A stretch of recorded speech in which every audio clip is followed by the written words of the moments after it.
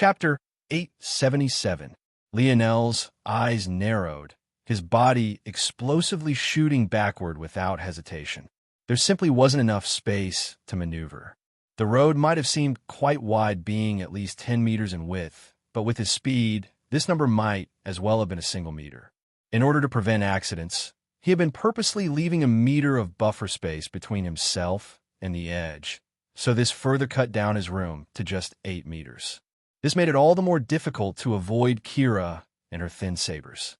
Lionel knew that Kira was in Tier 4 of the 5th dimension. It was clear that she hadn't listened to her own advice when coming here, or maybe she just believed that she didn't have to be restrained by the same rules Lionel did. However, Lionel didn't blame her even if the latter was the truth. He could tell that if it wasn't for the Star Force weighing her down, he wouldn't be a match for Kira. In fact, even if the Star Force was weighing her down, as long as she had access to her lineage factors and her ability, dealing with Lionel would be child's play. What Lionel had yet to realize even to this point was the fact that had his own ability not been related to the mind, it too would have been suppressed in this place, just like Kira's. That said, Lionel also didn't feel bad that Kira was at such a disadvantage. What greater disadvantage could there be outside of being an entire dimension beneath her? Thanks to all of this, the playing field had been leveled. Until, that is, Kira suddenly began to use her universal force. Not only that, but it was also an entire level beyond Lionel, a complete heavenly body realm comprehension. Lionel smiled bitterly as Kira's energy rose explosively. Her strength increased by more than 10 times, and whatever heft her steps had been limited by seemed to practically vanish. She became like a leaf floating in hurricane-force winds, and yet her seemingly frail body was unaffected, following the ebbs and flows with a deft skill. A map of the stars appeared behind Kira. Lionel could see the streaking meteors, the sparkling moons, the vibrant planets, and the radiant stars. All of it revolved around a delicately sculpted rose. It had more petals and layers than a lotus. Its color was as crimson as a drop of blood and more beautiful than a twinkling ruby. Amidst it all, Kira's figure followed the strokes of the flower, her blade dancing in gorgeous arcs that left Lionel at a loss for words. The cuts that ran across Lionel's body increased explosively in number. At times, the blade didn't even seem to touch him before a streak of blood was forced out, following the arcs of Kira's force, as though to become one with her saber as well. Still, amidst all of this, Lionel could tell that the only reason he was still here was because Kira had no real intent to kill. He could see it from the twitch of her muscles to the trembling of her blade that she didn't seem to want to take that final step. Of course, it wasn't because she was scared to kill. Lionel felt that wasn't it. Rather, it was more like pity. She actually felt bad for him. "Hey, Kira, what do you say about becoming one of my generals?" Lionel once again shamelessly asked such a question, his pale violet eyes sparkling as he observed every one of Kira's movement. Compared to Imna, not only was Kira far better in terms of strength, she also had character that Lionel was fond of. Of course, Kira was also a bit of an airhead, so she wasn't as intelligent as Imna was. Kira was speechless. Couldn't this annoying brat tell that she was holding back? Was he trying to take advantage of her again? My family has never participated in the Morales Air Wars, nor will it ever. Plus, even if I participated under my own name, it would cause some problems if I chose to help you as opposed to that annoying guy. Wait a minute. You're an heir. Kira had spoken offhandedly at first, just assuming what Lionel meant by general. But when she thought of the implications, she was left speechless again. To be an heir of the Morales family, one had to have both of their lineage factors. Now that she thought about it, the Morales family metal synergy lineage factor would be suppressed here. I don't mean just for the Air Wars. I mean permanently. Lionel replied with a smile. What the hell is that supposed to mean? Kira looked toward Lionel through her blades, as though he was crazy. Forget it. You're too weak to recruit me anyway. Save me some time and just give up, will you? Just jump over the edge of the road, and you'll be teleported back to where you came from. Lionel blinked. So that abyss wasn't an instant death? He felt that he could believe Kira's words, but he obviously had no intention of giving up. So if I can beat you, that's a yes. Kira's brows furrowed. No. No. Wait. You can't beat me anyway. Stop asking stupid questions. You're trying to take advantage of me again. Lionel couldn't help but chuckled. You're so powerful. Why are you always worried about people taking advantage of you? Just chop them up with your sabers. That's what my mom said to do too. But I can't chop everyone up. That annoying cousin of yours is one of them. I really want to chop him up too, but I can't. Lionel's lip twitched. He didn't know he had a cousin to begin with. Well, aside from a certain young man from Earth. Did his father have brothers or sisters? Or did she just say cousin because they were loosely related? Lionel wasn't sure. How about this? Lionel's lip curled. If I beat you here, you have to promise to become my general. That sounds like a terrible deal. Dad always says to not accept one-sided deals. What are you giving up if you lose? If I lose, he'll craft you a pair of silver-grade sabers perfectly tailored to you. Kira blinked. You're a silver crafter? Lionel's lip twitched as he avoided Kira's gaze. He wasn't one. Yet. But it was only a matter of time, right? Soon. He'll be one soon. Very soon. Lionel lied shamelessly. Kira blinked again. But during all this time, her sabers had never stopped. In fact, they only seemed to be growing more and more powerful. Okay, but it's not like you can beat me anyway. Kira's mask moved in a way that could only have been caused by a bright smile. Lionel laughed heartily. Remember, you said it. It's not very good for people to lie. Lionel's body suddenly began to shimmer. Runes were forcefully manifested all over his body, but rather than having the bronze color they usually had, they sparkled like a translucent blue diamond, coating Lionel's chiseled frame in a beautiful light blue. Kira's eyes widened. That's impossible. You shouldn't be able to use that here. You're cheating. Lionel's grin only widened as his speed increased explosively. Dense force began to billow out from his body like solar flares. And yet, despite how much he was giving up, he seemed to swallow even more, an endless supply funneling into him from the surroundings. All of Lionel's pores seemed to open up at once, steam billowing from his body faster and faster with every breath. In just a split moment, his strength stepped over an unimaginable threshold. Star fusion. Lionel's irises became so bright that they shimmered like two floating balls of amethyst.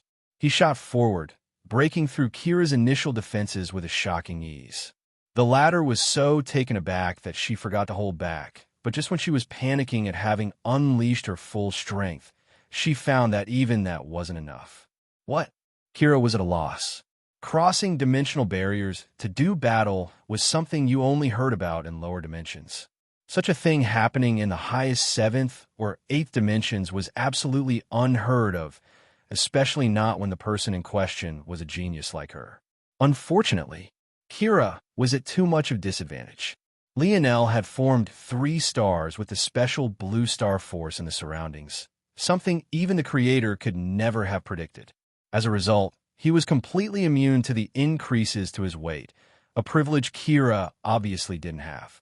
To make matters worse, Kira's lineage factor and ability were sealed. She couldn't use any of the elemental forces she was practiced with. And, as though all of that wasn't bad enough, she was facing an opponent who had an endless supply of energy thanks to the gorgeous blue star that was up ahead. Before she realized what was happening, she felt the ruby blade of a spear resting on her shoulder, just barely pressing against the skin of her neck.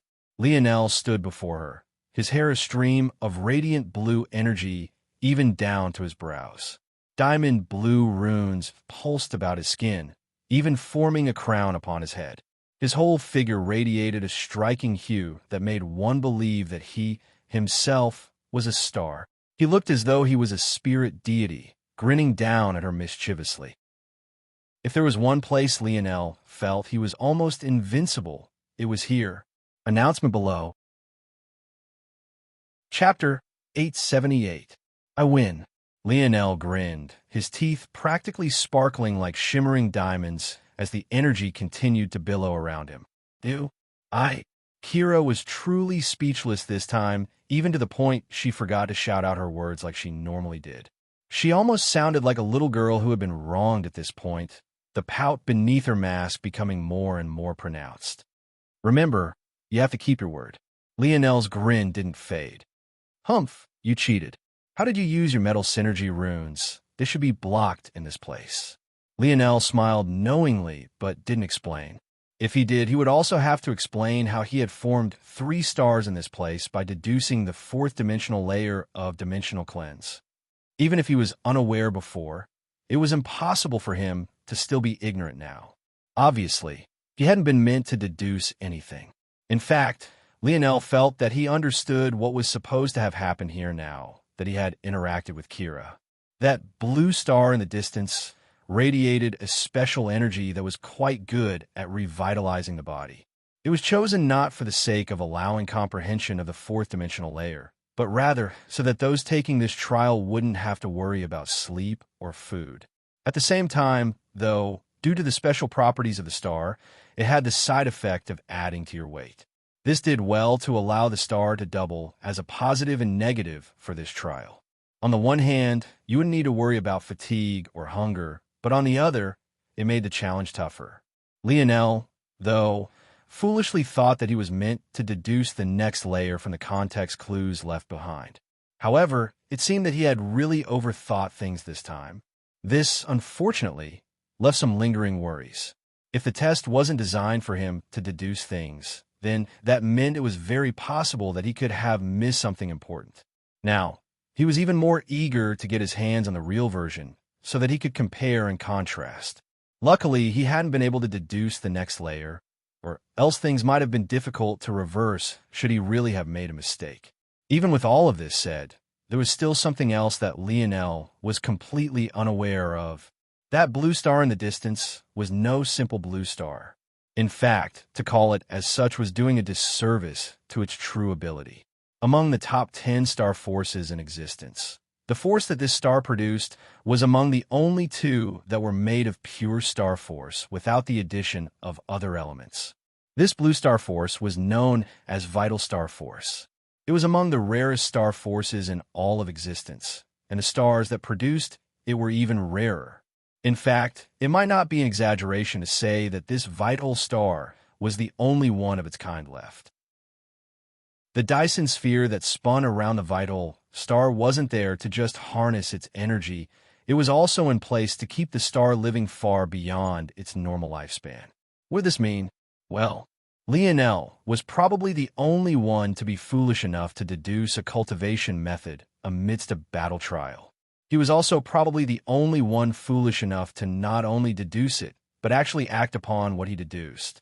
He was further the only one foolish and lucky enough to have the affinity necessary to form not just one star, but 3 simultaneously. This was all to say that maybe in the entire dimensional verse, Lionel was the only one currently living to have formed 3 stars of vital star force. You're not going to go back on your word, right? Lionel blinked innocently. You? Shameless. Mother said to avoid shameless men like you. Lionel laughed. He had no idea how Kira's family felt confident in sending such a naive young lady here to fend for herself. Then again, considering her strength, maybe they didn't feel like they had anything to worry about. Whatever. I can't help you with the air wars even if I wanted to. It would cause too many problems and my mom and dad would have to get yelled at again. I don't want them to get yelled at. Lionel sighed. Even though Kira was clearly going back on her word, he had never seriously expected her to accept so easily in the first place. With the plans he had in mind, it would most definitely be powerful families like Kira's own that stood in his way the most. So he couldn't very well ask someone who hardly knew him to betray their family, right? Ironically, though, this all seemed to be tied to that cousin of his. Even without really knowing what was happening, Lionel could only think of 2 explanations. The first was that this cousin had blood ties to Kira's family. These ties were most likely related to one of their parents or grandparents at the very worst. Since the air wars relied on gathering outside help, family's ties were among the most important. So, Lionel wouldn't be surprised if his competition had strong backing from either their mother or father's side. The second possibility was a marriage alliance. In that case, Kira would be betrothed to one of his cousins. That would make it even more difficult for her to side with Lionel regardless of the situation. Truth be told, Lionel didn't really want Kira for the Air Wars. He was thinking far beyond this. As far as he was concerned, the Air Wars were just a convenient and seamless way to take over the Morales family. Nothing more, nothing less. All right, fine. I should have known I couldn't trust you, Lionel said teasingly. Go ahead and jump over the side, then. Kira stamped her foot. You cheated. It definitely doesn't count. Chapter 879. Lionel was speechless. This girl was really an airhead. If it was so easy to cheat in this place, why didn't everyone do it? Okay. I cheated, but you still lost. Kira glared at Lionel and began muttering to herself. Clearly, she was feeling conflicted. After all, their competition hadn't said that no such cheating was allowed.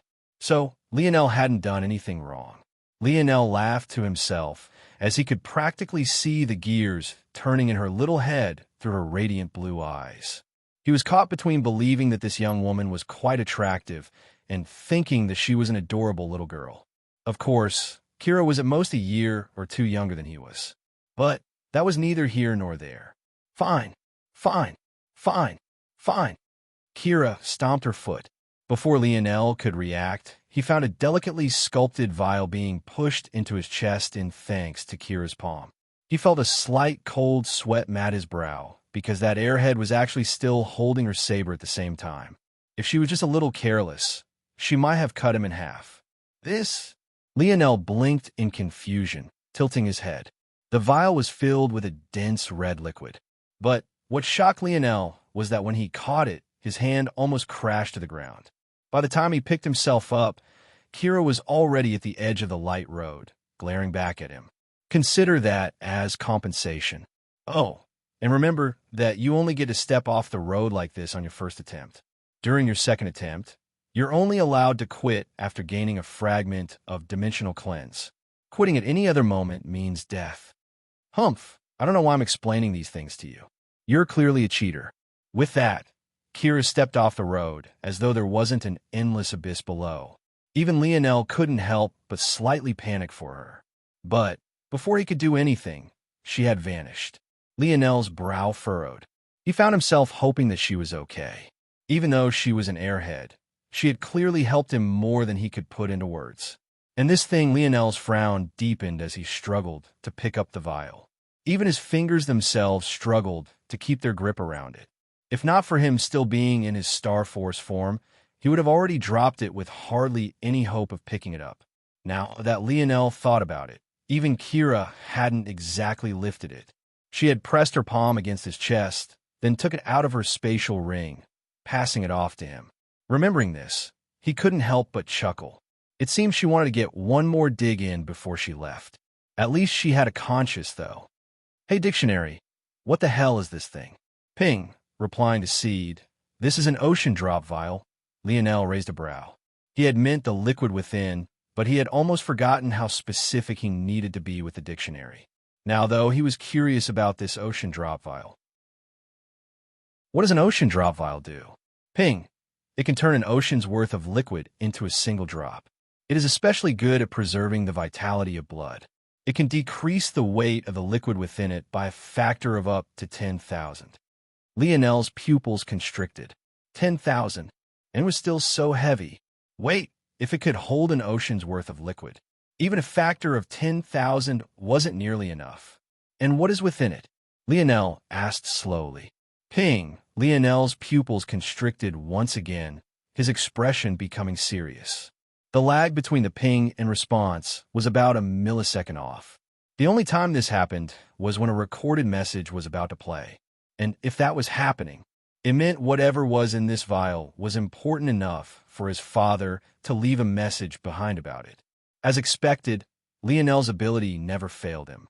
Soon, a shimmering hologram of his father appeared for the first time in a long while. The projection of his father blinked, looked around, and finally focused on Lionel, who was above it. Hey, Brad. What's up?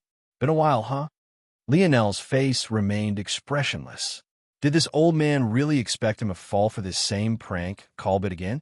He had already done it once before, He didn't plan on doing it again. Fool me once, shame on you.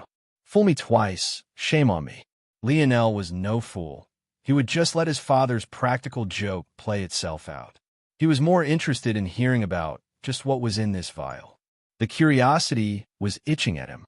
Huh, you can't say hello to your own father after so long? After all the years I spent raising you? After birthing you from my seed?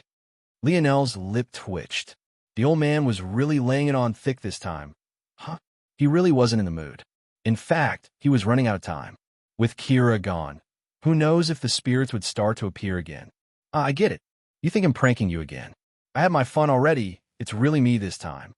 Lionel remained silent, staring back at the hologram without a word. This game of chicken, he had no intention of losing. He could almost see the moment of victory when his father burst into a fit of laughter, saying it was a pre-recording, only for him to not have fallen for it all. Fine, fine. Lionel's father shook his head. I get it. I can see that look in your eye. You're angry about something. What is it? Your little girlfriend dumped you? Lionel's eye twitched. His dad always had a way of reading his mind when no else could. After the metamorphosis, Lionel almost wanted to believe that that was his ability. Listen, kid, I always told you women were complicated. You spent 4 years chasing after that little girl. She probably thinks you'll always be there for her whenever it is she wants to come back. So, of course, she'll leave you. Let alone women, people in general can't appreciate something until they can't have it when they want it. Come on, talk to your old man. Us Morales men are better than this. Lionel froze, his father's words echoing in his mind. His eyes glazed over as though he was trying to think of how to respond when a boisterous laughter suddenly shook him awake. Fuck, damn it. I can't breathe. Just imagining the look on your face. My son's a dumbass. You actually fell for it again. Lionel was speechless. He really had. He suddenly felt the need to find where his father was right now and strangle him to death. Chapter 880. Lionel shook his head. Maybe someone else would have been truly enraged by now. After all, making jokes about such a sensitive subject was enough to trigger a lot of people, especially when it was about themselves. But Lionel had always been good at compartmentalizing things. At least he hadn't said too much before his father went off. This old man was really getting more and more annoying with age. The good news was that this was less likely to be a serious matter. After all, the last time a recording of his father was triggered, it was about the death of his paternal grandfather. Back then, there hadn't been any room for joking at all. In fact, Lionel distinctly remembered his father being on the brink of rage, an emotion Lionel had never seen on him before. Since his father could joke now, at least that meant that this was a lighter matter. Unfortunately, Lionel couldn't have been more wrong. Lionel speechlessly looked from the dictionary to the vial and back again after his father's hologram faded.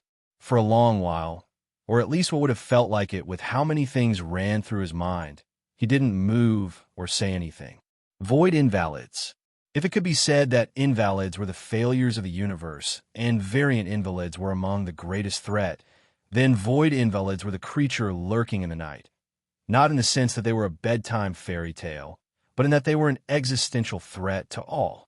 Invalids, as failures, were often the carbon copy of the races they supposedly failed from. Lionel had never thought about it before, because all the invalids he had ever come across were humans. But what if the invalid in question was from another race? There had to be invalid beasts, maybe invalid oryx or invalids of any myriad of other races, right? Void invalids were invalids of a particular race, a race that would have ruled over the dimensional verse had they still existed. His father called these creatures void beasts. Void beasts had never had a world to call home. They were birthed from celestial bodies and roamed space with the same freedom that birds roam the skies. They swallowed worlds as snacks and burped out stars for relief. These were the kind of creatures that were simply far too beyond Lionel's understanding to grasp. The current Lionel couldn't even sustain himself in the depths of space without special equipment.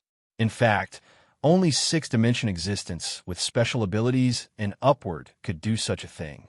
However, from infancy, such void beasts took what he would find difficult as a time of leisure.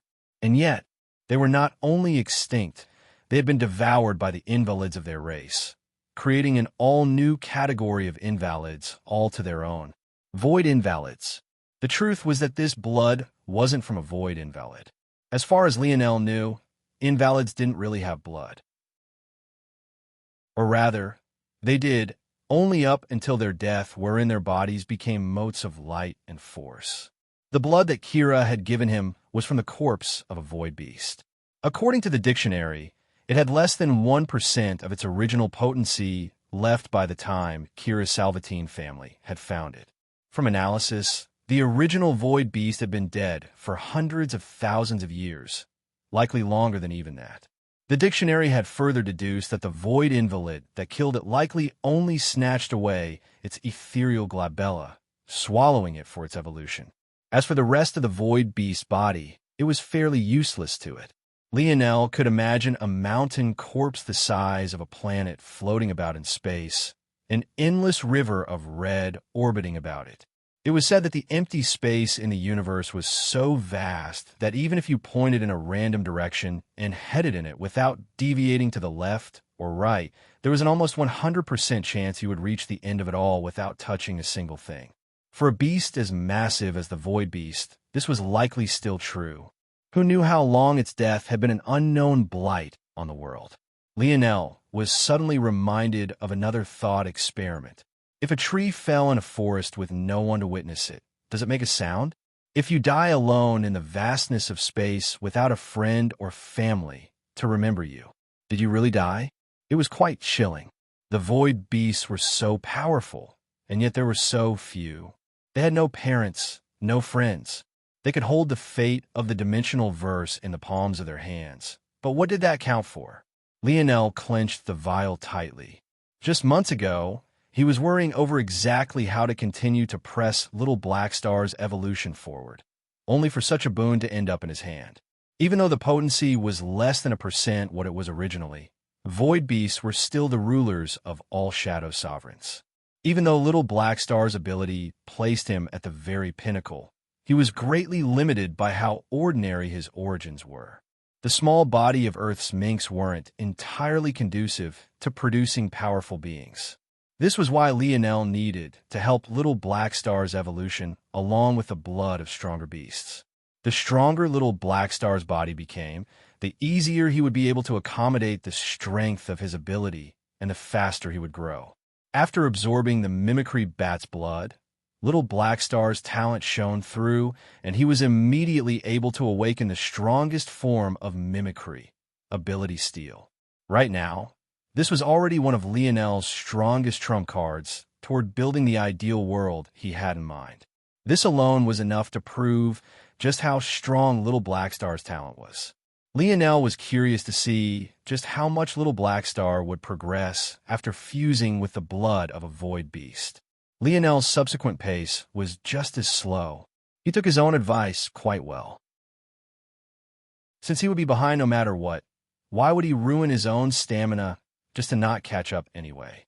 Even though Lionel didn't have to worry about stamina at all in this place, he still chose this route. This was because the time he gained to not only strengthen himself, but to reflect and think was invaluable. With every day that passed, Lionel grew by leaps and bounds. Star Fusion was a technique Lionel formed using Camelot's magic system. He was able to further improve upon it by using his bronze runes as a medium. Star Fusion could be considered a knight's technique rather than a mage technique.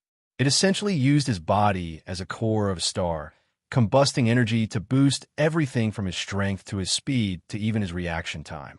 Lionel calculated that in the real world, he would probably last a few minutes in that state, and it would give him the strength of an entire dimension above himself, something that proved just how fearsome Vital Star Force was. At least this was the case when the gap between the fourth and fifth dimension was the target. However, in this world, with a vital star looming and the location being saturated with it, Lionel could stay in that state for as long as he wanted to. The only real limitation was the stress on his body. But even that had been fixed thanks to using his bronze runes. When Lionel activated his bronze runes, his body became sturdier and more solid. It was essentially like releasing hidden shackles on his metal body and allowing him to become even stronger. The reason this was necessary was quite obvious. Skin would never be as sturdy as metal, and metal would never be as flexible as skin. In order to gain advantages of them both, some sacrifices had to be made, sacrifices that were unnecessary once bronze runes were activated. In their activated state, Lionel's body became both as hard as metal and as flexible and spongy as flesh, giving him the best of both worlds. By using his bronze runes as the passageways for his vital star force, Lionel was essentially forcefully awakening his metal synergy lineage factor without truly activating it. This gave his body added strength the vital star force was able to feed off of in a feedback loop. Vital star force would make his body more explosive and powerful. This would result in his bronze runes becoming stronger and make his body more durable and harder. And due to his body becoming more durable, Vital Star Force could make him even stronger. It could be said that the formation of Lionel's vital stars and his creation of star fusion was enough to make this trip more than worth it, even if he didn't gain a single other thing. And that was ignoring the fact he had found Little Black Star, the perfect path toward evolution. Of course, the best part that Lionel was happy to find out was that he really had perfectly deduced the fourth dimensional layer of dimensional cleanse.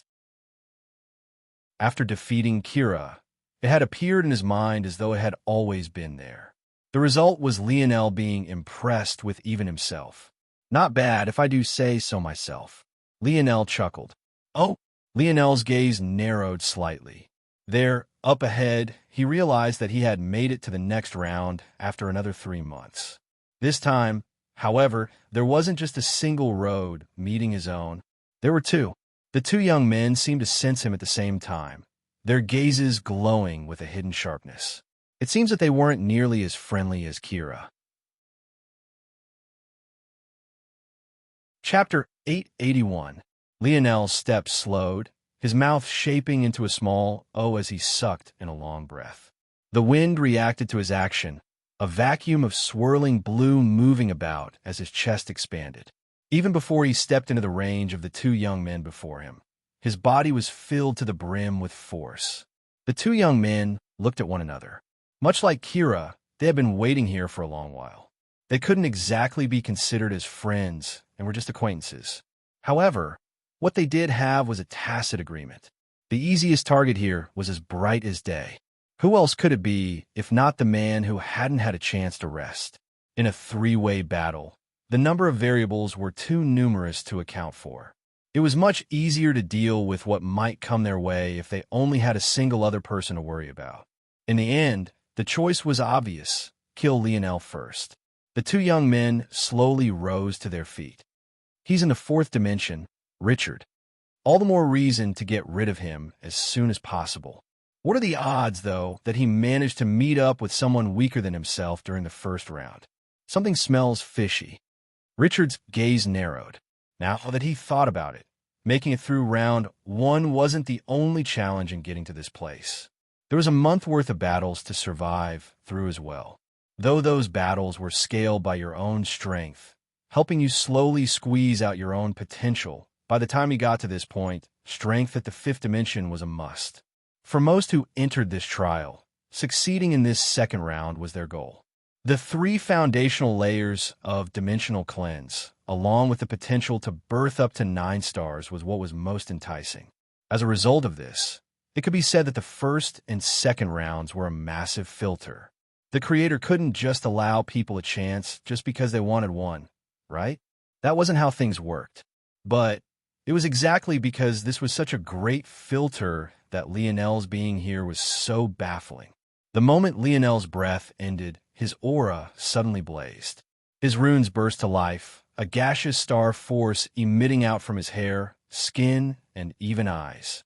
It was clear that in the last 3 months, his star fusion had grown even more powerful. In fact, it had grown powerful to the point he knew that without opening the 5th dimensional gates of his metal synergy lineage factor, he didn't stand a chance at using it outside of this world. His hair became a long, gaseous, almost illusory river of force. His eyes lost the distinction of its irises, pupils, and whites, becoming an orb of blue that encompassed it all. His body was wrapped by a beautiful blue fog, his runes shining a brighter and brighter diamond blue.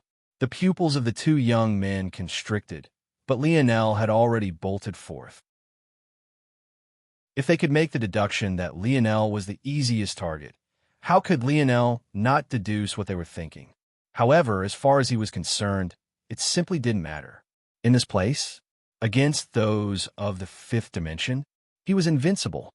Richard pulled out a long rod. It was pitch black to the point it seemed to warp all the light that hung around it. Just by gazing upon it, one could feel its weight and heft. The second young man, who went by the name of Higlis, reacted just as quickly, a large hammer appearing with just a flip of his palm. It only took a single glance for Lionel to tell that these two were well into the fifth dimension. In fact, both were at Tier 7. Their strength was undeniable, and yet still several measures beneath Kira. It was clear to Lionel that neither was from a family anywhere near as strong as Kira's. Either that, or their talents simply couldn't match up. At least, the second was still a possibility until Lionel activated his spear domain lineage factor, causing his forehead to shimmer with a bright gold amidst all the sparkling blue. The moment he saw that the two before him didn't seem to recognize his lineage factor, it became obvious that the former was true. The only chance these two had was if their teamwork was seamless. Unfortunately, Lionel appeared before Higlis, his aura blazing. He had swapped a heavy spear into his hands, his momentum causing the air to fizzle and crack as it raced to get out of his way. His spear descended from above, his swing so forceful that even its sturdy polearm warped. Higlis' expression was unsightly. This level of strength, he would be hard-pressed to find it even in a person a half-step from the sixth dimension. What the hell was this nonsense? He had heard of geniuses that were capable of relying on universal force to cross dimensional barriers. But this was very clearly not universal force. In fact, the universal force he could sense was at the mere Four Seasons realm, not nearly enough to cross such a large gap between them. Higlis had never felt so humiliated in his life. He had always had the utmost confidence in his strength, and yet that was what he was about to lose in. Bang! Higlis' expression changed as a weapon cracked and shattered to pieces. He would have bet everything that it would be his own, and yet it was Lionel's own heavy spear that couldn't withstand the impact. And yet, he didn't even have the time to celebrate. It was right at the moment of his elation that the wall of pressure slammed into him. His legs bent to the point his back slammed onto the road. The polearm of his hammer was pressed in his chest, threatening to split his body in two. And worst of all, he felt his orifices burst beneath the pressure, his body feeling as though it might implode from the inside out. Chapter 882. Higlis violently coughed up several mouthfuls of blood. But, due to the fact he was facing the sky, he nearly choked on it all to death a moment later. Richard, who still had his rod brandished, couldn't help but narrowed his eyes, gazing at Lionel, who was looking at the now bladeless spear in his hand. Lionel sighed and shook his head. He knew that this heavy spear of his was only at the quasi-bronze level, but he hadn't expected for just a single blow to leave it in such a state. Luckily, it had lasted just long enough to leave Higlis in a state where he could obviously no longer battle, or else maybe he would have been on the losing end. Higlis rolled his head to the side, continuing to cough. His blood, which should have pooled on the surface of the light road, was instantly purified, vanishing into thin air without even the slightest puff of smoke. Such a sight left Lionel sighing. How many people had died on this road, only to be purified away in that exact fashion? There weren't even any lingering markings remaining of what once was. Lionel gazed down at Higlis. At the moment, the young man had still not begged for a word of mercy. Truth be told, Lionel didn't plan on killing if he didn't have to. It wasn't like they were meeting on a battlefield. They were forced to go head-to-head for the sake of this technique. Still, the fact he hadn't gave Lionel a faint amount of respect for him. With a single movement, Lionel hooked his foot at Higlis' hip and kicked him over the side of the road. Of course, he had no idea if this was an act of mercy or not. For all he knew, this was Higlis' second attempt and not his first. If it was the second, that would mean that Higlis would die. But there was nothing that Lionel could do about that. He had no intention of giving up a chance to complete dimensional cleanse just for the sake of kindness. He was slowly learning how to balance his morality with what he felt like he had to do. Ultimately, he knew well that if Higlis had the chance, he would have killed him. So, this was the best Lionel could do for such an enemy. Higlis obviously couldn't fight back, but his gaze seemed to lock onto Lionel in those final moments as though trying to sear the memory of his face into his mind. Lionel turned his attention toward Richard. The latter was a well-dressed young man with long cascading black hair and deep violet eyes. The rod he held trembled slightly, but it seemed to be more due to its heft than fear. Lionel felt that this young man had probably taken out a weapon beyond his ability to control after he realized just how powerful Lionel was. With a movement, Lionel put away his heavy spear. He wasn't worried about it being broken, since the spear domain heirloom had the ability to repair breaks to spears it had recognized. It seemed that he had gone a bit overboard.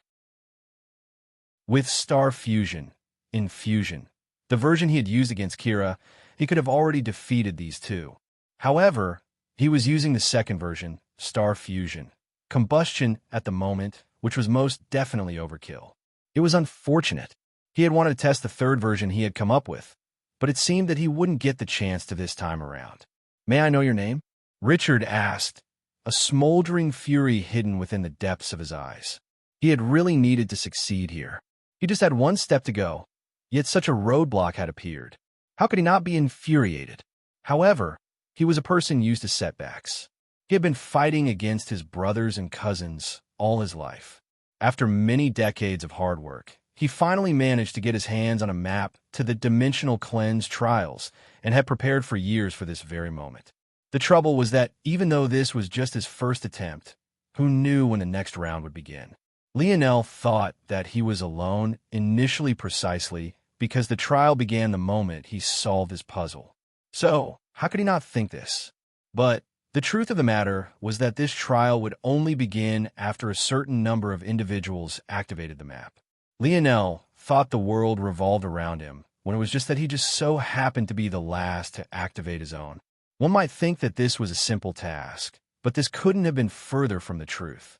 There were more maps than there were the number of people who could enter the trial at any given time. However, this didn't mean that meeting the quota was simple. How many were on their first try currently? How many would dare to start up their second trial immediately after the first despite knowing the risks? Wouldn't they take their time to grow much more powerful before trying again? How many were on their second trial currently? What would happen to their map pieces after they were teleported out of here? Whose hands would it fall into? How long would it take that person to decipher the puzzle? Most would enter from a safe, secluded place. So who knew how long it would take to find their map fragments again?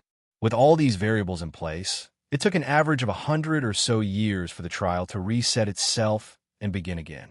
At the shortest, it was a decade. At the longest, it could even take a millennia or several of them. Lionel had no idea about all of this, or else he would have been in awe of Kira's integrity rather than making fun of her for not keeping her word. At the same time, he would also understand why Richard was smoldering with unwillingness and rage at this moment. "My name is Lionel Morales. And you?" Lionel asked politely despite the fact he didn't particularly care. Richard frowned. "Morales?" It felt both familiar and foreign to him for some reason. "My name is Richard Viola. Let's have a good battle." Chapter 883. The two shot forward simultaneously. Though he knew that it would be overkill, Lionel didn't want to waste another spear. He could tell how powerful Richard's rod was, and it was made of a material that reminded him of Elther's chaotic particle force. It had heft, an almost tangible gravitational pull to it, and it seemed like an endless void fashioned into a pole. However, it didn't seem to matter very much. Lionel could tell that Richard's skill was top-notch, even beyond his own. Lionel was still refining his spear domain and hadn't touched many spears at the fifth dimensional level. In addition, he had spent much of the past few months tweaking and refining star fusion, because he knew how important it would be to his combat prowess in his world. However, though it was faintly beyond him, the gap wasn't enormous. And while there was a small gap in skill, the gap in power was an almost endless abyss. Richard's skill wasn't great enough to pin Lionel down, and his strength was far too weak to last more than a few dozen exchanges. After just several minutes, Richard found himself standing on the edge of the road, his heels not even touching ground anymore. He continued to glare at Lionel through the striking of their weapons. In this place, he couldn't make use of even a single % of his true strength. His body was heavy, his lineage factor and ability was sealed away, and to make matters worse, this young man he was fighting didn't seem to have any of these limitations. He could tell that Lionel was holding back for some reason, and even though he didn't know what that reason was, it only infuriated him more. He was so close. There was just a single person blocking his path toward securing the Viola family's airship for himself. And yet, he had actually run into such a roadblock. Richard grit his teeth and shook his head. It wasn't worth it. If he used it now, he would waste it, and his intuition told him that it wouldn't fix much of anything. The gap between his current self and Lionel was far too wide. However, he held on so that he could continue to analyze Lionel. If there were two things it was patient and vengeful. He didn't know if he would ever run into this Lionel Morales again, but when he did, he would pay him back 100-fold. He likely has either a Star Force lineage factor or ability. It gave him a massive leg up in this place. But outside, he won't have nearly as much Star Force to work with. The only way to match up to this density of Star Force would be to battle near a star. However, unless you were in the sixth dimension, you couldn't even consider battling in space. And unless you were in the seventh, approaching even a third-dimensional star was asking for death without appropriate protection. Stars, black holes, and other celestial bodies were among the existences in the dimensional verse that were dangerous regardless of their dimension. Depending on how you looked at it, this could either be an intriguing mystery, completely irrelevant, or something that made little to no sense. When Richard found he could no longer hold on, he didn't give Lionel even the chance to kill him. He slipped a foot back, hooking his toes beneath the light road before pushing back with his remaining foot. His rod spun in his hand as he swung at the bottom of the road with all his might. Like an arrow out of a cannon, he shot into the abyss below, his two flickering violet irises the last things that were visible before he completely vanished. Lionel didn't react much to this. He hadn't been planning on killing Richard to begin with. That said, he hadn't been holding back to spare him, but rather to focus on his star fusion and see if there was anything that could be tweaked and fixed. At that moment, a flood of information entered Lionel's mind, causing him to close his eyes. He took long, steady breaths, his mind assimilating it all very quickly. Compared to the fourth dimension segment, the fifth dimensional was a lot more involved. Ironically, though, also compared to the fourth dimension, cultivation within the fifth dimension was far easier as well, especially for someone like Lionel. Depending on how you looked at it, that is. Even as early as the third dimension, one had to restructure their body on a cellular level. This was a massive leap for anyone. The difficulty was already beyond the understanding of most. Within the fourth dimension, this became even more complicated. Rather than just forming nodes and the connection between them, one had to essentially form a completely new circulatory system that could connect, fuse, and make use of all of their inner organs, muscles, and bones. Back then, just for the sake of adding a node to his brainstem, Lionel had to rearrange the pathways of tens of thousands of his neural cells.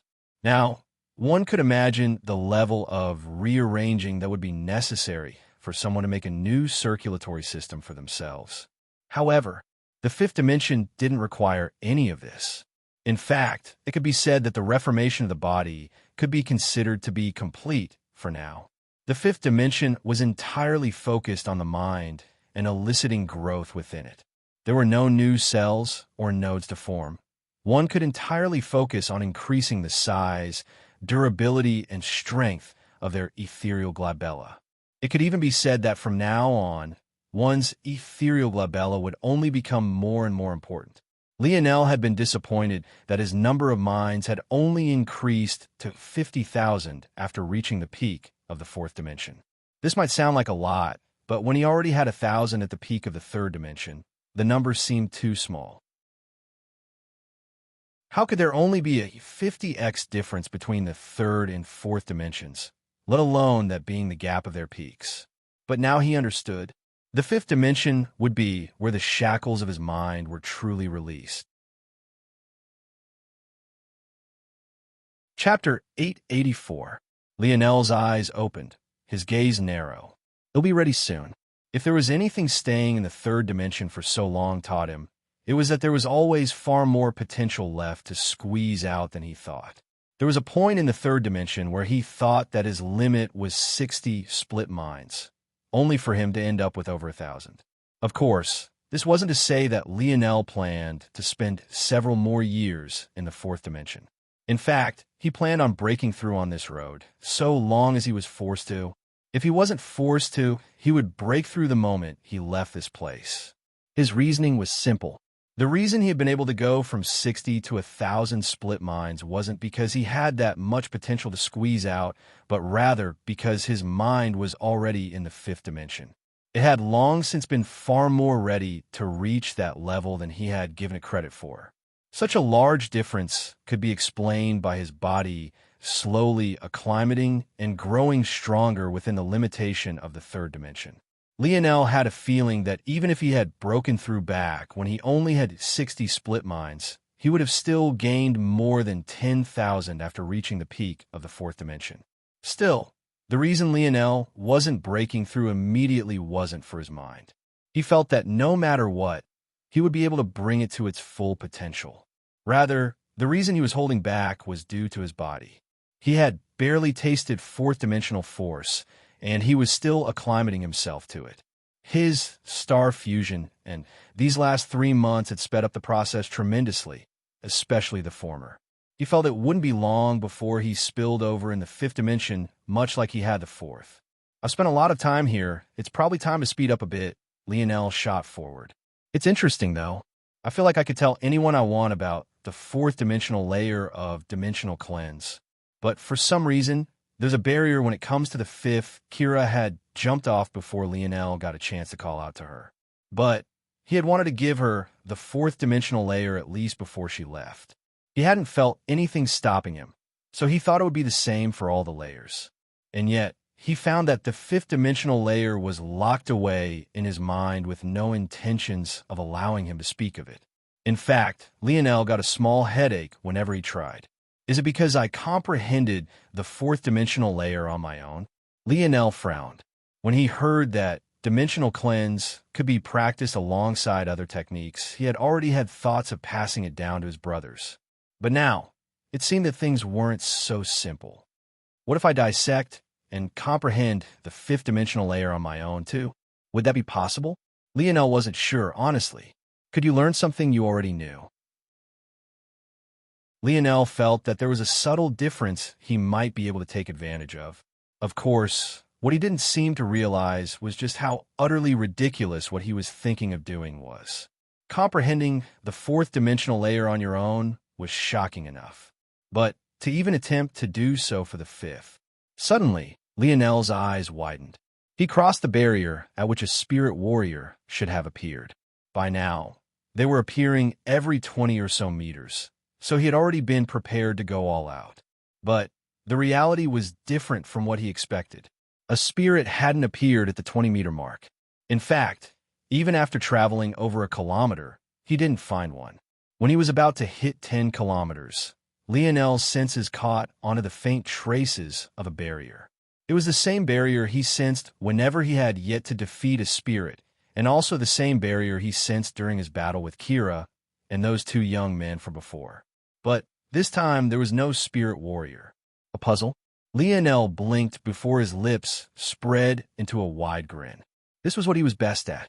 What he didn't expect, though, was that for the subsequent puzzles to take all 50,000 of his split minds to complete. There was nothing simple about this trial in the slightest. However, Lionel's speed compared to others at this point was like a night and day switch of before. By the time he made it to round 3, there was no one around but himself. He had actually managed to bridge a gap of almost half a year in a single round. On a moon covered in red dust and sand, a portal opened up. Slowly, but surely, several figures walked out, each more ravaged and injured than the last. Even still, many of them could only look toward the back of a particular young woman with reverence clear in their eyes. Her armor was caked with blood from top to bottom, some of it having yet to completely dry. The grip she had over her battle axe hadn't weakened not even a single measure in all this time. And, even now, her back was straight and true. The depths of her eyes carried an emotionless cold that was hard to meet with any gaze. Samson was among the last to come out. In truth, he seemed to be in the worst condition, even having lost an arm. He would have died had it not been for Aina being far stronger than any of them thought. In fact, all of them would have died. He looked toward her back with a hint of worship. He had never managed to catch a glimpse of her face, but maybe that was for the best. He felt that such a warrior shouldn't be blasphemed in this way, just because she was a woman. It seems that the Brazingers will be yet another hereditary vassal family. I will have to tell Richard about her as soon as possible. The girls by her side aren't bad either. Who would have thought that this would have been a unique zone? Chapter 885. Richard appeared back within a familiar space, his expression the mark of coldness. Every one of his features seemed to have been etched out of slab of marble, remaining unmoving for several moments past what was natural. It was only after half of an hour passed that he took his first breath, expelling all of the rage that had built up within him. Looking down at the map piece in his hand, he stored it within a hidden spatial compartment in his belt, his expression returning to a normal baseline, as though nothing had happened. After another deep breath, he steadied himself completely. There were still a few years left. He already had a lead amongst all the other potential heirs, and this would have just placed him far above them. But, since things had ended like this, he would have to find another way to end this competition for good. He had still managed to gain the 4th dimensional layer. If he combined it with the 3rd dimensional layer, should he be lucky enough, he might not have to worry about not having received the 5th dimensional layer. By now, the other should have found the stars I'm looking for. He'll complete the first 2 layers first before moving on with the next step of my plan. Richard was about to make a move to communicate with his subordinates covertly, not wanting anyone to know that he had returned just yet, when he realized that he had actually already received a message. Toward this, he couldn't help but raise an eyebrow. Anyone with the specifications of this talisman knew that he didn't want to be disturbed. The only reason they would dare to reach out to him, anyway, was if the matter was of the utmost importance. As expected, Richard had hardly begun reading into the specifics when his pupils constricted. A unique zone related to the Silver Empire. Even for Richard, who had seen a lot of things in his life, such a thing couldn't help but make his heart skip a beat. The truth was that Silver Empire zones were not rare. It might have collapsed long ago, but its territory had been wide and expansive. The number of situations that would have occurred in such a large region to trigger the creation of a zone into the future was enormous. However, any empire of that size, as a form of protection to themselves, would have numerous fail-safes against the formation of zones. Although they wouldn't be able to stop them from being formed, what they could do was twist and distort the connection, making whatever gains one could make in their zones bordering on useless. One might wonder what the point of all of this was. But the answer was plain as long as Lionel's experiences were taken into account. When Lionel entered the Jones Zone, he had truly stepped foot into medieval France. If he had wanted, he could have learned what most historians would spend a lifetime unearthing just with a few moments of patience. He was able to fight in wars they could only speculate about, meet Joan of Arc, who they could only deify, and he had even shared a building with a king that had died centuries ago. If he had wanted, he could have learned even what underwear Joan wore on a daily basis. It was just that all of this information was meaningless to him as a person from the 25th century. However, What if the target in question was an almighty empire who, at the height of their powers, ruled over several galaxies and stood atop seventh-dimensional worlds? In that case, wouldn't a single zone be a gateway to a wealth of information they could only dream about? The concept was the same for Earth, honestly, depending on the situation. Some conspiracy theorists believe that things like the former Egyptian empires were formed by aliens. Some others even believed in lost cities of gold or mythical cities like Atlantis. Wouldn't such pivotal events be stored in zones as well? What sort of secrets might be hidden in the tale and legend of such events? This ultimately led to a problem. It was fine if an empire was already destroyed. But if these zones were popping up erratically all over their empire while they were still reigning, wouldn't these zones also give their enemies a chance at their secrets? One might say at this point that it wasn't like zones were safe havens. After all, if Lionel had wanted to learn the secrets of the French, he would have still had to put his life on the line. This was even more so for an empire like the Silver Empire. However, think of this for a moment. When an empire is growing, they obviously start at the lowest levels. They might start as a bronze organization before becoming a silver organization and finally growing to a gold organization or empire like the Silver Empire had. What if the secret to your success had been with you since the very beginning? What if there was an ability you wanted to hide, a lineage factor you wanted to keep secret, an unworldly treasure you didn't want others to know of? But as you grow, wouldn't the enemies you had to face also grow stronger? If those enemies targeted zones where you still had the strength of a bronze organization while they had the strength of a gold one, wouldn't all your secrets be laid bare?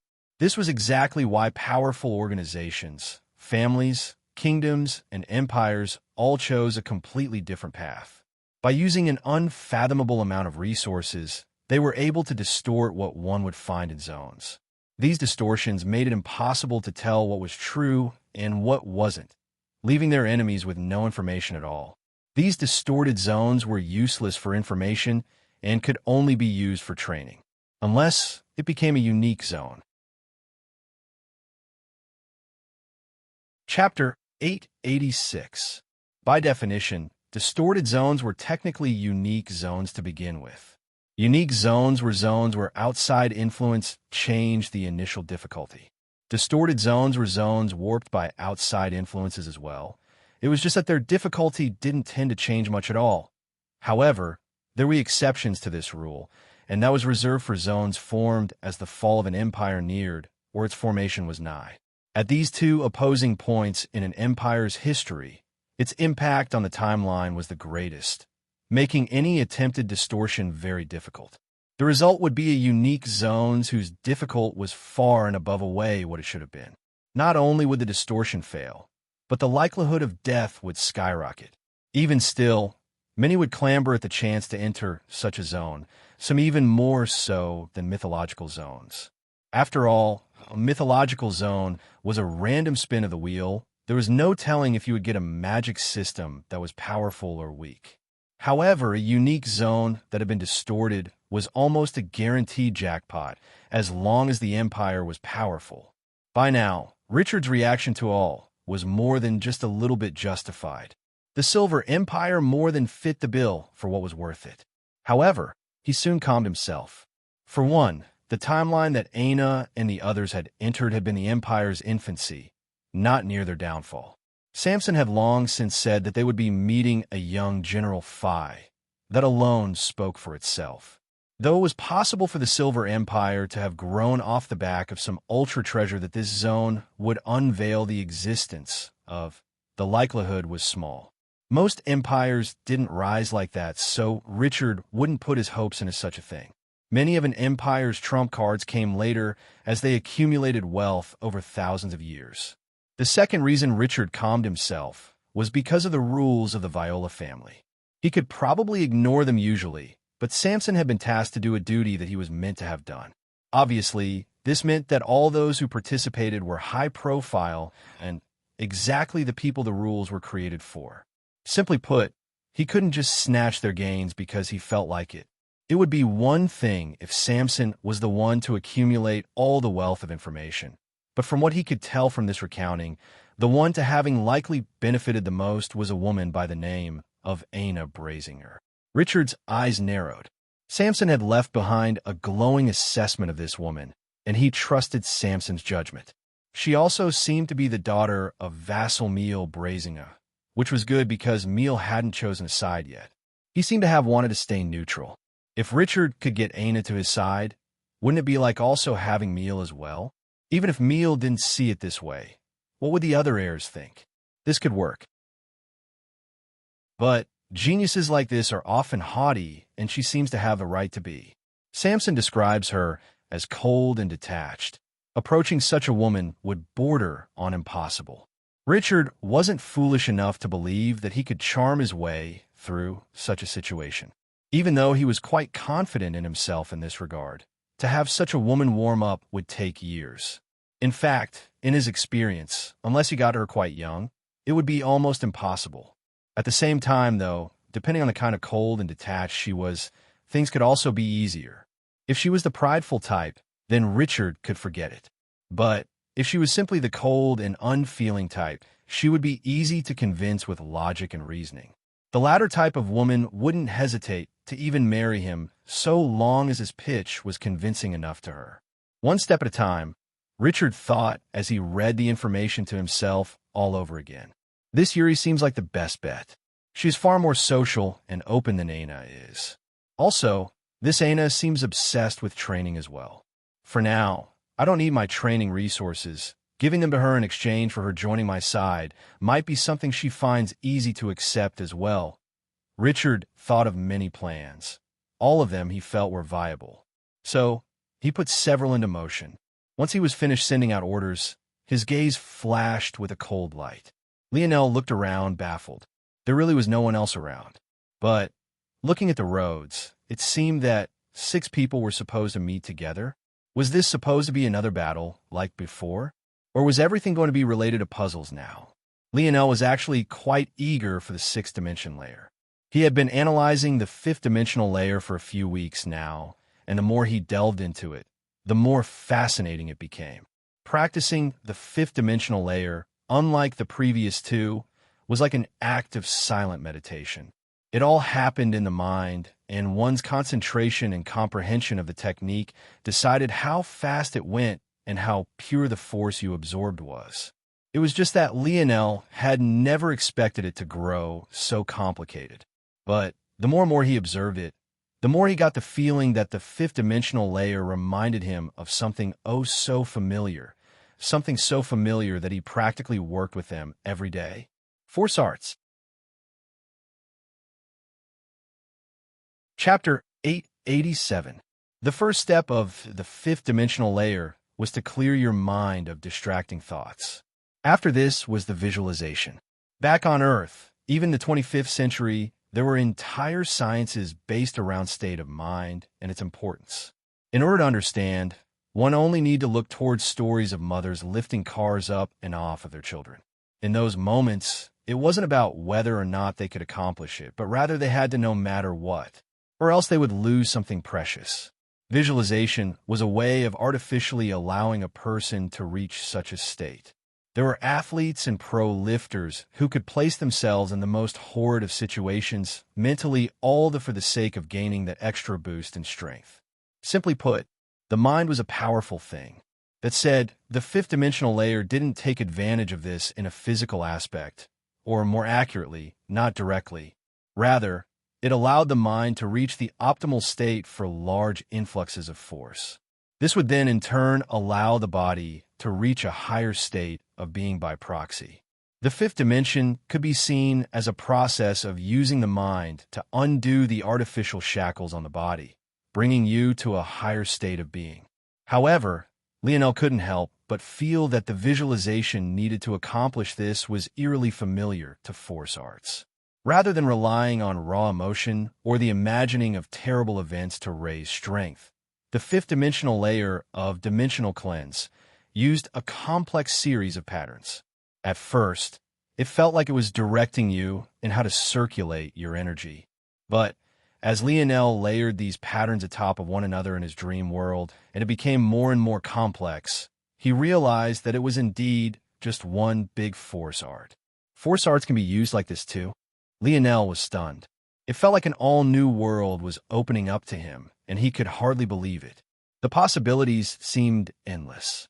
Every time he thought that he had grasped force arts, it felt like an all-new door would suddenly swing wide open. First it was crafting, then it was mage arts, and now it was visualizations. None of these three even mentioned the fact the first time Lionel had ever come into contact with force arts. It was under the ability of a person who could not only use it to control others, but even to replicate abilities.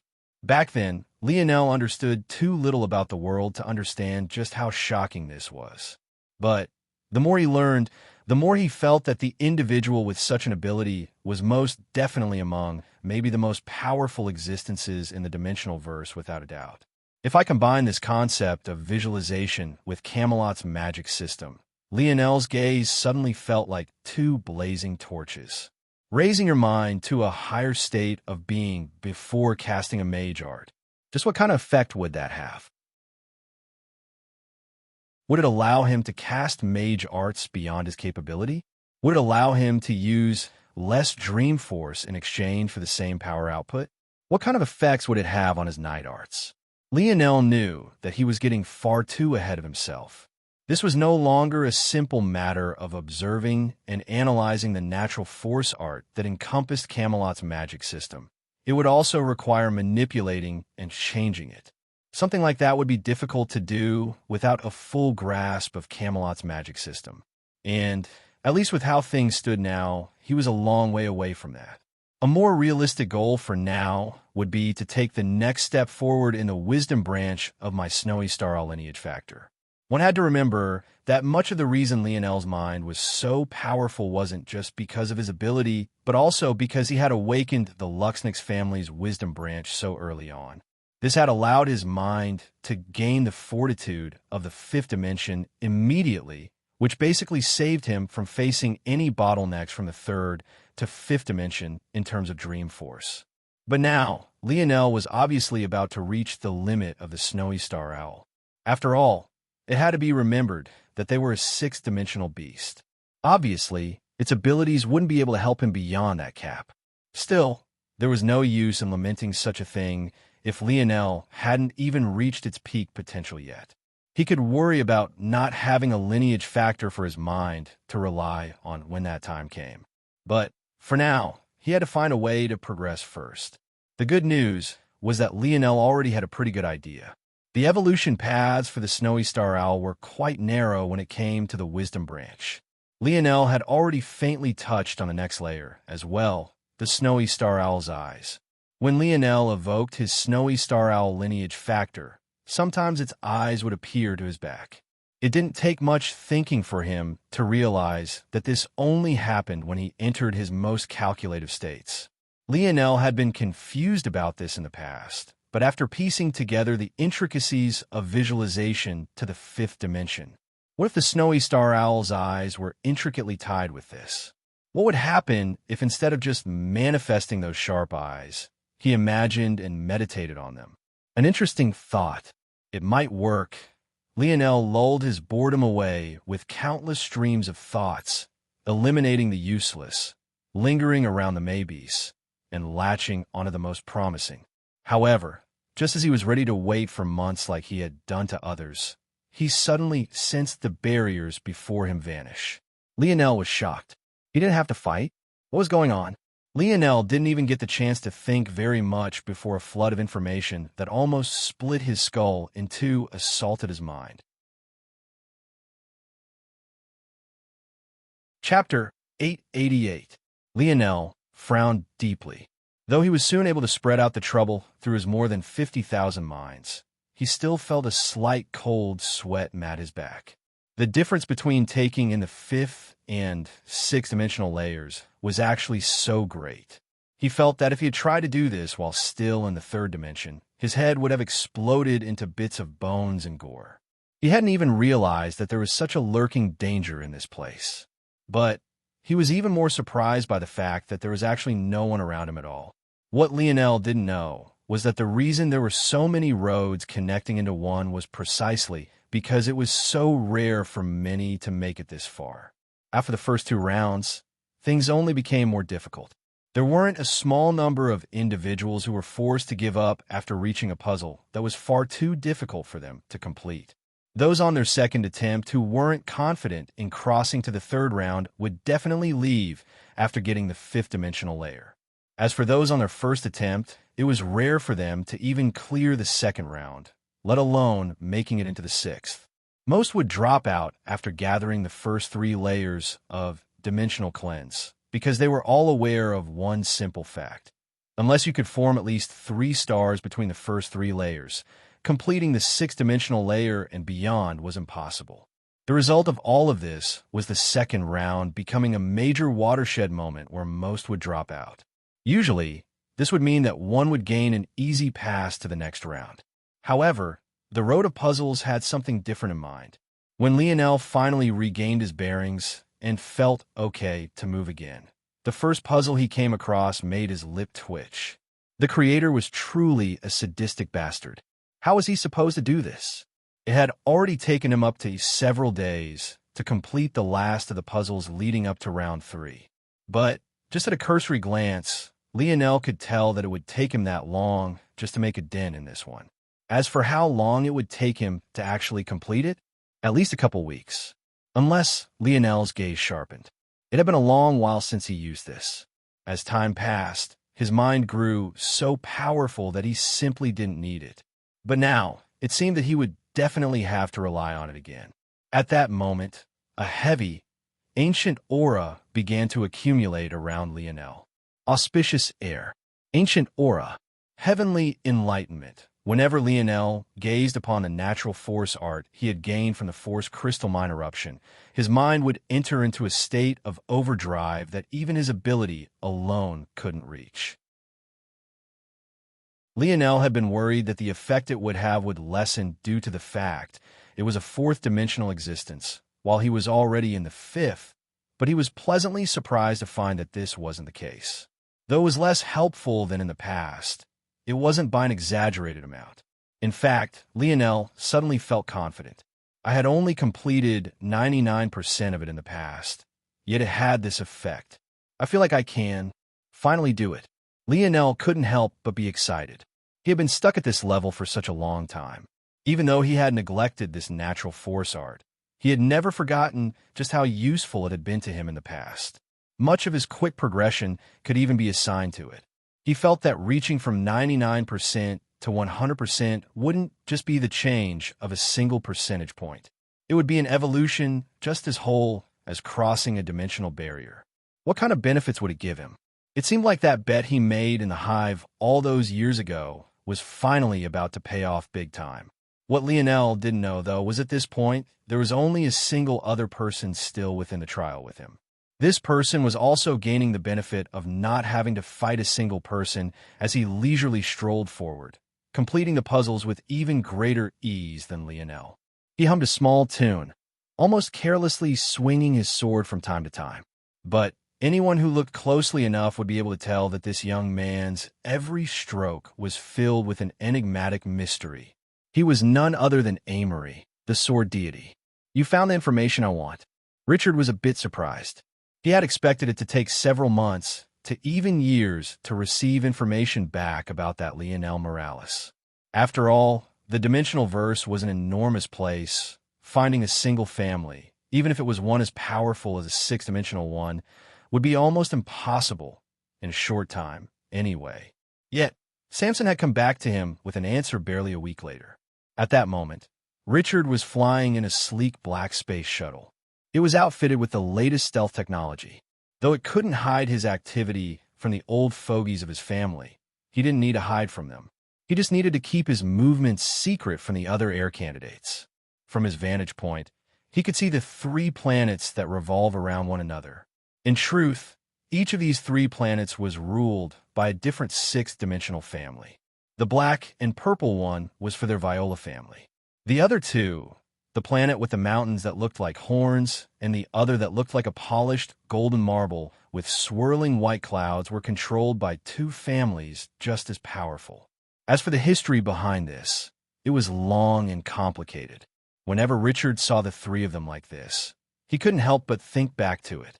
After hearing Samson's explanation, though, his gaze couldn't help but narrow. Richard suddenly couldn't take his eyes off the golden white planet, even as his ship sped into the distance. Chapter 889. The Viola Family. The Torah Family. The Luxnix Family. The three revolve around one another, maintaining a balance within this region of their tri-pillar galaxy. It could be said that they were friends, rivals, and enemies all in one, each keeping the other in check, but all three being interdependent on one another. In his wildest dreams, Richard never thought that he would run into such a matter. In fact, it was even more shocking that such a matter had been hidden from him for so long. The potential implications of such a thing weren't simple at all. If he used it properly, this bit of information could be even more useful to him toward claiming heirship than even the fifth-dimensional layer of dimensional cleanse would have been. Of course, that was also depending on the details surrounding this case as well. However, Richard felt that he had grasped 90% of the story the instant Samson passed this information on to him. What was clear and obvious immediately was that Lionel didn't share the Luxnix name. This meant that it was the maternal side of his family. This point alone made a lot of things make sense, especially since it coincided with some things that the Luxnix family hadn't managed to hide so well. Wasn't such a thing all too common? Woman of a powerful family falls in love with a weak man. The result is a child out of wedlock that is looked down upon by his family. Ultimately, the man and son are either killed off and chased away, while the woman is locked up under house arrest as a reminder to future generations to not dare to make the same mistake. All the while, the son's name is stricken from the family records as an undying stain on his life and legacy. This story was simple enough, and it lined up with quite a few things. About 50 years ago, the Luxnix family suddenly came out guns blazing with a genius on the level of which the three families had never seen before. The most shocking part was that she was a member of Richard's generation, so he had personally lost handily at her hands once before. It was the kind of loss that left an untenable mark on his psyche that he hadn't managed to leap over even after all this time. To make matters worse, back then, he had already been well into his teens while that little girl was barely over 10 years old. However, that girl also vanished years later without word, rhyme, or reason. The Luxnix family seemed to have completely forgotten about her, as though she never existed. If those two timelines were fused into one, Richard's eyes suddenly glowed with a fierce light. Would he really get revenge on that little girl in such a way so decades later? He had always wanted to wash that shame away, but he had always meant to do so with his fists. However, that girl had already vanished even after he became so confident in himself. Richard's lip curled. What a present! What a present indeed. He had thought that Lionel was a devil come to ruin all of his plans and test his resolve. Who would have known that he was actually a guardian angel come to hand him such a victory on a silver platter? Not only would he get revenge on a foe of long ago, he just might be able to guarantee this victory for himself. Richard thought for several more moments before he suddenly began to write out a detailed message. Even as Richard began to scheme, he had no idea that the story he had deduced couldn't have been further from the truth. However, there was a reason he didn't bother to wait to see if his deductions would be correct or not. It was because it didn't matter. The mere fact he could comfortably deduce this at all made it believable. And believable was all he needed. Lionel had no idea what was happening so far away, nor did he know what kind of storm such a casual interaction would bring about. In truth, he had already mostly forgotten about Richard. How big was the universe? How could he ever just assume that he would have such a connection with this person? And even if he did, how could he know that the young man would actually be petty enough to seek out revenge for something a 10-year-old girl had done to him? Of course, to be fair, Richard was at most 14 or 15 back then. But by now, he was a man who was almost 70 years old. At some point, you had to let bygones be bygones, right? Unfortunately, Richard was a petty man who was simultaneously patient to an extreme. And at the same time, this information was far too useful to him. Even if he wouldn't be able to get revenge at all, he would still do it. In fact, even if not a word of it was true, it would still have the very same effect. That was the beauty of it all. It didn't matter to him whether the little girl from back then was really Lionel's mother or not. The optics of it all was all he needed. What Richard didn't know, though, was that it did, in fact, matter. Because that little 10-year-old girl from back then had grown into a powerful woman who met a man by the name of Velasco Morales. Years later, the two birthed a child by the name of Lionel Morales. And Lionel Morales happened to love his mother very much. Chapter 890. Bang! The aura around Lionel suddenly shifted. Despite the fact he hadn't aged even a single day, the presence he gave off was old and wizened. Short of a long head of white hair, his every movement exuded a scholarly and ancient air. It took Lionel an entire 3 days to complete the natural force art, but the result was far outside his expectations. He suddenly realized at that moment that visualization wasn't new to him in the slightest. Wasn't this natural force art exactly that? Just gazing upon it rose his mind to an elevated state. Even if it wasn't permanent, with Lionel's mental fortitude, he could sustain it for much longer than most others would be able to. At the same time, as long as he was in this elevated state, he felt like his mental capacity had risen by more than 10 times. Something clicked for Lionel at that moment. The fifth dimensional layer. I can't describe all of it, but I suddenly feel like if I tried, I could pass down some portions of it without being stopped by that mysterious force. Lionel had grasped that subtle difference between knowing and understanding. The moment he crossed that barrier, it felt like the shackles around his knowledge of dimensional cleanse had loosened once again. So that's how it is. The fifth dimensional layer is evoking a natural force to raise the state of the mind. It's milder than the natural force art I have, but its effects are also more permanent, especially when used over a long period of time. I was having some issues drawing a line between my soul and dream force versus what the fifth dimension asked of me. After all, both were related to the mind, and yet my dream force was already at the fifth dimension. I thought I might be able to step into the sixth dimension immediately. But it seems like this isn't the case. In fact, the more powerful my mind is, the longer it'll have to spend in the fifth dimension, but this will also simultaneously lead to even better benefits from the realm as well. Lionel had, indeed, believed this. After all, if his metal body could prime his body for the fourth dimension, why couldn't his wisdom branch prime his mind? But the functions were completely different. In the fourth dimension, there was only so much fourth-dimensional force could do. In fact, the fact Lionel had had such a massive spike in his Bodhi's potential was more related to just how good Vital Star Force was as opposed to it being in thanks to the fourth dimension itself. That said, elevating one's state of mind depended on the initial foundation one was starting with. In addition, one had to remember that the fifth dimension might start with the mind, but it's still connected back to the body. With how powerful Lionel's mind was, it had far more potential to release the shackles that might be found holding his body back.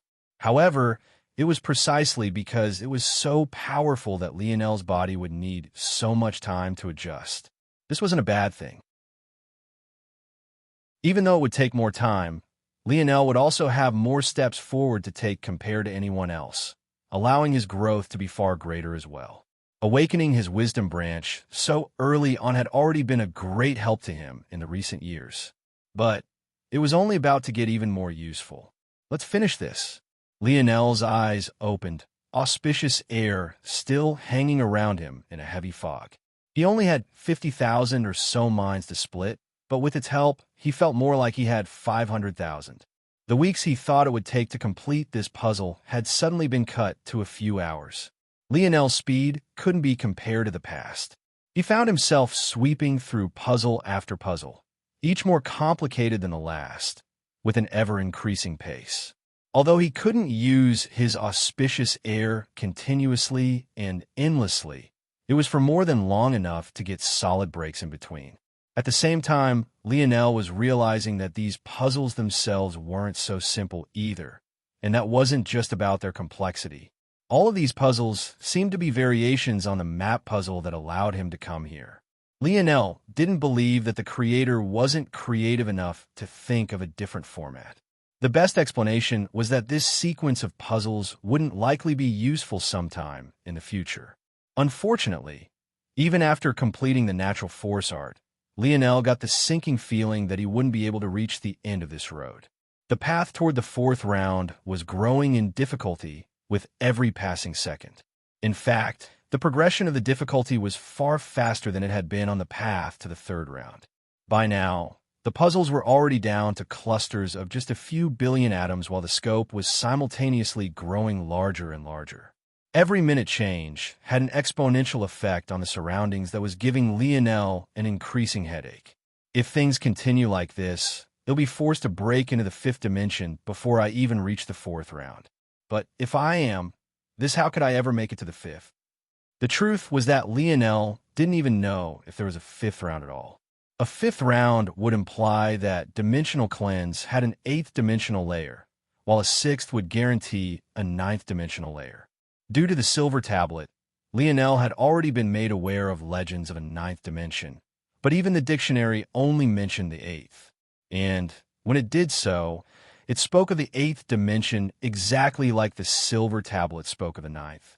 An ethereal, mythical state that might not exist at all, except for the fact the Morales family's metal synergy lineage factor also had 5 rounds. But the question was Dimensional Cleanse also so transcendent? Lionel bit his teeth hard.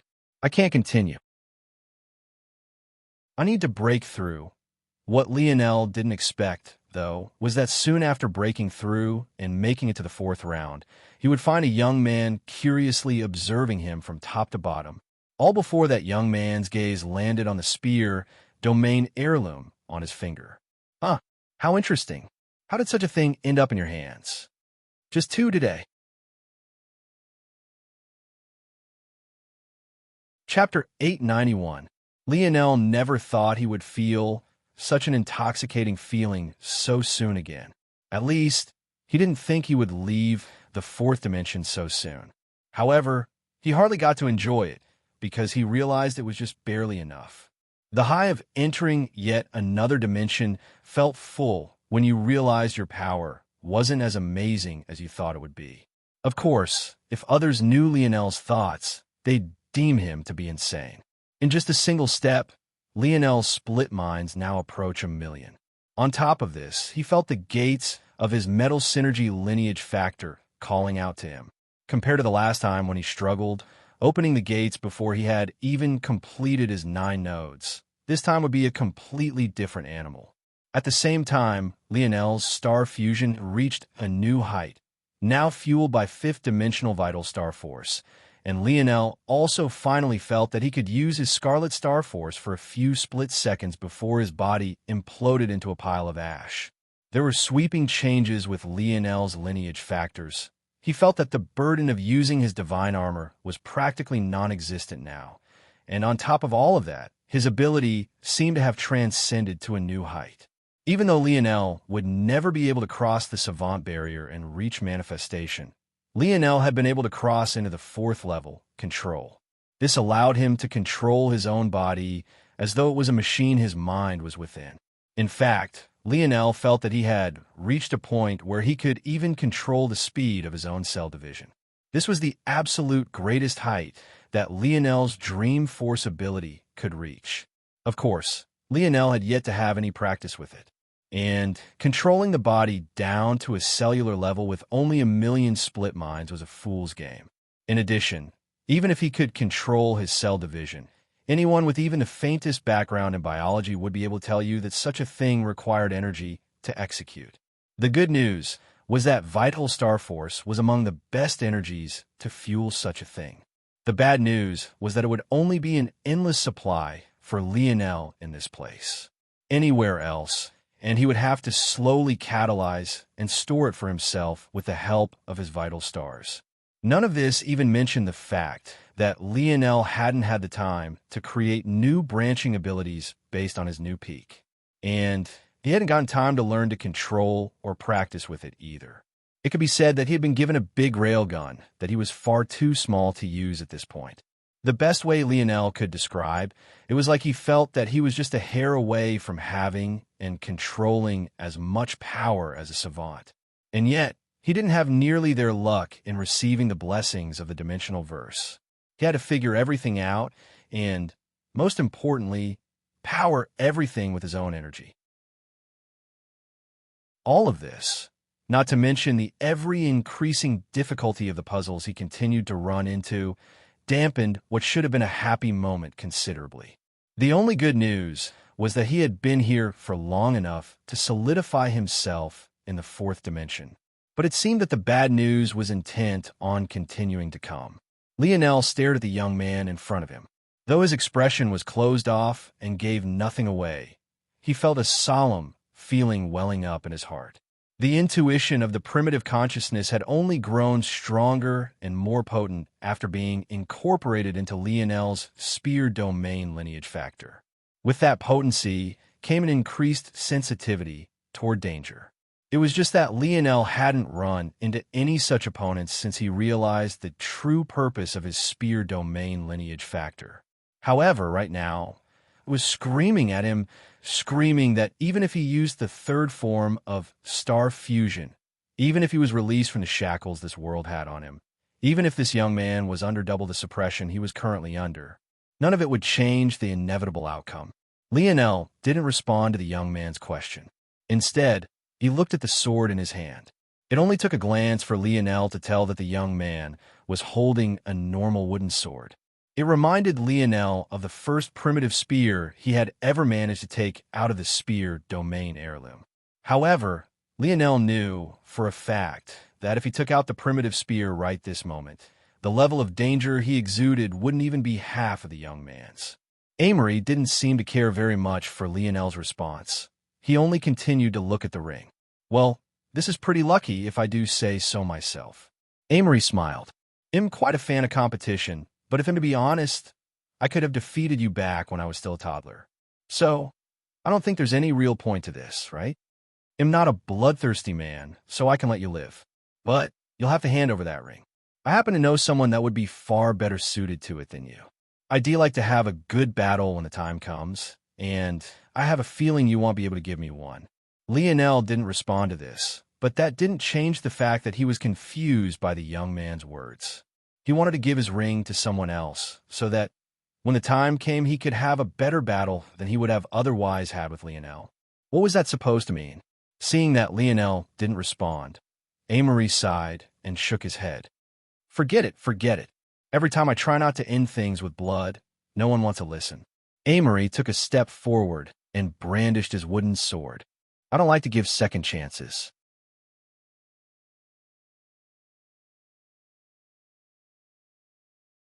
Chapter 892. Could Lionel give Spear Domain over just to save his own life? The answer was obviously no. This was something his father had left behind for him, and it was the heirloom of the Morales family. He had no intention of losing it in this place. But at the same time, Lionel felt like he had really painted himself into a corner. He already knew that receiving the next portion of Dimensional Cleanse had become impossible. He had no illusions about defeating Amory. However, the main issue was that though jumping from the edge of the road seemed to be just 2 steps away, in the current situation, Lionel felt like it was a world away. That was how far apart the skill between the 2 young men were. Still, the more helpless it all seemed, the colder and colder Lionel's expression became. By the time Amory had raised his foot to take a second step, Lionel's countenance was like an iceberg, his features all individually carved out in the strongest of lines. Amory paused, scanning Lionel up and down before shaking his head. Definitely not worthy. Emotionless, blockheads like you should stick to fighting with your fists. At least that way you won't be drawing a line between yourself and your weapon. How can you hear your blade if you don't want to hear it? What a sad excuse for a spearman. Lionel didn't react to this in the slightest, even though they were said in a different way. Hadn't he already heard these words once before? It was exactly what Old Man Hutch had told him when he tried to get him to switch to the machete. Lionel simply didn't believe that a weapon needed to be loved. He had said it then, and he would say it again.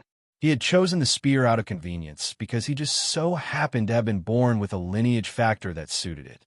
If he had affinity with a sword or saber or a machete, he would have chosen that as well. All this rambling about loving your weapon and communicating with it sounded like the ravings of a madman to Lionel.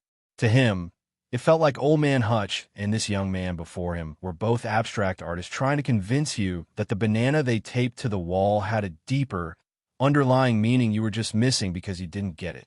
Their words fell into the same pot of ridiculousness for Lionel. As far as he was concerned, these two just had talent in the blades they chose and explained away their innate gifts with nonsense like love and emotion, when the truth was that they were just better suited to those weapons in comparison to others. To Lionel, it was just that simple. However, at least now, he understood why it was that Amory said he wasn't worthy. Unfortunately, that changed nothing. How would Lionel face his father if he lost the heirloom he had been entrusted with?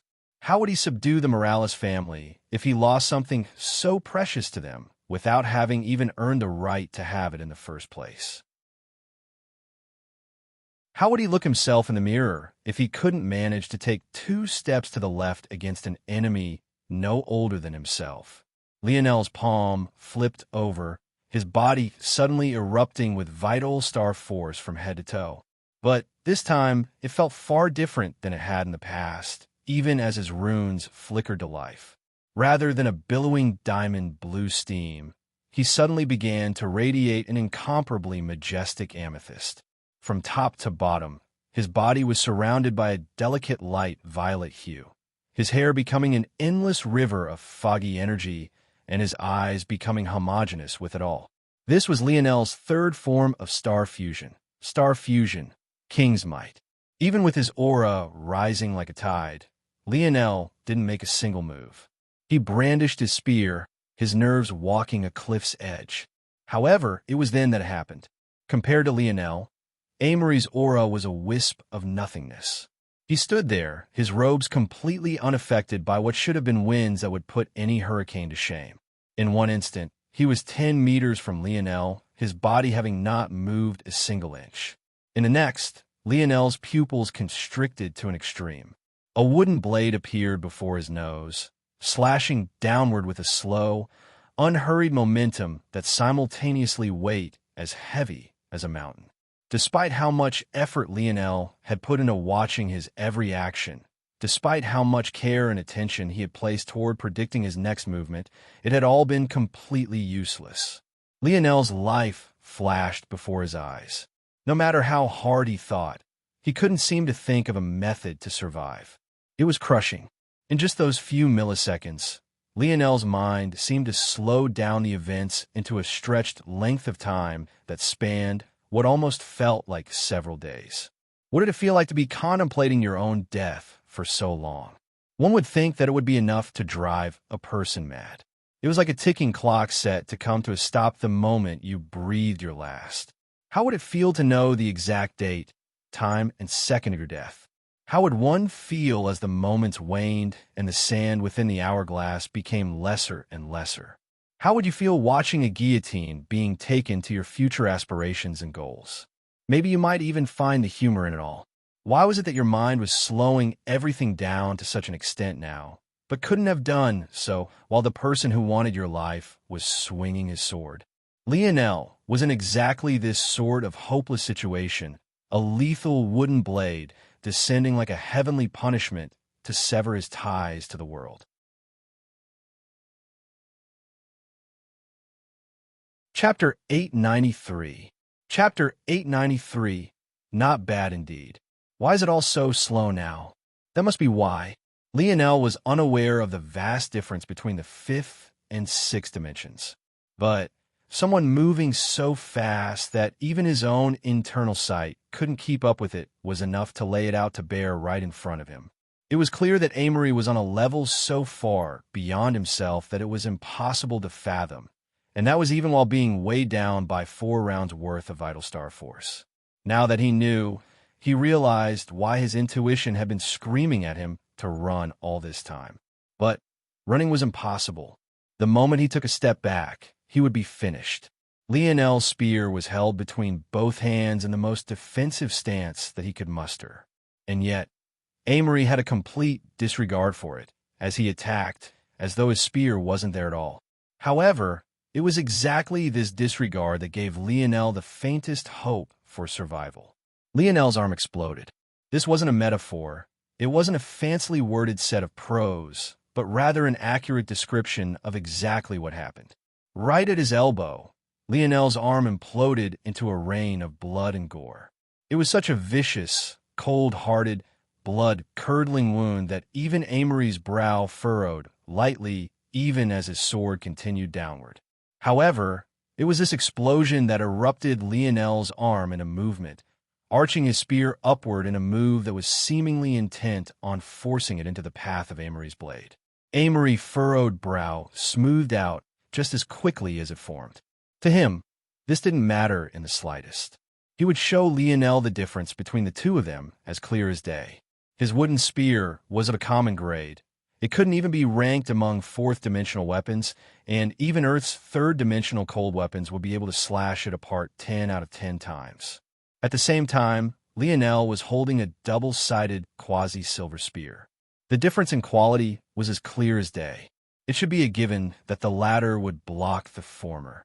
And yet, Amory felt that anyone would be a fool to believe such a thing. A quasi-silver weapon? It might as well have been a piece of tinfoil to him. He had already given Lionel a chance to live. Since he didn't want it, this would be his deathbed. Amory's sword continued to descend, an air of confidence hanging around him. One could tell from the aura he exuded that no matter what stood before him, he would slice it apart. It was an air that matched Lionel's king's might and even far surpassed it. And yet it wasn't contingent on subordinates or a number of them. It was entirely reliant on Amory's belief in himself and his blade. Goodbye. Bang! Amory's expression suddenly changed. It was just a small flicker of light within his irises, but it was a change nonetheless. Lionel's hand exploded into a mist of blood, his bones sprinkling down like ash and his flesh falling like lumps of processed meat. In that very instant, what had once been the hand of an elite force crafter had become nothing but a mangled mess, impossible to see the start or finish of. Lionel flew backward like an arrow leaving a bowstring, a side of his body completely collapsing to the point that his inner organs threatened to spill out. Just a casual strike from Amory left him in a half-dead state, his breathing hardly holding on. If it wasn't for the fact he had entered the control level of his ability index, allowing him to force his inner organs to stay functioning as best he could, he really might have died to just that single strike. Lionel crashed along the road, sliding back to the point he landed on its very edge. Even though the vital star force within him was trying to quickly fuel Lionel's cells to begin repairing themselves, they found that no amount of energy they provided was enough.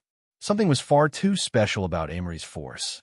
It seemed to hinder Lionel from being able to heal himself, at least through normal means like this.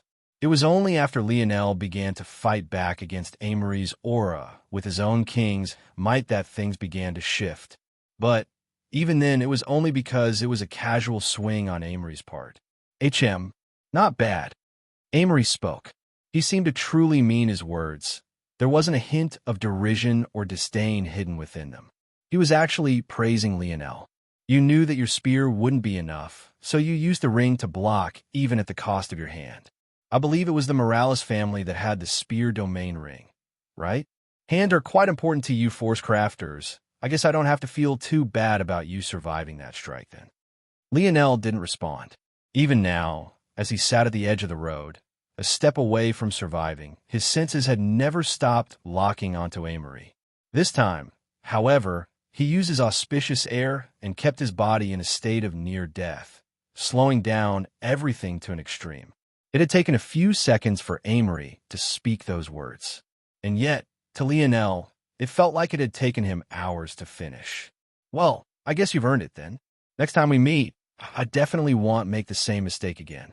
The domain rings shouldn't be in the hands of people who can't appreciate them. Lionel didn't say a single word. Even with his mangled hand, He managed to pin the spear domain ring between the ground meat, that was it, and his badly caved-in chest. He rolled over the edge of the road, just barely dodging a secret strike of Amory's. The spear domain ring tightly clenched to his heart. You dodged that one too, huh? Not bad. Not bad indeed. Amory's laughter was all Lionel could hear as his body whistled through the abyss below. Make sure to remember my name well. I am Amory, the sword deity. When next we meet, it'll take your life.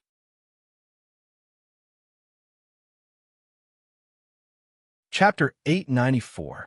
Chapter 894. Twice Lionel instantly appeared on the very same abandoned planet he had left from, hanging onto his life by a thread. But the situation instantly became several times worse. There wasn't a hint of oxygen to be found on this planet, but that was only the first issue. At Lionel's current level, holding his breath for several hours wasn't a problem. The trouble came from the lack of air pressure. In that instant, his bodily fluids seemed to want to boil themselves to oblivion. If it wasn't for the fact Lionel had stepped into the fifth dimension, he would already be finished. It only made matters worse that the temperature felt far below negative 100 degrees Celsius. As Lionel progressed, temperature began to feel different to him and was adjusted not just based on the dimension, but also how he felt within that dimension.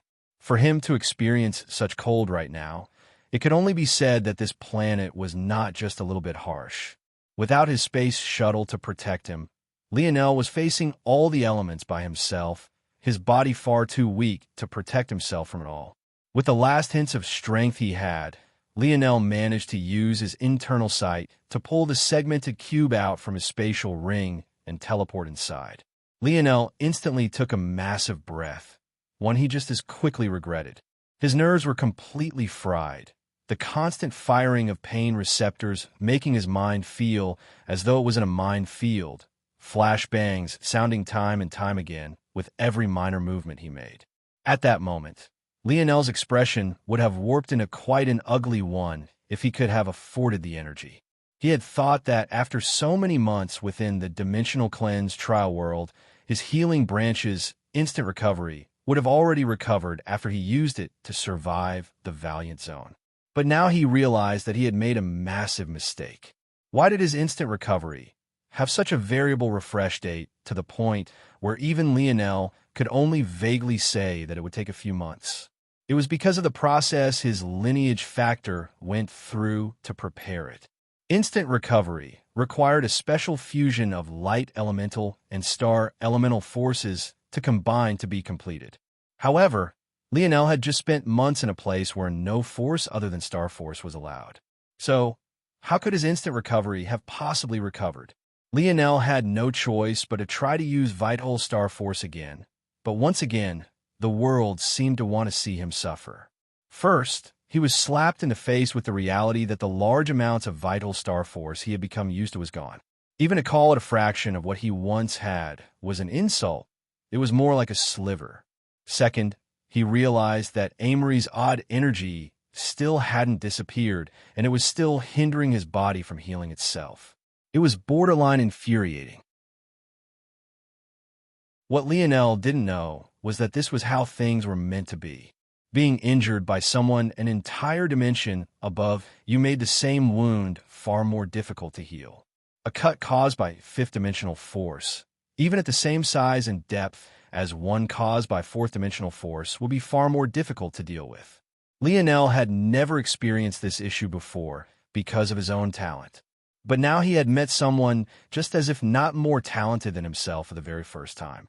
On top of that, that person was within the sixth dimension, whose gap with the fifth dimension was far larger than the latter's gap with the fourth, and so on. As though all of that wasn't enough, Lionel's illusion that Amory had access to an ability similar to King's might wasn't wrong. And this energy hindered Lionel's ability to heal far more than even Amory's sixth-dimensional force did. Yep. Little Black Star appeared above Lionel, jumping to and fro with a panicked expression on his little face. He had thought that it was great that Lionel was finally back. He had been bored of just playing with little Tolly all the time. Plus, for safety, Lionel had locked Candle and Vice away in the snow globes before he left to the trial because they simply progressed too fast, so there was no one else. And yet, just when he came to greet Lionel, he found him in a half-dead state, in a hallway of the abode setting, with blood pooling around him faster and faster. The sound was like the sound of an angel to Lionel. "Little Blackstar, drag me to the bathhouse." Lionel had been too focused on just getting into the segmented cube to think about exactly where it would be best that he went. Luckily, Blackstar had appeared, or else he really might be finished this time. Maybe, if he was lucky enough, the cleansing waters would be able to purge his body of Amory's aura, or at least help him suppress it. Little Blackstar didn't take long to understand. A black fog appeared beneath Lionel and acted as a bed to pull him along. Little Blackstar struggled to maintain it as Amory's aura corroded even his dark elemental force, but he managed to grit his teeth through it. Lionel never thought he would end up in such a sorry state. His intuition had told him that Amory would easily slice his spear in two along with his body if he tried to block with it.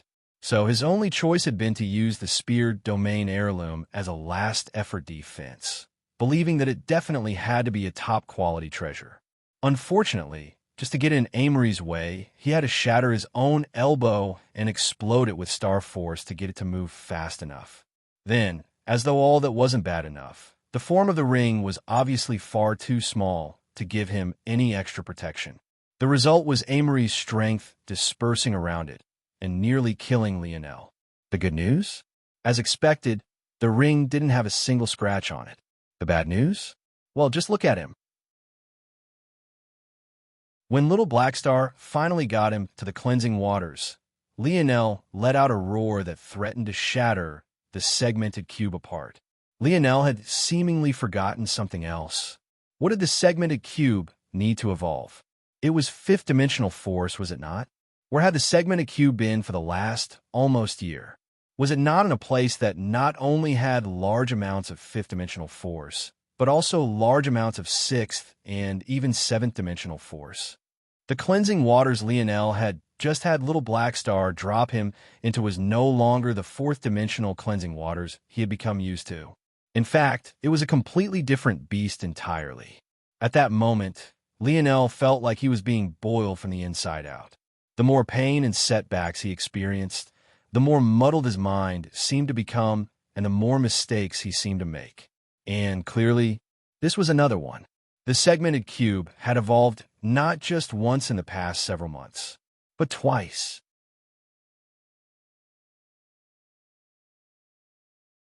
Chapter 895. Chapter 895. Bite you to death. Lionel felt like he was being boiled from the inside out. He immediately realized that this weren't the cleansing waters he had been expecting. In fact, if not for the fact he was so focused on keeping his body alive and couldn't spare internal sight to take a glance at his surroundings, he would have realized that the segmented cube he had come to know was a completely different beast at this moment. What Lionel didn't know was that these were sixth-dimensional cleansing waters as opposed to the fourth-dimensional waters he had become accustomed to. It was a bit exaggerated to say that these waters were like rubbing alcohol to Lionel, but it was functionally the same at this very moment. These cleansing water were too good at wiping away foreign object from existence. The issue was that it had decided that much of what was in Lionel's body could be classified as such. When one was trying to measure the body of a fifth-dimensional existence, especially when Lionel's metal body was still within the fourth dimension, up against the standards of a sixth-dimensional one, the gap was simply too wide, and the process what could be seen as abrasive. The cleansing waters were essentially flushing out all the impurities of Lionel's body, but it had chosen the absolute worst time to do exactly that, because Lionel had open flesh wounds all over himself. Even as jets of ink black shot out from his body and Amory's aura was completely purged, the process of them flooding out from him was so savage that Lionel felt as though he was being ripped from the inside out. If Lionel's father had been here, he would have coughed up a lung from laughing so hard. Only his idiot son could possibly turn one of the gentlest existences in the whole of the dimensional verse into one of the most dangerous just because he forgot to use his head. Lionel tried to remain lucid, but it was growing in difficulty the more and more time passed. He hardly registered when the last of Amory's aura shot out from himself, so he also didn't realize that he should be doing his very best to heal at this moment. At the same time, his consciousness began to slip away, his mind jarred by the flashbangs of pain. It had been a long time since Lionel had run dry of his dream force. But, truth be told, he really didn't have a choice this time. Had he not poured everything he had into his battle with Amory, he wouldn't even be able to scream out in pain this way, because he would be dead. Unfortunately, because he ran out of dream force, he no longer had the ability to use dream sense to dull his pain receptors, and his mind also became incredibly foggy at the same time. If not for the pain, he would have long since passed out. And the moment he did lose consciousness, he would be finished. What Lionel couldn't see at this moment, though, was that a little girl who was all motes of light from the waist down was hanging in the air, looking down at him as though she was gazing upon the world's greatest idiot. What is wrong with this gene pool? Both father and son are fools. Foolish, foolish, foolish. Humph, I should just let him die. The little girl was adorable to an extreme. Her eyes were large and sparkling. Her chubby cheeks triggered the impulse to pinch, and the way her small little hands rested on her waist made her look like a miniature adult that could make even the most stoic man's heart burst with a willingness to die protecting her. And yet, the words she spoke were so vicious. Though the little girl was visibly annoyed, she still waved a hand and caused Lionel's half-unconscious body to rise up from the water. The truth was that his state was terrible. His arm had imploded at the elbow, and its hand was nothing more than a mangled mess. Beneath that, his chest had half caved in and was threatening to leak out inner organs of its own. His face was a sickly shade of white, and his hair, which was usually a sparkling light violet, had lost whatever color it usually had as he hung on by a thread. Annoying. I was so close to the seventh dimension, but this little fool made me wake up early. Now all that energy is disappearing. Annoying. Annoying. Annoying. Who knows when he'll enter a seventh-dimensional world with such rich energy like that again? Even while she was enraged, the little girl still continued to wave her hands about. Activate force conversion. Set target to vital star force. Convert to... The little girl sent a gaze toward Lionel. Snow force. The moment the little girl finished these words, rays of light began to fall upon Lionel. They looked like falling snowflakes at one moment, but soon began to look like falling feathers in the next. The purity was unmatched, and the sights were gorgeous to an extreme. In just a few seconds, Lionel's instant recovery was filled to the brim and dream counter activated due to his near-death state. The moment this happened, Lionel began to recover at a speed even the naked I had a hard time keeping up with. However, the little girl didn't seem satisfied. She continued to shake her head, looking at Lionel's hand. She was clearly hesitating about something. The instant recovery of a sixth-dimensional beast is not enough to heal that injury. His hand won't ever be the same if I let it heal like this. Forget it. Just take this as payment for the future. If you can't raise me to the ninth dimension like your father promised me you would, it'll bite you to death. The little girl knew that there'd be a price to pay for doing this, but she had no choice. Change conversion to sixth-dimensional life force.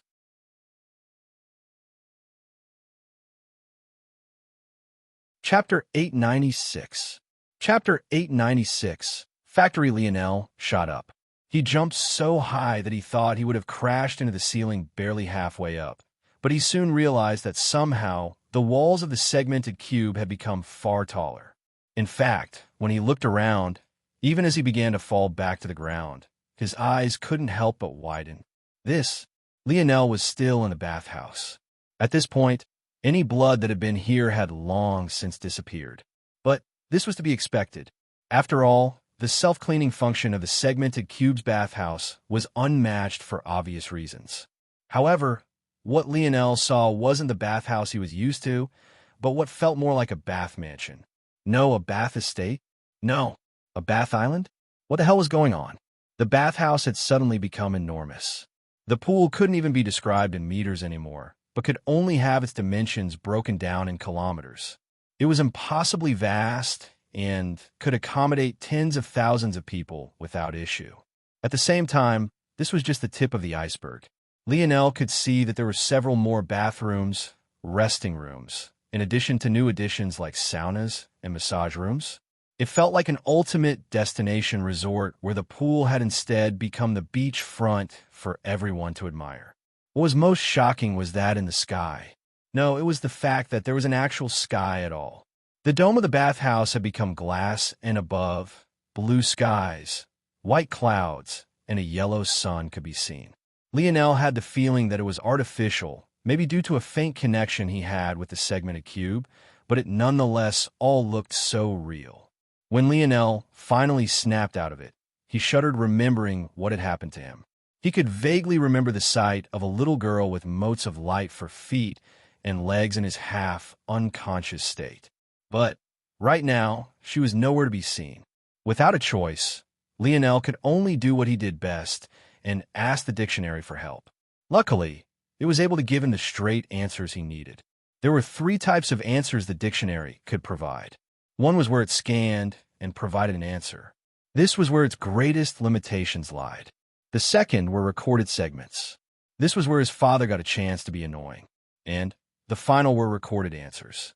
Recorded answers were a bit different because they weren't recordings of his father, but rather recordings of things Lionel believed his father had written. For example, Lionel's force crafting lessons were recorded answers. And now, the deeper matters of the segmented cube seemed to have been unlocked as lessons as well. Lionel blinked. He hadn't known that the dictionary had hidden another tutorial for him. Usually, he needed to figure out the new abilities of the segmented cube on his own, and the only way he could do that was by walking around. But, obviously, with how large it had suddenly gotten, there was absolutely no way that he would be able to do the same now. Even though he could try, it was even more likely that he would miss something. Lionel, though, was quickly overwhelmed.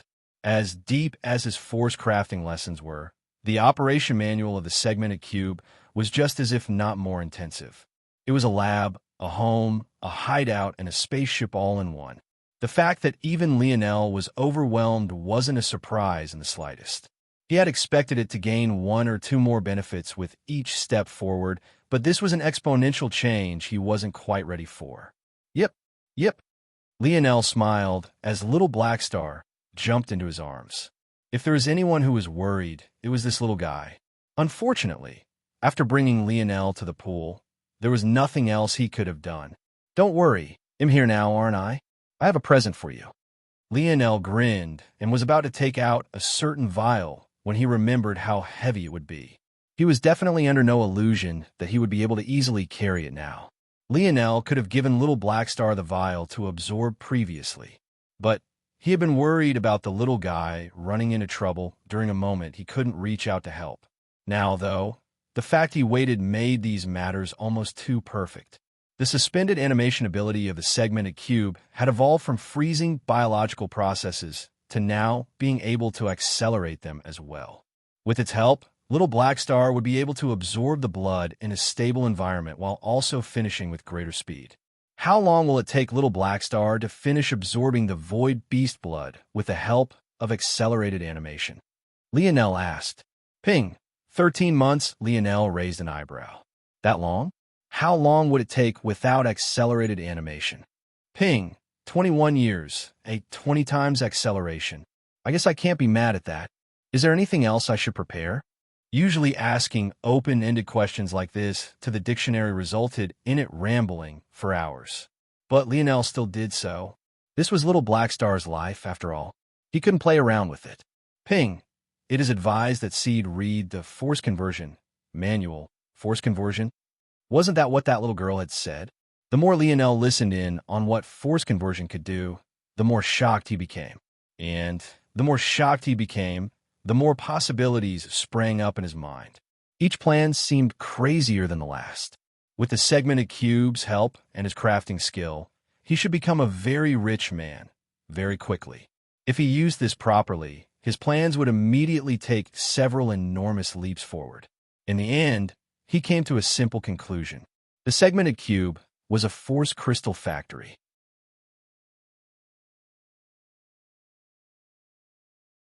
Chapter 897. Chapter 897. Force crystals. Force crystal mines were quite rare existences. Even after all of Lionel's travel, his stints on planet Valiant, and even his robbery on planet Vincero, Lionel had still yet to run into a second force crystal mine after the one he found on Earth. What Lionel hadn't known back then was just how rare force crystal mines were. To be produced, they not only needed time, but they also needed a world of certain talent to produce the force density that would be required. Even something like a force eruption, which had the function of quickly increasing the energy density of a world, was an absolutely rare event only the most talented of worlds would experience. Other worlds would have to slowly accumulate their force over time rather than being gifted it. If one thought about it, didn't it make more sense for the common currency of the dimensional verse to be force crystals as opposed to herb ore? Well, the harsh truth was that force crystals were so rare that it simply didn't make sense to demand them for payment.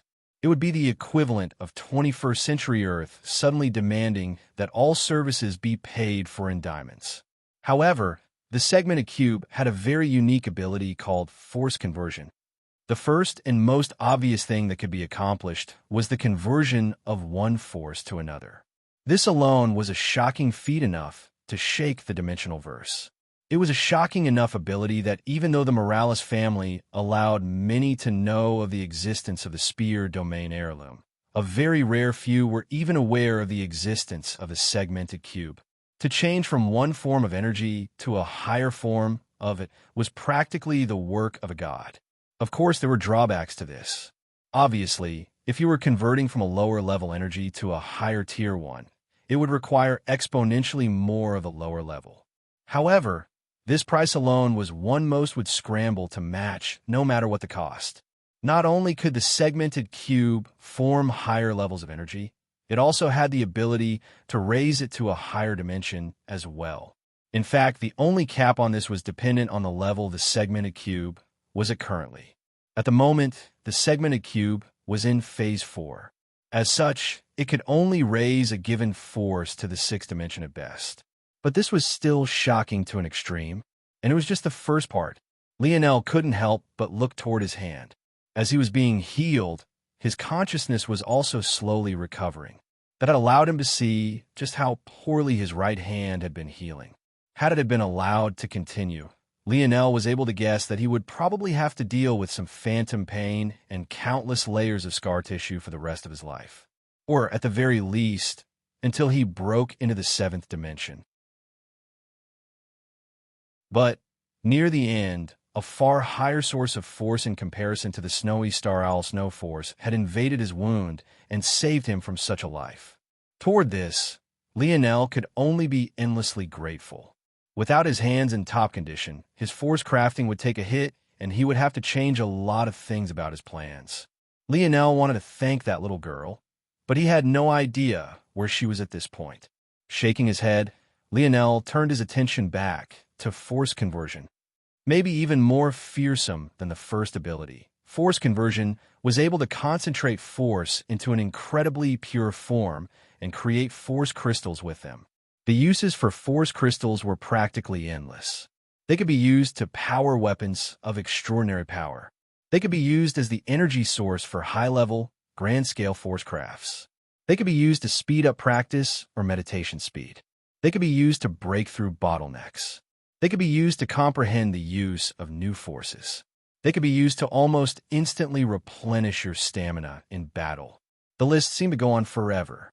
Lionel had had no choice but to cut the dictionary off at one point. But he had latched onto one particular ability, used to comprehend new forces.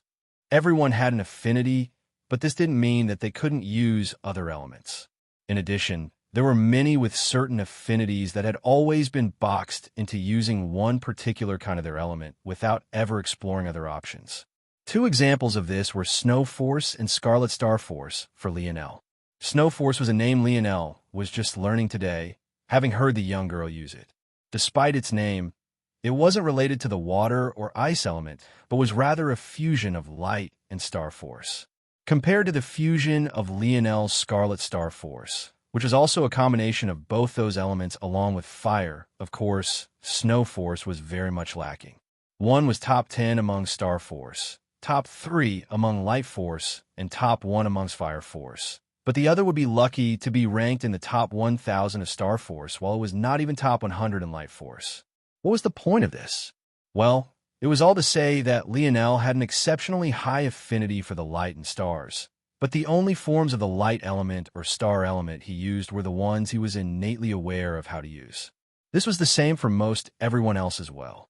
It was difficult to grasp new forms of elemental energies. Many were simply forced to stick with what you were born with.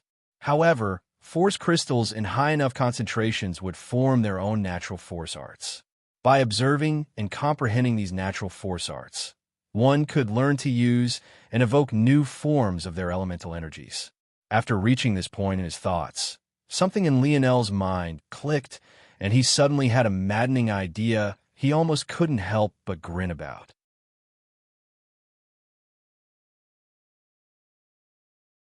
Chapter 898. Chapter 898. Could he? Lionel smiled as he rubbed Little Blackstar's head. At the moment, the two were within a lab setting, which had also gotten a massive upgrade. Rather than a single lab, it might as well have been an entire campus focused entirely on research and higher learning. Lionel even missed the small space and the ambience of it all, honestly. But at least there were several private rooms he could still take refuge in like this one. Little Blackstar curled up within a large glass tube, which had an opening that had yet to be closed.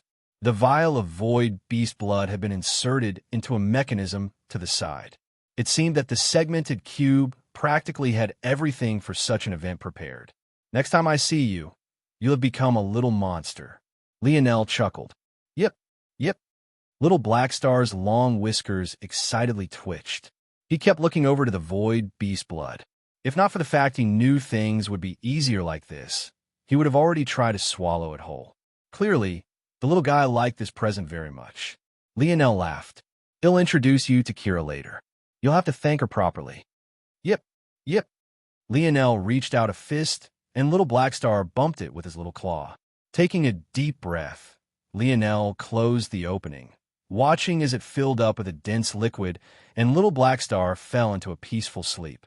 Though Lionel had double, triple, even quadruple checked everything, even to the point of converting a lot of the 7th-dimension force the segmented cube had remaining into 6th-dimension life force for Little Blackstar, he couldn't help but be worried.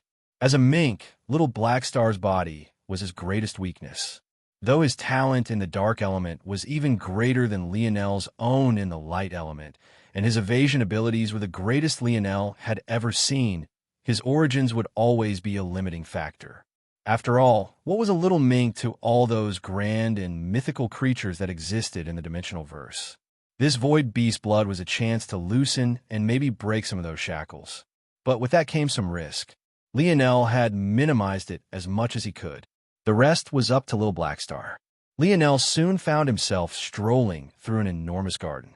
It was nothing but long stretches of green grass for as far as he could see. He assumed that it was meant to be used for growing vegetation or high-level plants, but there was obviously nothing here. Well, except for the apple cinnamon flowers Lionel had planted for Aina's sake.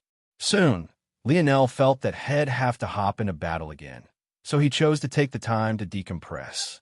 He also had to open the next gate of his metal synergy lineage factor before he left, so he just wanted to organize his thoughts first.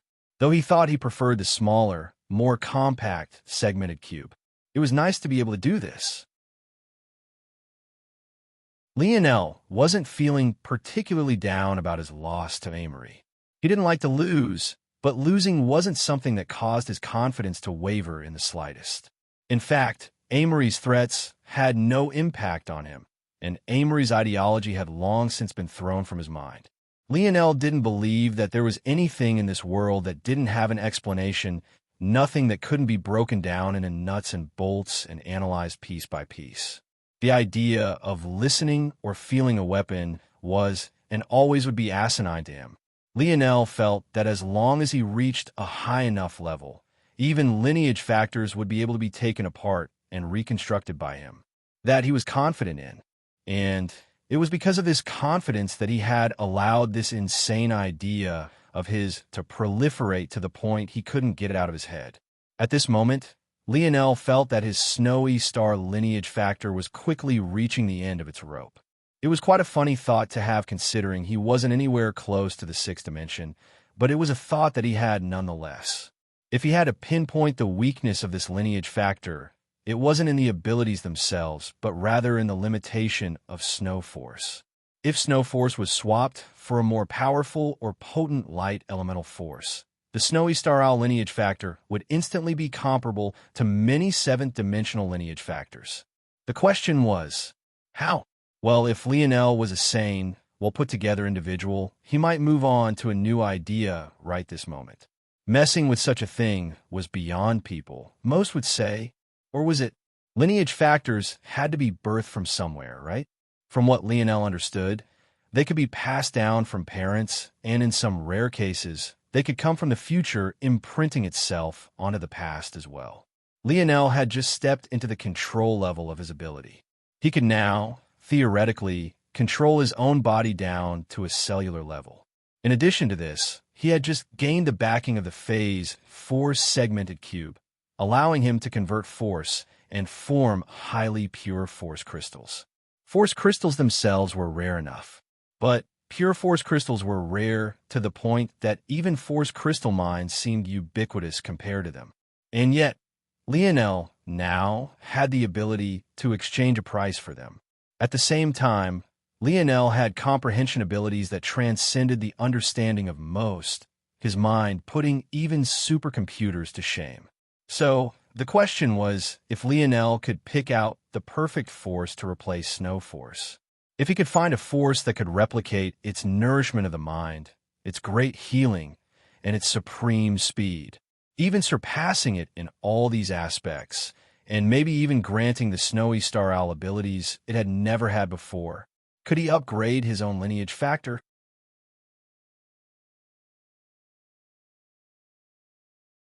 Chapter 899. Chapter 899. Breaking down lineage factors. Lionel was absolutely fascinated by the idea, but he had so much to learn about it. How were lineage factors formed and passed along? Were they just like the DNA of humans? Or was there another method? How were lineage factors birthed? If they could come from the future, were there complex time laws to take into consideration? Or was it less about the future and more about a much higher dimension rewriting something it considered to be trivial in a lower dimension? Could lineage factors be snatched and taken?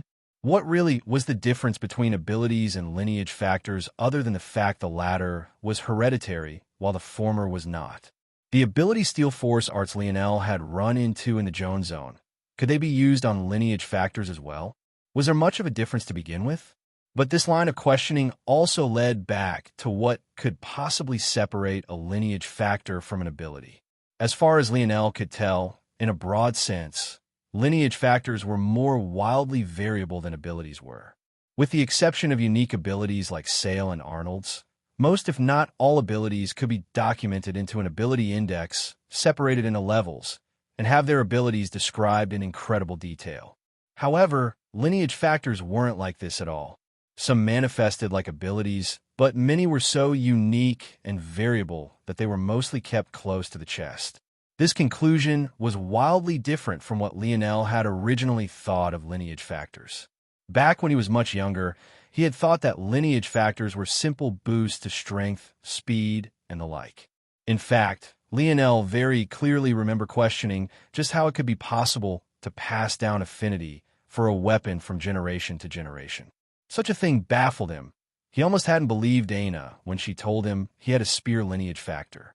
However, Lionel wasn't as ignorant as he was in the past.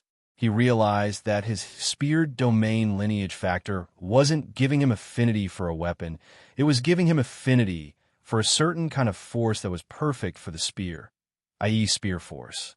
It was a step deeper than this as well. Through his analysis, Lionel found that the spear domain lineage factor essentially rewired a portion of his forebrain for its use. This rewiring of his brain made it easier for him to digest techniques, while simultaneously routing his muscle memory in such a way that it was perfectly primed for usage.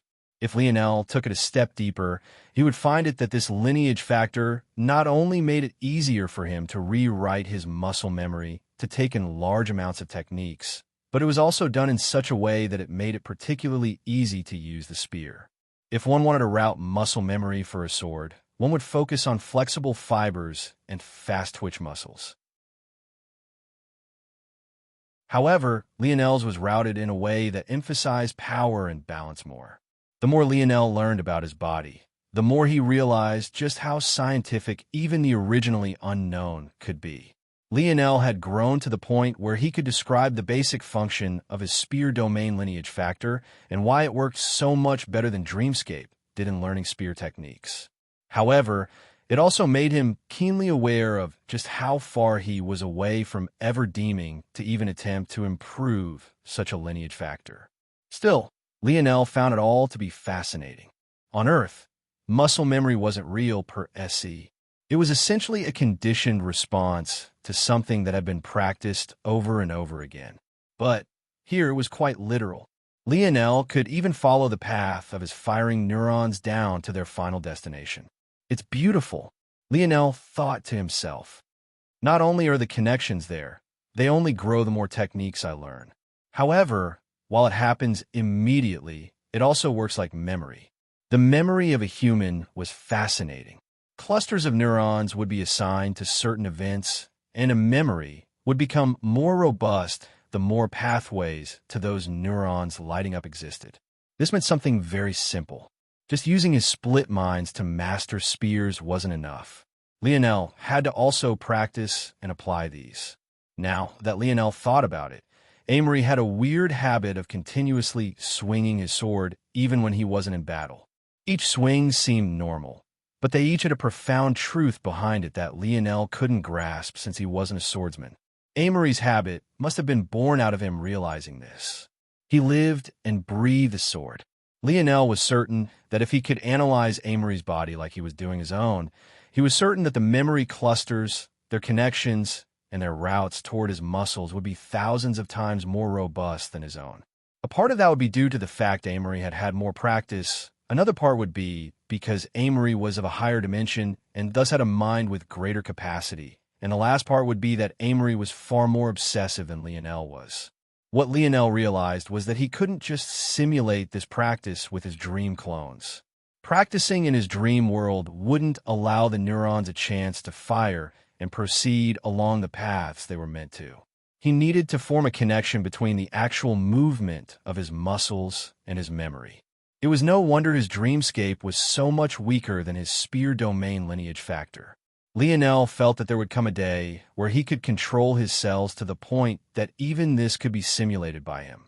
But for now, with his capacity so limited, he would have to do things the old-fashioned way. Lionel became more than just a small bit fascinated about all of this. When he turned his attention to his metal synergy lineage factor, he found more points of interest. For example, his bronze runes worked like an entire organ system all to their own. It was they that both allowed Lionel's body the ability to digest and use metals to supplement his strength, almost like a cross between a digestive and circulatory system. The process of opening the gates within his body was essentially like opening the valves of a plumbing system. The more gates he opened, the more complex the bronze rune organ system would become, and the more layers and power it would manifest. Of all Lionel's lineage factors, the only one he couldn't make heads or tails of was his King's Might lineage factor, at least not in a scientific sense. But at the same time, his Snowy Star Owl lineage factor was the absolute simplest of the bunch.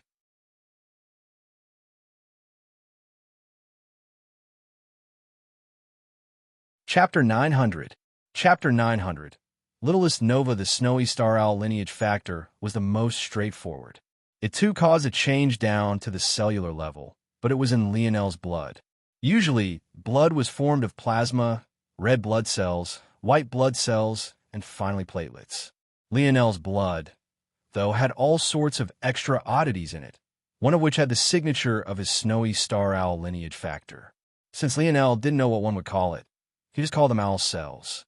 This nameless cell was what Lionel believed gave him the innate affinity towards snow force, and there were about 50 trillion of them in Lionel's blood. And each one of these owl cells had a special organelle within them that Lionel felt was very reminiscent of mitochondria. According to a theory from 21st century Earth, the mitochondria was formerly a bacteria absorbed by a larger eukaryotic cell. The result were the two existences gaining a codependent relationship and continuing their evolution together. Eventually, humans evolved from these ancestors, and the mitochondria is now boiled down to being the powerhouse of the cell. Obviously, Lionel's body wasn't exactly like those humans of old. After all, his lineage was technically a quarter from Earth, with the rest originating from higher dimensional worlds. The result was the insides of Lionel's body being far different from what he had learned from school, and yet surprisingly similar at the same time. This aside, his mitochondria were likely among the greatest changes, as they had no business being in a human. In fact, if Lionel had a hazard a guess, these mitochondria were likely identical to what he might find in a snowy star owl. Of course, Lionel wasn't certain it was appropriate to call this organelle a mitochondria, but after just some observation, it was indeed responsible for allowing his conversion of light elemental force into snow force. Obviously, trying to change each one of these owl cells would be foolish. If Lionel wanted to change how they worked, he would need to change the source. He would have to look into his bones. The more Lionel thought about it, the more lost he became in his own world. He felt like everything was in the palm of his hands, but he was also keenly aware of how foolish it would be to believe that things would be so simple. How many things in history sounded good in theory, but were actually extraordinary mountains to climb? Lionel didn't have Aina's ability. He couldn't rely on feel. He had to comprehend everything from the ground up. He had no choice but to take things one step at a time. At the same time, though, Lionel felt that he had opened a gate, when it just might be possible for him to walk through. Lionel thought of the silver tablet. If it was possible to have a treasure that could resurrect people in this world, he didn't believe that he couldn't break down something even less fundamental than life itself into its nuts and bolts as well. Lionel took a deep breath. He had to push these matters aside for now. He wasn't quite informed enough to even attempt to do any of this. He would first need more information. In the meantime, it was about time he entered the next stage of his metal synergy lineage factor. There's movement. In a familiar world with incense sticks as tall as mountains looming in the distance, a group of elders were alerted to movement on the family tomes. In their old age, without much hope for further advancement, some of their best entertainment came from watching these advancements take place. With the billions of Morales family members that were depicted here, there was almost always something going on. It was just that most of the time it was uninteresting, so most movement ended up being ignored. After all, who cared much about someone past their prime, making a breakthrough they should have made years earlier? Oh, it's a good one. It didn't take long for the elders to realize that the movement had come from the Nova generation, causing some of them to perk up. If there were two movements that were the most entertaining to watch, it would be the oldest generation tablets and the newest generation. For the oldest generation, movement near the top of the tablet would lead to worldwide commotion. For the newest generation, the Nova generation, movement from anywhere was worth a look. It had to be remembered that names were ranked in terms of birth date before the Air Wars. Only after the Air Wars would they be ranked based on potential and strength. It wasn't long before many gazes focused on the name at the very bottom of the tome. Oh, it's the littlest Nova again? It's been how long? 3 years? A bit over that? To take that long to go from the first gate toward opening the second is a bit slow. The elders all nodded. The third and fourth dimensions were practically speed runs for talented youths. At the fastest, some would only take a few months at most. Things only began to slow down in the fifth dimension and became especially slow after stepping into the sixth. With how much drama there had been around Lionel's first breakthrough, for him to take so long was a bit disappointing indeed. But since he was one of the heir candidates, they didn't turn their attention away. It can't be helped. How could his resources compare to the others? Humph, that stubborn brat stole the heirlooms for himself. What more resources could they need? Clearly, this brat they referred to was no longer Lionel. And it was a fair point indeed. Of course, they had no idea that Lionel was basically flying blind. Plus, he was in worlds with not nearly the same force density, not to mention the fact he had waited to get the latter portions of Dimensional Cleanse. How long do you think ITLL take? You think he will open all 9 doors this time too? That's a tough ask, don't you think? It already took 3 years to get to this point. Plus, opening up the 7th is pretty good for a first attempt at the second gate. Of course, for an elder to say pretty good, this essentially meant elite amongst elite. Only such a level was worthy of a pretty good evaluation. HM, that aura? What is it, Mila? That's the 5th dimension of Dimensional Cleanse, I'm certain. I didn't say anything the first time because everyone has the 3rd dimensional layer of Dimensional Cleanse, and it could be considered an excellent foundational technique, but this, the elders blinked. Not many of them used Dimensional Cleanse. In fact, Mila was among the very few that did. It required a deep familiarity to pick out something like that from the mere aura of a shining name. But what this observation meant was even deeper than just that. The elders looked toward one another, their eyes sparkling. What? The elders were startled awake by a shout, their heads snapping in a particular direction. What the hell is wrong with you? Have you gone senile? The elder in question didn't say a single word. Instead, he extended a wrinkled finger toward the Nova Generation tablet.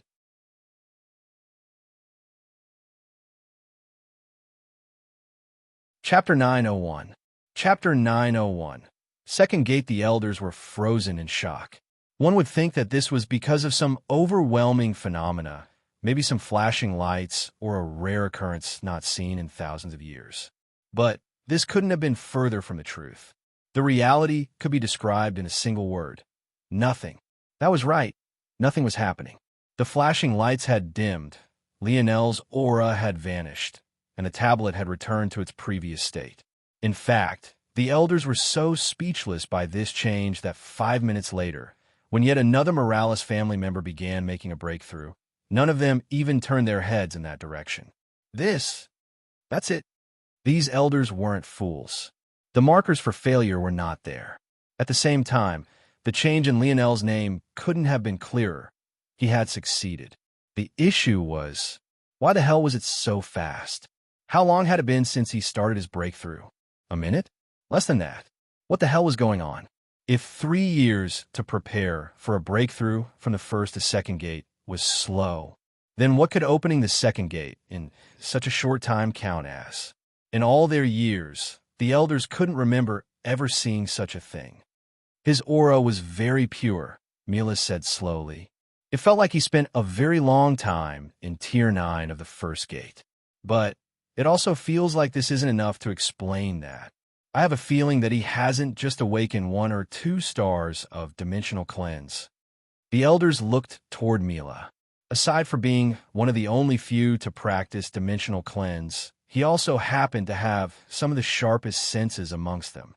It had to be remembered that during Lionel's first breakthrough, the elders had even been able to see through how many cells he used to form his nodes. If it wasn't for the fact they had all been distracted when Mila said Lionel practiced Dimensional Cleanse, they would have been able to pick up on some of these things as well, though it wasn't an exact science. He's a madman, just like his father. An elder shook his head. To enter the 5th dimension with Dimensional Cleanse would mean that he entered that vital star trial world at what level? The 3rd dimension? Does he have a death wish? The lips of the elders twitched. It was a shame. Had Lionel built his foundation with a different technique, he could have entered the trial world with more strength backing him. Then, he might have been able to succeed in one sweep. Now, if he wanted the rest, he would have to put his life on the line. Though most only wanted the first 3 layers of Dimensional Cleanse for the sake of the stars it would allow them to form, it was clear that Lionel wanted to cultivate past that point. It was hard to tell without seeing him break through whether he had gained the 6th or higher dimensional layers, but they felt that the odds were slim. He was lucky to have left with his life. This brat is always doing reckless things. If he wins the air wars, I can see years of headaches coming our way. First, Lionel opened his first gate after only forming 6 nodes. Then he entered the Vital Star trial world at the 3rd dimension.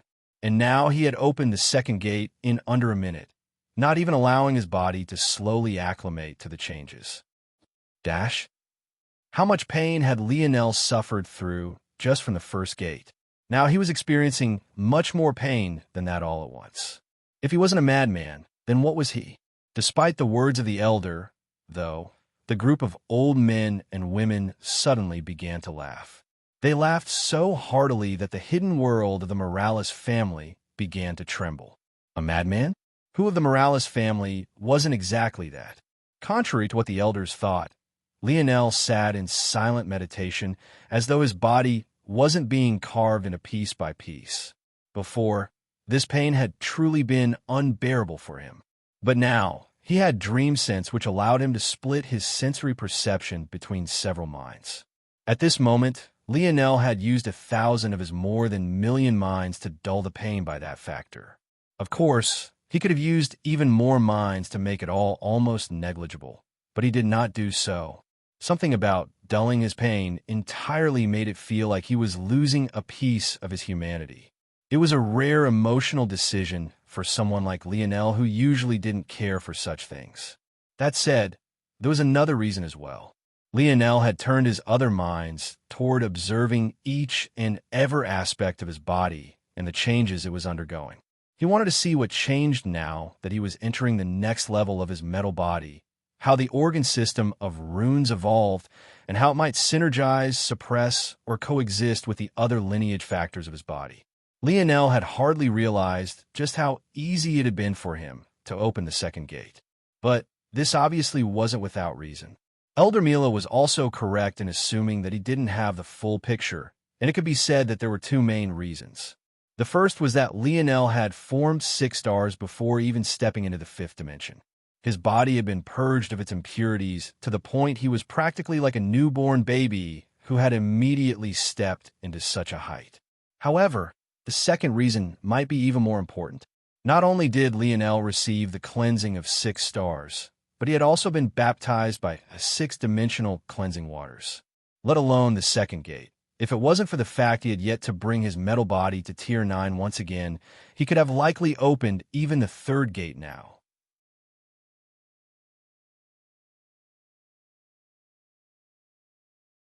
Chapter 902. Chapter 902. Contained Lionel exhaled a long breath, the runes dancing across his skin dimming before vanishing completely. Not only had the internal runes gained far more pathways, but they had also grown thicker while simultaneously gaining some life to them. Before, Lionel's bronze runes were static and unmoving, but now they pulsed as though they had their own heart. They were truly beginning to look and act more like they had life to them, as though they really were an organ system. What was truly fascinating was that Lionel felt that his divine armor had gained an upgrade as well. It had firmly stepped into the 5th dimension, gaining a qualitative change to it. The result was something that made Lionel's gaze sparkle beside himself. Dad was right.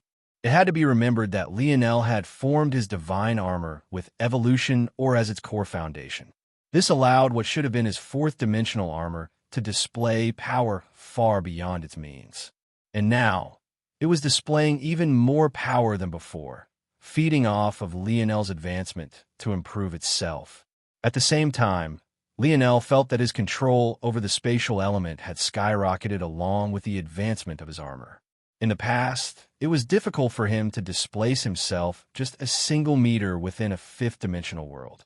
But at the moment, the segmented cube space was as sturdy as a 6th-dimensional world's, and yet Lionel could still move about half a meter in any direction.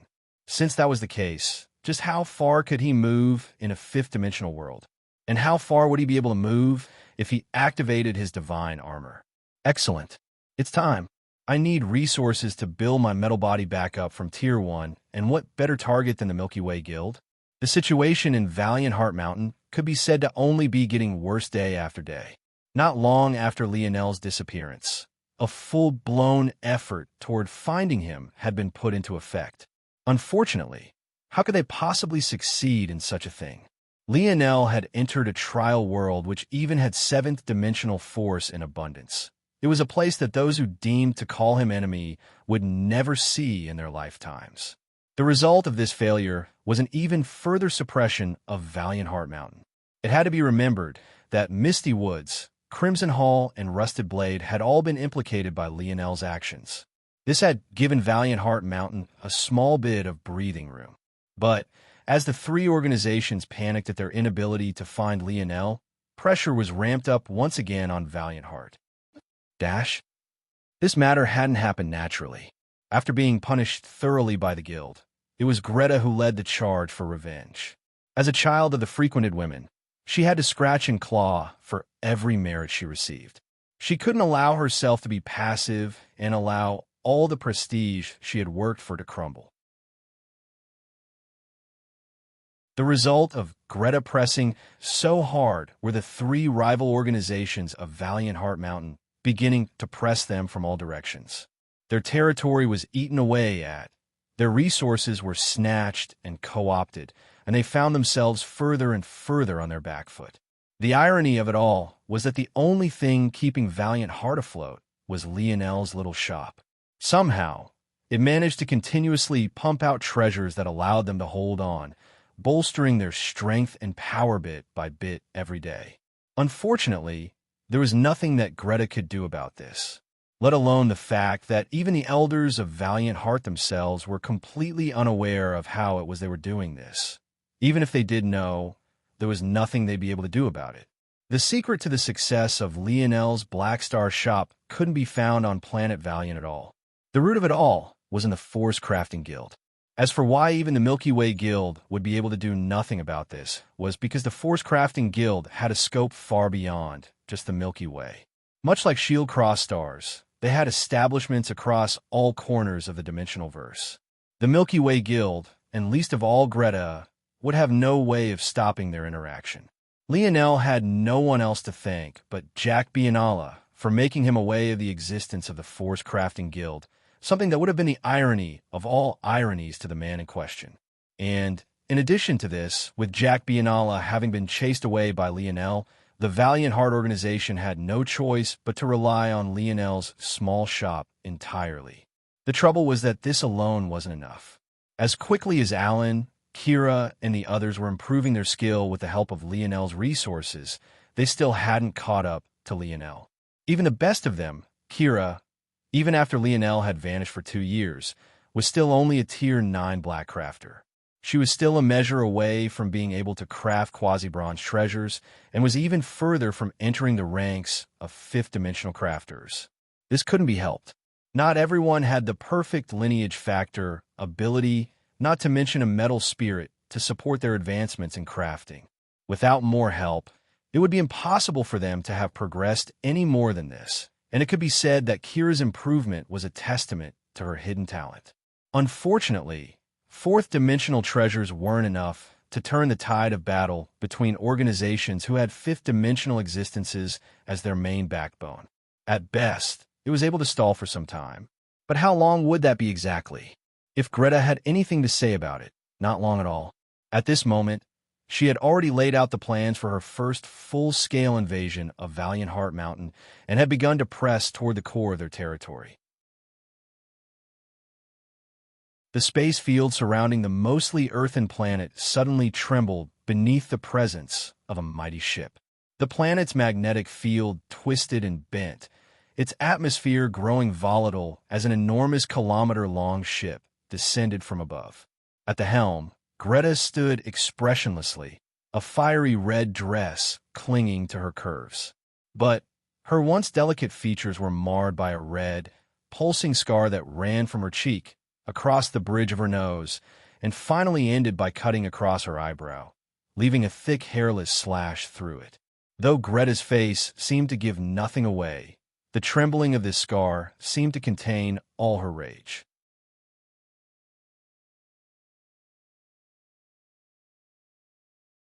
Chapter 903. Chapter 903. Genius Deduction's Valiant Heart Mountain instantly found itself to be under a lot of pressure. Greta hadn't moved to attack in several days, and yet she also hadn't tried to hide her presence. Whether it was the lowest worker in the organization up to the highest standing elder, there wasn't a single soul that didn't know that Valiant Heart Mountain had finally reached the end of its rope. What was especially odd was that the Oryx tribe had been quiet for several months already. This alone had made many feel like something was fishy. But before they could learn what was happening, they landed in this situation. Within Blackstar, Kira, the twins, and Rum were present. If the rest of Valiant Heart Mountain could be described to be in a panic, these four were tranquil. Even the usually reserved and panicky Lisham managed to exude the same confidence as her more boisterous younger sister, Madia. "Do you think they will really attack?" Madia asked Kira. I don't think so," Kira said after a moment of thought, her gaze still focused on the craft she was working on. Those familiar with training crafters would immediately recognize that Kira might have been drawing force arts with her quill, but she wasn't actually crafting. Rather, her target was what looked like a solid piece of wood. And yet, beads of sweat fell from her forehead with every stroke she made. This would seem simple, but it was actually a very hard substance with an irregular pattern of grain. This combination of characteristics made it especially difficult to control a crafting quill. The substance being dense and tough made things difficult enough, but the irregular grain patterns made it so that the quill tended to want to follow the path of said grains rather in the direction a force crafter wanted. The result was a perfect training tool for those who wanted to increase their skill. Oh, why not? Madia had been certain that the Milky Way Guild would eventually attack. Still, she wasn't very worried about it. Worst case scenario, they would just flash the badges they had earned from the Force Crafting Guild. Unless the circumstances were very particular, no one would harm a crafter without reason. Of course, in order to not put their lives in the hands of others, there were all sorts of other things they could do. For example, hiring a bodyguard from the guild was possible. They could also simply leave Planet Valiant for the guild as well. So, it was no wonder none of them were worried about their safety. That said, leaving the planet would be an absolute last resort precisely because the optics would be poor. Whether they liked it or not, they were still representing Lionel even now. Though outsiders didn't know it, the people of Valiant Heart did.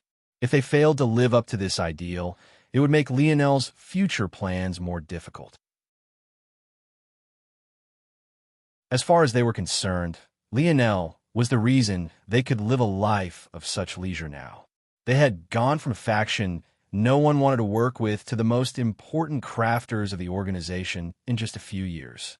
If it wasn't for Lionel so graciously sharing his crafting knowledge with them, how could they ever accomplish such a thing?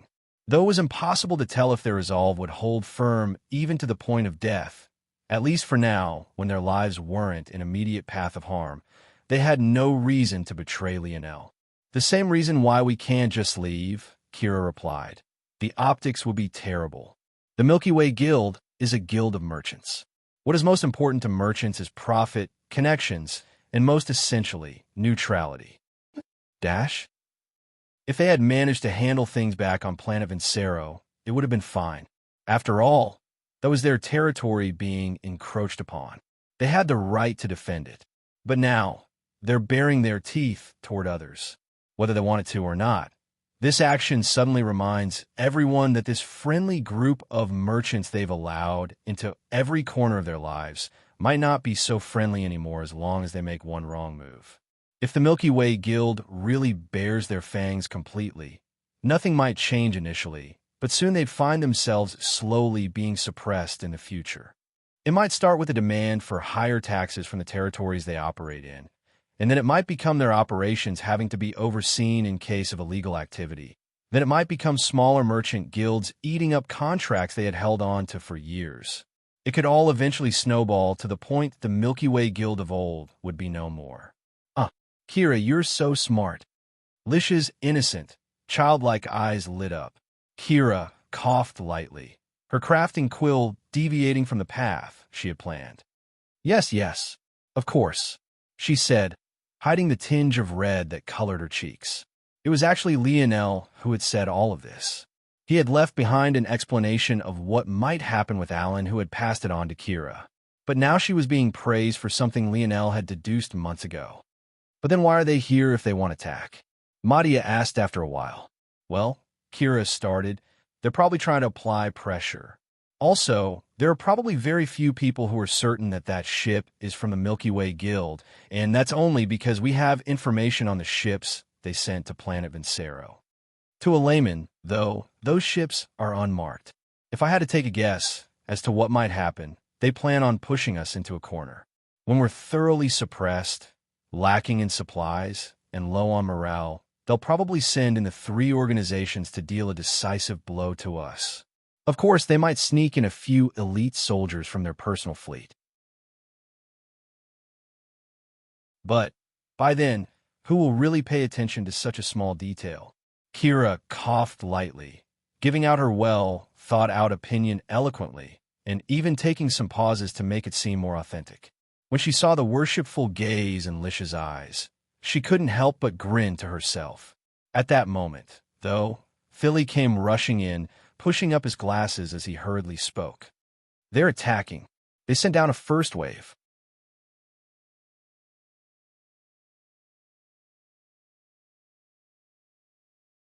Chapter 904.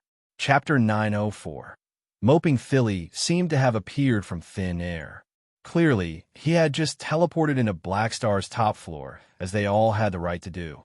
Without knowing when the Milky Way Guild, or more accurately, its lackeys, would take action, some of them had been sent to continuously monitor the situation. Of course, that fell on the shoulders of the other members of the former Polished Glass faction. After all, Alan and the others, not to mention most definitely not Elther, couldn't casually stroll around Valiant City. By this point, the organization had been on high alert for a very long while. They weren't caught off guard by this sudden attack, but this didn't mean that their nerves weren't fried. Many of those tasked with the first line of defense hadn't had proper rest in weeks, and those on the back line weren't much better. A first wave? They've grown impatient. They should have waited at least another week. Kira spoke, based on Lionel's analysis once again. If they had waited that long, Valiant Heart would collapse in a day or 2 at most. Whoever is commanding them is either pressed for time or immature.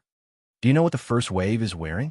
They seem to be a cluster from all 3 organizations. But they're all in the 4th dimension.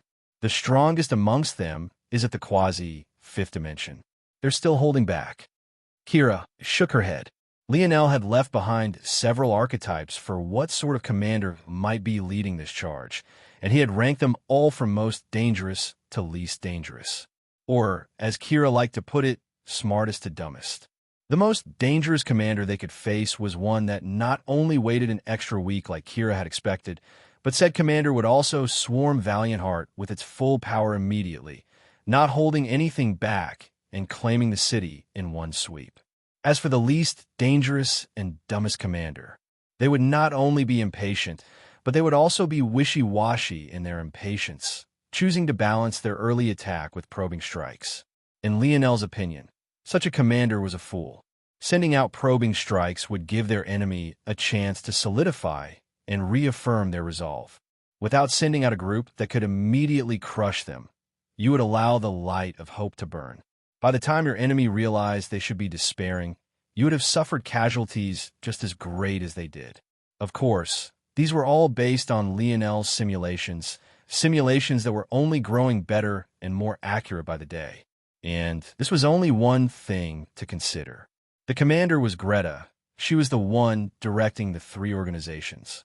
As such, not only did she not care about casualties, the more of them they suffered, the better. The importance of a merchant guild's neutrality wasn't lost on her. In Greta's mind, she was killing 2 birds with 1 stone. Not only would she take out an enemy, but she would also weaken 4 organizations who had seen their teeth being bared.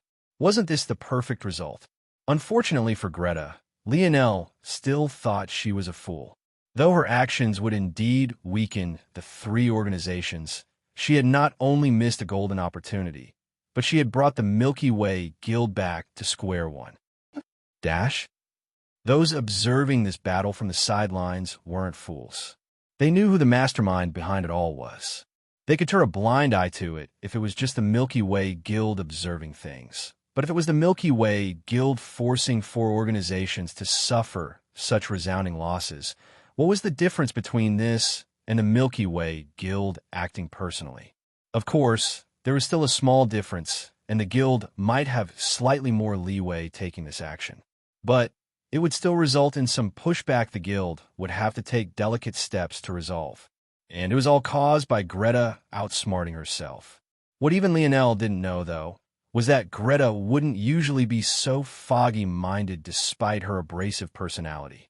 She hadn't climbed out a heap of Augustus children just because of her fists. She had her mind as well.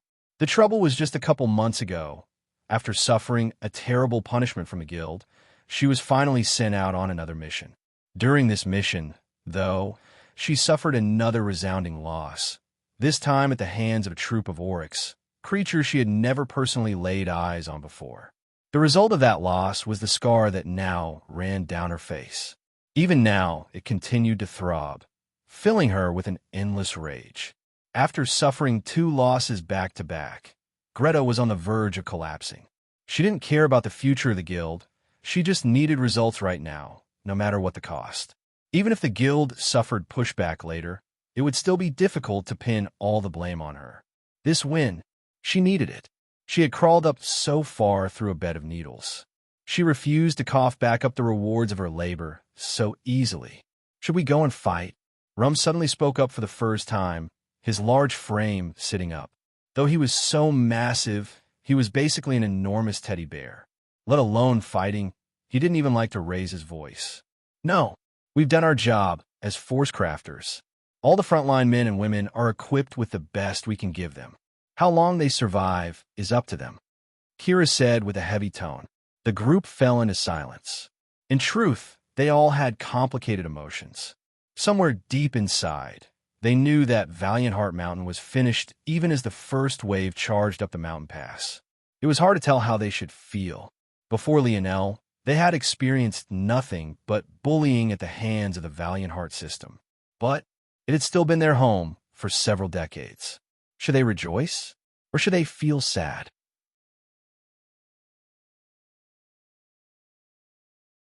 "What are you all moping around for?" The sudden voice cut through all their thoughts. Lionel.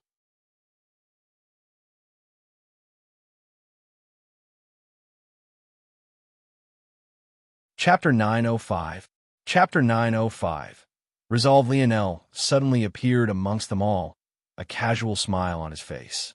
But the instant he did, the members of Polished Glass felt like prostrating themselves, their very souls trembling in his presence. They couldn't wrap their heads around what they were feeling for a long time until Kira's eyes suddenly widened, a shocking realization hitting her. "You're not in the 3rd dimension anymore." The shock sunk in for them all at once. They were so used to Lionel doing ridiculous things that they had completely forgotten that he was an entire dimension below them. Now that he was suddenly a dimension above them, it felt like they were in the presence of a god. Despite the fact Lionel's clothing couldn't have been more casual, even down to the sneakers on his feet, they still felt like they should be worshiping him. "All right," Lionel grinned. "I broke through. That's why I had to leave for such a long time. The next pieces of the technique I practice require passing a trial to get to." Kira suddenly felt itchy all over. Lionel's strength was already so ridiculous in the 3rd dimension. He had even managed to run from a building filled with 5th-dimensional existences.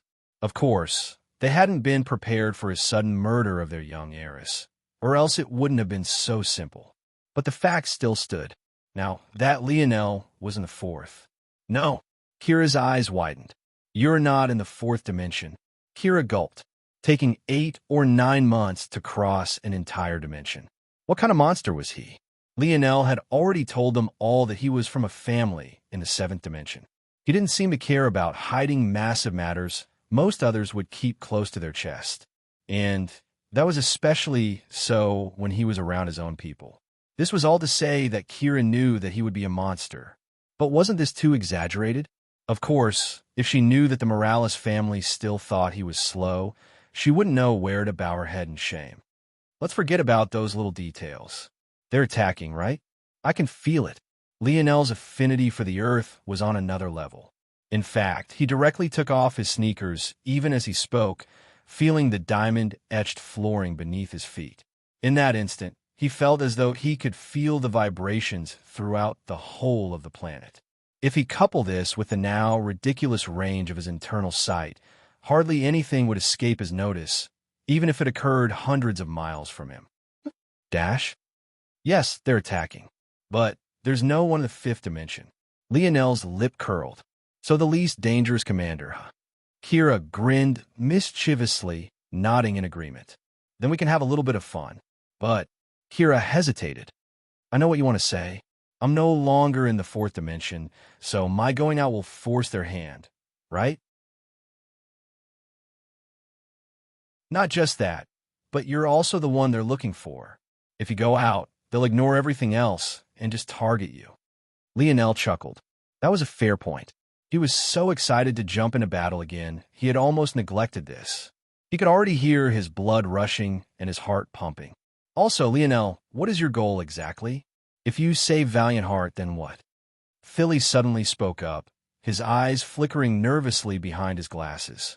Unlike Alan, it seemed that Philly really did need his glasses. Lionel hadn't been able to tell before, but now it caught his attention, making him quite curious. He'll be giving this planet to the Oryx. Lionel spoke without hesitation. As for Valiant Heart Mountain, as presently constructed, they have reached the end of their road. The room fell into silence. As for Lionel, his eyes narrowed. The first clash had begun. Through his feet and his internal sight, Lionel's gaze was practically transported dozens of kilometers away. As though he was right there, he watched the first clash happen, the first spurt of blood, the first clang of two weapons, the first mournful cry. The reason Lionel hesitated wasn't because he was worried about his safety. It would take a lot to threaten his life right now. What he was worried about was the implications it would have for Valiant Heart Mountain. By now, Shield Cross Stars had definitely heard of these events. So, if he appeared now, not only would the Milky Way Guild think the organization had been harboring him, but Shield Cross Stars would likely also begin to target them in an above-board manner for colluding with the fugitive. But Philly's question had put everything into perspective for him. He had already decided that Valiant Heart Mountain couldn't exist anymore.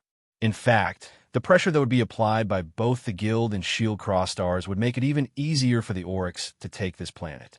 He'll have to apologize to Sail when I get the chance. Hopefully she won't hate me too much. After all, I owe her a favor for removing the slave brand from my forehead. Lionel bent down, rolling up his sweats until both legs rested at his calves. His palm flipped over, revealing a simple wooden spear. It seemed pristinely crafted, but there wasn't an ounce of a special aura coming from it or its blade. You guys head to the Force Crafting Guild. After I am done here, I'll go meet up with you. Leave the treasures in the shop behind. They can consider it as a final farewell gift. Without another word, Lionel vanished. When he appeared again, he stood so high in the skies that he was nothing but a faint dot to most. His aura spread out, a rumbling might shaking the battlefield as though to alert them all of the presence. A warlord of the battlefield had come, and his purpose was singular. Then Lionel began to fall.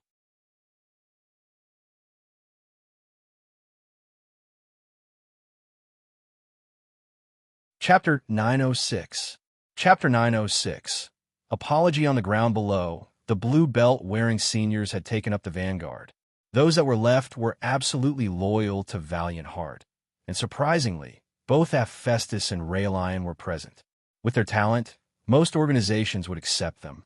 In fact, many of the blue belt seniors had long since found reasons for leave. Whether it was to visit their families after such a long time, or to go out on an adventure, and sometimes it was completely without reason, many of them slipped away. However, maybe the two men Lionel hated the most were still here, holding down the front line. The former brandished his two daggers with ever-growing ferocity. The latter made a 10-meter radius around him an absolute death zone. Anyone who stepped foot into his range was crushed into minced meat without warning. To their side, Sail flourished as well, the petals and vines of her unique constitution taking on the role of both offense and defense, not to mention giving them an even greater advantage in terrain. Not only did the valiant Hard Army hold the advantage of high ground as they defended the mountain pass, with the help of Sail's vines, the smooth terrain had become treacherous to cross. The combination of these three geniuses made it feel like they had a chance. But there was only so much they could do.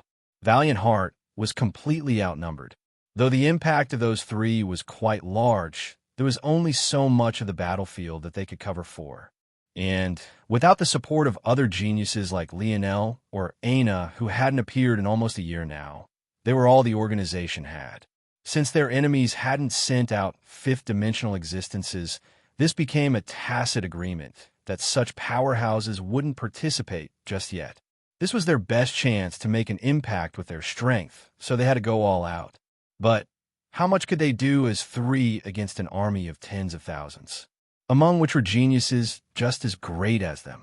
At that moment, Raffin of Rusted Blade, Wisan of Misty Woods, and Imna of Crimson Hall all made their presences known, charging for Raelion, Sail, and Hephaestus. The instant the latter three were occupied, a slaughter would commence. They all knew this well. Raffin grinned wildly, sending Imna a wink as he brandished his massive 3-meter-long rusted blade. "Come die." His boisterous laughter filled the skies as he prepared to swing. But it was at that exact moment that a suffocating aura suddenly pressed down upon the battlefield. The expressions of everyone changed, especially those of the elders observing things from the side of Valiant Heart and the three organizations. No fifth-dimensional existences were supposed to take action yet. What was going on? Each side thought the other had shamelessly duped them and prepared to rush out. But what they saw next left them completely stunned, their hearts shuddering. Lionel fell down from the skies, his expression indifferent as his sweats rustled through the whistling wind. He seemed completely at ease. Dash. The closer he got, the more suffocating his aura became. Bang! As loud as the sound of his landing was, it wasn't nearly loud enough. To fall from several kilometers up in the sky and to barely cause the earth to tremble was a feat that made little to no sense. In fact, Lionel's knees hardly bent on impact. One would have thought that he had been standing there the entire time. In an instant, he had appeared at the dividing line between two armies, his right hand casually swinging his spear in what seemed to be a more and more refined arc. It took no more than a moment for most to recognize Lionel. The spear, that light violet hair, that bronze skin, it was undeniable. But as soon as they realized this, the reactions were vastly different. One side couldn't believe he had appeared while the other was caught in the excitement. He had crossed with the shock. He felt so imposing now.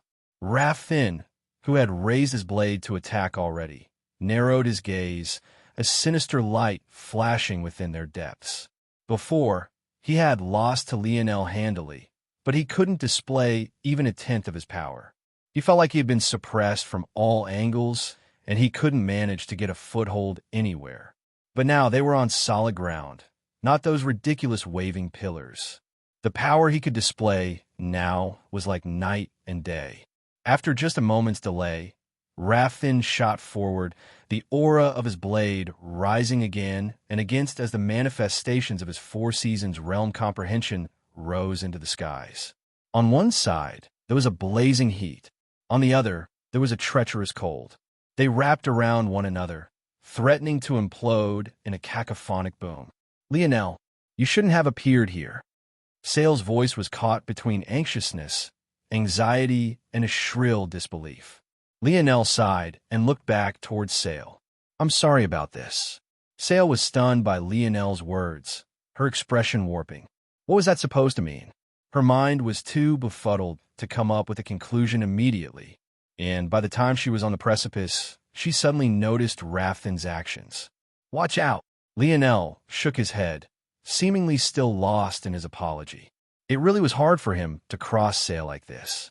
Though he had reprimanded her almost a year earlier for expecting him to help an organization that didn't want to help itself, that didn't mean he wouldn't feel bad doing what he was about to do, or rather, what he had already done. But there was no changing that now. At that moment, Raffin had appeared before Lionel, his long blade raised high in the air. Getting distracted on a battlefield? Die. Raffin released all his resentment. Because of Lionel, he had to spend months recovering from his wounds. The result was his progression slowing by several measures, all because of this bastard. Sale didn't even get a chance to reach out a helping hand. Just as she was about to go all out, the casual arc of Lionel's wooden spear suddenly shifted completely. Raffin's roar was caught in his throat. His eyes widened in shock, even as he suddenly found himself staring at a headless corpse. His headless corpse. With a single blow, Lionel had felled the genius of the Rusted Blade organization. He turned to face the remainder of the army, his aura steadily growing the point they felt their knees go weak. Without Lionel raising a finger, they began to collapse one after another, the resolve in their hearts shattering.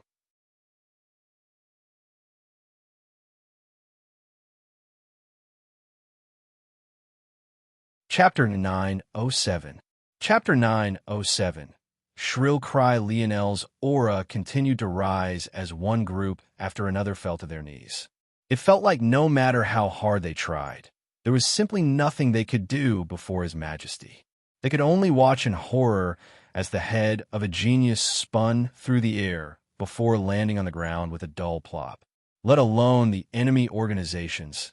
Even those to Lionel's back were in shock. It wasn't just that he dared to appear here, but also that he had taken just a single strike to deal with Raffin, who had just moments ago displayed a strength that made them all shiver. Wissand's chubby cheeks trembled. The moment he saw Lionel attack, he felt the threat of death force the hair on the back of his head to stand tall. Out of reflex, he formed as many shields as he could in the blink of an eye and shot backward. However, even then, his knees continued to tremble, a deep fear taking root in his heart. Emna clutched two daggers so forcefully that despite her palms never having touched the blade, blood still began to fall from them. Her senses were even sharper than Wissand and Raffin's.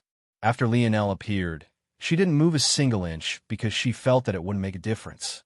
Whether she was 1 meter away or 100, it would only take a single thought for her to die. The only way for her to have preserved her life on this day was to not have stepped onto the battlefield at all.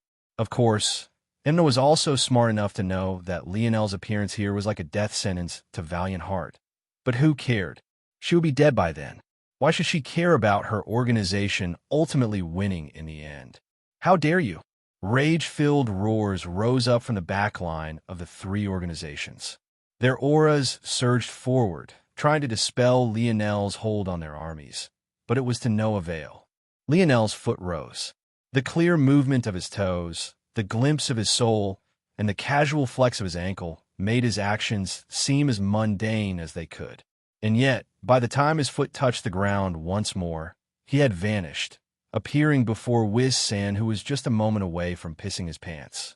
The swing of Lionel's spear seemed slow.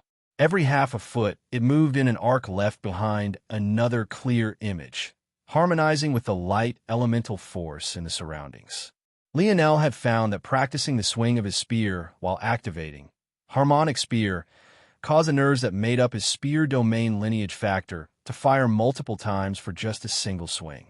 The result was a single swing being worth up to 10 or even more, depending on the afterimages he produced. He found it to be fascinating, the act of mapping out exactly the position his body had been to relay it to harmonic spear, and thus leave a cloned afterimage in the air, was actually helping him to train. It seemed that this low-level technique would have to follow him for a while. PCHU. Wissand's energy shields were sliced through like partially melted butter. He didn't stand a chance before he, too, found himself looking at his headless corpse. However, unlike Raffin, he had been aware that he was about to die from start to finish.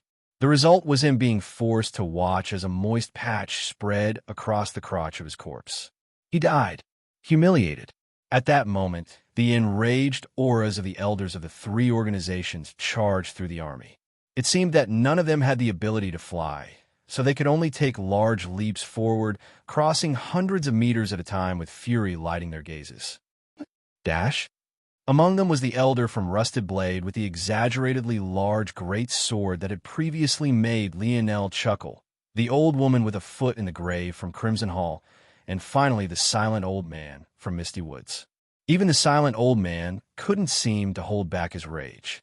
He stared at Lionel with a brewing storm threatening to leap from his chest. They had never thought that such a thing would have happened right at the start of the battle. There was supposed to be a tacit agreement against such things, and yet here was Valiant Heart breaking those rules. But when they saw Lionel's face, they suddenly understood that his appearance couldn't have possibly been related to Valiant Heart. Sending him out, especially when the battle had just begun and they weren't anywhere near being in dire straits, was foolish to an extreme. It was like nailing their own coffin. The fact that Lionel had come out of his own volition was obvious to anyone with half a brain. However, why would they give up this opportunity by admitting such a thing? Valiant Heart, the shrill cry of the old woman, shook the skies. My Crimson Hall won't rest until only one of us remains. Such a shameless organization has no right to exist. Valiant? What exactly is valiant about why? The old woman's shrieks were suddenly cut off as she rapidly moved to the side, horror painting her face. In one moment, she looked perfectly fine. In the next, her arm flew into the air, flipping continuously amidst a fountain of blood. It looked oddly poetic. Lionel shook his head. He should have been able to kill her with one stroke. The power gap between them was enormous. And yet, he was only able to take an arm. Granted, he hadn't activated his spear domain lineage factor and was only using a single neuron at a time. But he shouldn't have to go so far against such a weak opponent. He needed more practice. The old woman froze. In the next moment, a thin line of red appeared at her forehead and quickly grew. Before the stunned eyes of those watching, she was suddenly split into two, falling to the ground in two gory halves.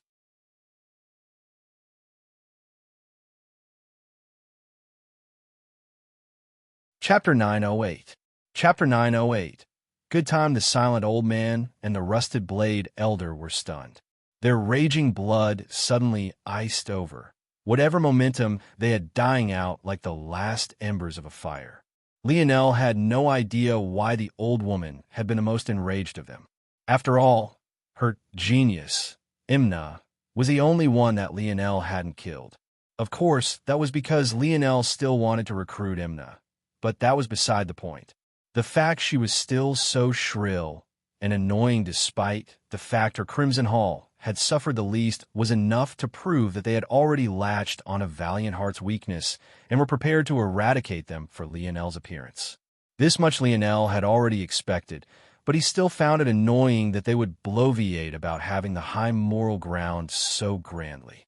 So, he decided to kill her first. Plus, what got to Lionel the most was the mantra of Crimson Hall. They were an organization that loved blood and murder. They even taught their disciples that there was nothing more important. And yet here was their leader, shrieking over the death of warriors who had come to a battlefield. It was ridiculous. By now, there wasn't a single soul who didn't know Lionel was in the fifth dimension. It was hard to tell because he couldn't be quite considered to have firmly stepped into Tier 1, but his battle prowess was more than enough to force the elders to ignore this small difference. To become an official elder of a bronze organization at their level, one needed to enter Tier 1. The organization heads, like the shrill old lady in Hutchin of Valiant Heart, would be either Tier 2 or 3. As for the mysterious protector elders that had followed them to the competition on planet Vincero, they would be Tier 4. Much like in the third and fourth dimensions, every 3 tiers resulted in a large watershed, causing the gap between Tier 3 and Tier 4 to be quite large. This gap was enough for these old men and women to become the trump cards of a bronze organization. However, what these numbers also showed was that Valiant Heart, Rusted Blade, and the other 2 organizations were at the bottom of the barrel in terms of bronze organizations. They most definitely couldn't be compared to the Milky Way Guild which stood amongst the peak of bronze organizations, having a quasi-six-dimension existence as their head. Knowing this now, it was no wonder the two heads were frozen into silence. A Tier 3 expert had been killed with just 2 swings. Didn't that mean that Lionel already had the ability to single-handedly eradicate their organizations? The head of Rusted Blade took a step back, slowly communicating with his 4-meter-long greatsword. For the first time in his life, he regretted just how enormous his weapon was. Why was it taking so long to enter his palm? The silent head of Misty Woods released his aura, shattering his shoes into scattered fluttering pieces of leather and fabric. His toes dug into the soil of the mountain pass, a strong surge of wood elemental force pervading the surroundings as he kept his nerves tight and primed. Oh, Tier 4. Surprisingly, the head of Misty Woods was already at the level of a mysterious elder. Clearly, he had kept this card close to his vest until now, because even the head of Rusted Blade was stunned. Of course, it wasn't that Lionel couldn't have pried into the secret previously, it was that there was simply no point until just now. Who knows, maybe the gap between Tier 3 and 4 would be large enough to make this interesting. If you're doing this for your friends, I can tell you that they've already returned to Earth. Lionel blinked when the usually silent old man spoke. Was he trying to get him to give up? What a sly old man. If he left now, Valiant Heart would still be labeled as traitorous, and it would only make it easier for them to take down. It seems the head of Misty Woods thought that Lionel was worried about his friends, so he took this risk. The reality was that Lionel already knew his brother's return to Earth. It couldn't have been more perfect timing. By now, Earth should have already entered the 5th dimension. Its speed was shocking to many, indeed. Lionel simply smiled in response. Let's fight. Lionel shot forward, his figure leaving afterimages in its wake. In that same instant, a tsunami of tree roots surged out of the ground, causing Lionel's brows to raise. The power of this move was not small. Surrounded by forest from all sides, it seemed that the head of Misty Woods wasn't a pushover. Dash. The head of Rusted Blade finally got his blade into his hands, his aura flourishing.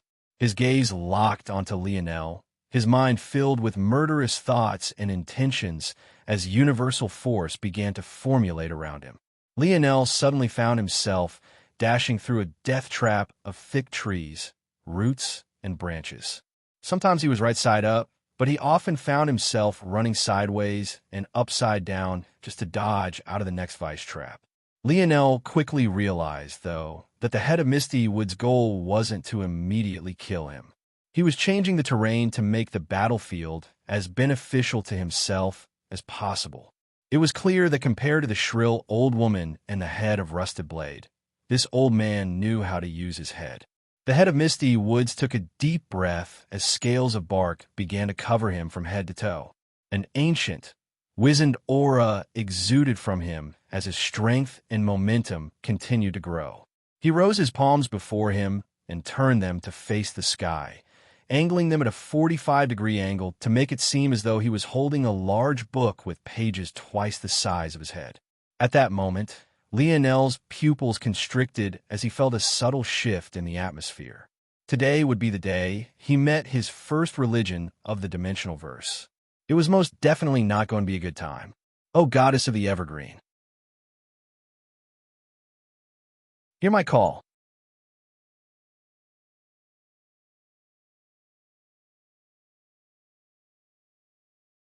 Chapter 909. Chapter 909. Time and energy Lionel had never sensed before pervaded the air. If he had to describe it, he would say that it felt as though world force and universal force had fused into an all-new sort of force that suddenly gave this head before him, who was already going to be slightly difficult to deal with, even more strength to work with. The trouble with Lionel's current level was that he had yet to create or learn fifth-dimensional techniques that could supplement his raw strength. The only exception to this was Star Fusion, but he couldn't very well take out his trump card for this battle, right? Now with the head suddenly bringing out his full power, feeling the threat of Lionel, this would be troublesome indeed. At that moment, the countless layers of wooden vines around Lionel suddenly began to rise up and fuse into one. The odd force grew into a tempest, even faintly suppressing Lionel's own aura to the point he couldn't help but narrow his eyes. In one moment, Lionel was jumping through an obstacle course of tree roots. In the next, a large palm formed and would suddenly blotted out the sky. It was 10 meters from palm to tip and was constructed of numerous overlapping vines. Just the momentum of its downward swing alone made it feel as though the air around Lionel was solidifying, the harsh whistling and whining grating on the ears. It felt to anyone observing that the moment the palm fell, everything beneath it would be eradicated. But what was most shocking to Lionel was that he found his force being restricted as though he had suddenly stepped into a higher dimensional world. Even his spatial force didn't seem to want to allow him to dodge out of the way. How could Lionel not be shocked? He had never heard of such a force before, and he had definitely not expected someone like the head of Misty Woods to have access to it. The head continues to hold out his palms, his face the picture of piety and reverence. It was like he could almost feel his goddess embracing him, like he could sense the touch of her lips to his forehead. For her, he would do anything. Lionel found his ankles bound, and his wooden spear refused to listen to him. It was clear that his spear preferred to listen to the call of the wood elemental force around it rather than Lionel himself. Lionel shook his head. He had a feeling that if it was Amory, even a 7th-dimensional wood elemental force user wouldn't be able to make his sword react like this. Lionel's spear couldn't have been more common. With a simple knife, he could easily carve one far better. But Lionel still felt like this was true. It might be in the way I use spear force. Is it just a blade for sharpening? Or is it more than that? If it's just a blade, what would be different between different weapon forces? Wouldn't they all be the same?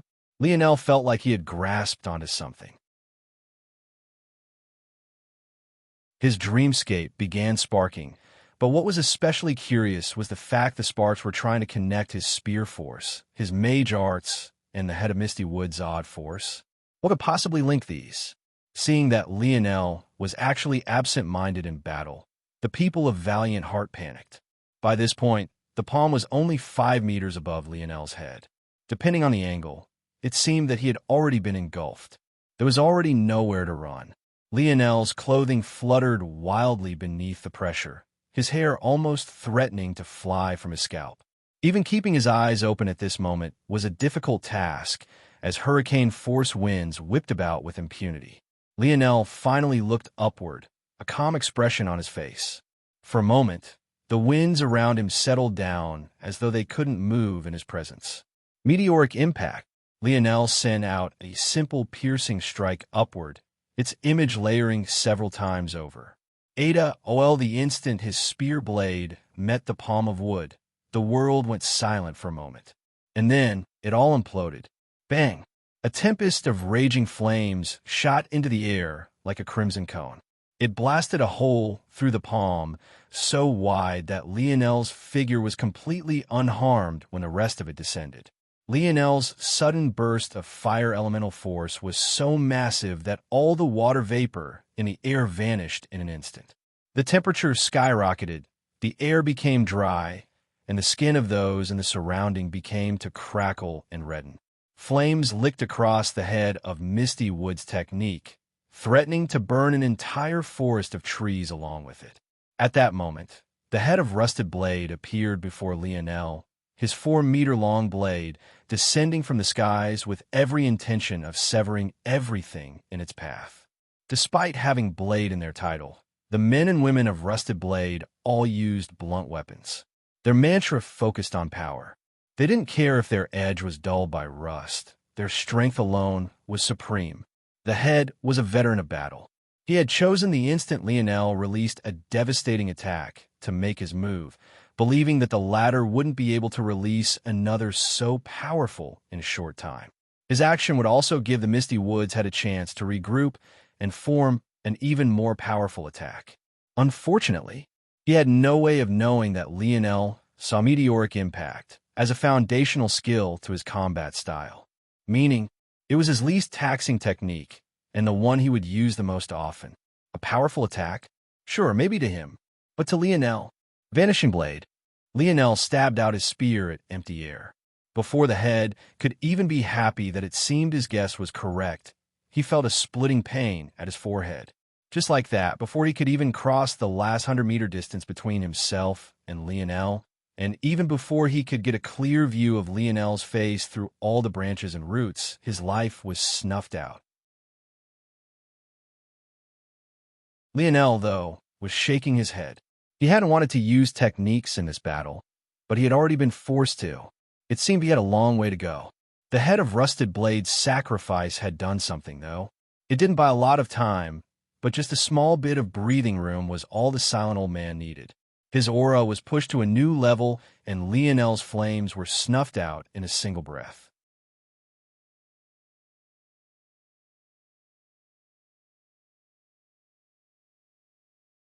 Chapter 9:10. Chapter 9:10. Familiar feeling. Lionel's eyes narrowed. He felt that mysterious energy snuff out his flames much like it had suppressed his other forces previously, which had naturally had a weakness to fire, but it seemed that whatever this mysterious force was had the ability to counteract this weakness to a small extent. What Lionel saw next, though, left him baffled. A lotus began to form amidst the winding wooden structures. But it was completely unlike any lotus Lionel had ever seen or read about before. This lotus was constructed entirely of arms and hands. They overlapped over one another to form petal-like structures, each layer exuding a more and more powerful aura. Although the head of Misty Woods seemed to only be capable of forming 3 of these layers, it was more than enough to display his might to an almost heavenly degree. The skies trembled, the earth shook, and the density of what elemental force only seemed to grow exponentially with each passing moment. After a few breaths, it felt less like his forces were being suppressed and more like there was simply no other forces to call upon to begin with. The lotus of arms and hands began to rotate, the piety in the head's face only growing as he closed his eyes, feeling the world around him through his countless roots and branches. It was like the death of his comrade meant nothing to him. All there was in his mind was his goddess. Nothing more, and most definitely not anything less. It was hard to tell if he wanted to prostrate himself before this invisible goddess or if he wanted to worship the lotus itself. But those worshippers of the evergreen goddess had a hard time distinguishing between the two. The evergreen lotus was the symbol of their goddess. It was their privilege to be able to use even a portion of its power like this. They were blessed beyond belief, and gratefulness overflowed in their hearts. To kill the enemies of the evergreen goddess, that was their duty. Dying. A roar left the lips of the silent old man. He seemed to have changed into a completely different person. The bark that covered his skin became an ink-black color. His irises were painted over in an unnatural, almost poisonous sort of green. He bared his teeth, their pearly whites sparkling amidst the contrast of black and harsh green. At that moment, his murderous intent even made those of Crimson Hall bow out in inferiority. The rotating lotus of arms and hands suddenly began to lash out. Each whipping palm was more furious than the last, leaving cracks of thunder and shattering sound barriers in their wake as they cratered the ground beneath Lionel's feet. Without even touching the ground, the wind pressure of the palms alone made it feel like meteors were falling from the sky. The earth exploded apart, mushroom clouds of dirt and rock shooting upward and showering the battlefield in a fog of brown. Even as he rolled and dodged for his life, Lionel couldn't help but be astonished. He could tell that the power of these palm strikes was beyond just the wood element alone. It wasn't that a powerful enough wood elemental expert couldn't create such an effect, but rather that the head of Misty Woods' organization wasn't using enough raw force to cause such devastation. There was something else hidden within, a secret Lionel felt stemmed from the palms themselves that held a mysterious power. Lionel felt that it was related to that mysterious force that seemed to be a cross of world force and universal force. But he simultaneously felt that it was a layer even deeper than that. O goddess of the evergreen, shower your blessings down upon me, so that I might cleanse the world of a scourge. The aura only seemed to grow. The longer the usually silent old man held his palms upward, the longer his prayer lasted, the more powerful he seemed to become. Lionel's pupils constricted. The lotus of arms and hands was originally a gorgeous shade of brown, a beautiful grain of wood that woodworkers would give an arm and a leg to work with. But now, it suddenly became even more so, gaining veined patterns of gold that reminded Lionel a lot of his bronze runes.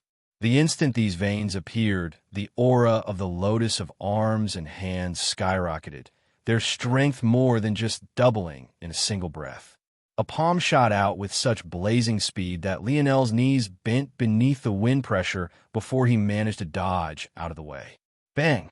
An abyssal hole of at least 20 meters deep was excavated in the blink of an eye. Yet, the palm had already retracted, shooting forward in 2s, 3s, and even 4s as the aura of the lotus continued to climb. Infernal cyclone. Ada Ol Lionel's spear began to spin in his hands, causing wheels of fire to jet outward, rolling through the ground and slicing through the air as they took out one arm after another. I have to end this. Lionel sighed. He realized that battling like this really wasn't his style. He was relying a lot on skill and technique, not to mention raw strength as opposed to his mind. If he was using his ability like he usually did, this battle would have ended dozens of exchanges ago. He needed to find a balance. But right now, he couldn't afford to get embroiled in a battle that might injure him and also drain his stamina. After all, he had enemies closing in from all sides right now. It would be foolish to continue like this. Still, I have to thank you for opening up a new world to me now. I think I understand how to progress my universal force after so long. Lionel stopped holding back, his gaze suddenly turning a deathly shade of cold. The entire world reflected in his mind. If he wanted, he could envelop the whole planet in his senses. Lionel's steps flickered, his body vanishing and reappearing as it weaved in and out of sweeping roots. In the midst of prayer, the silent old man was shocked to find Lionel suddenly before him, holding a spear that had gone through his chest. And yet, he couldn't understand how Lionel had done so while standing more than 20 meters from him. Vanishing blade. Lionel retracted his spear, his head tilting up to the skies as the jungle of wooden vines collapsed all around him. Were they finally going to take action now? Suddenly, Lionel's expression changed. This feeling, it was the same as when Shield Cross Stars branded him with a slave mark. His head snapped toward the head's corpse, the latter's face still etched with an endless piety. It's coming from there. Shit.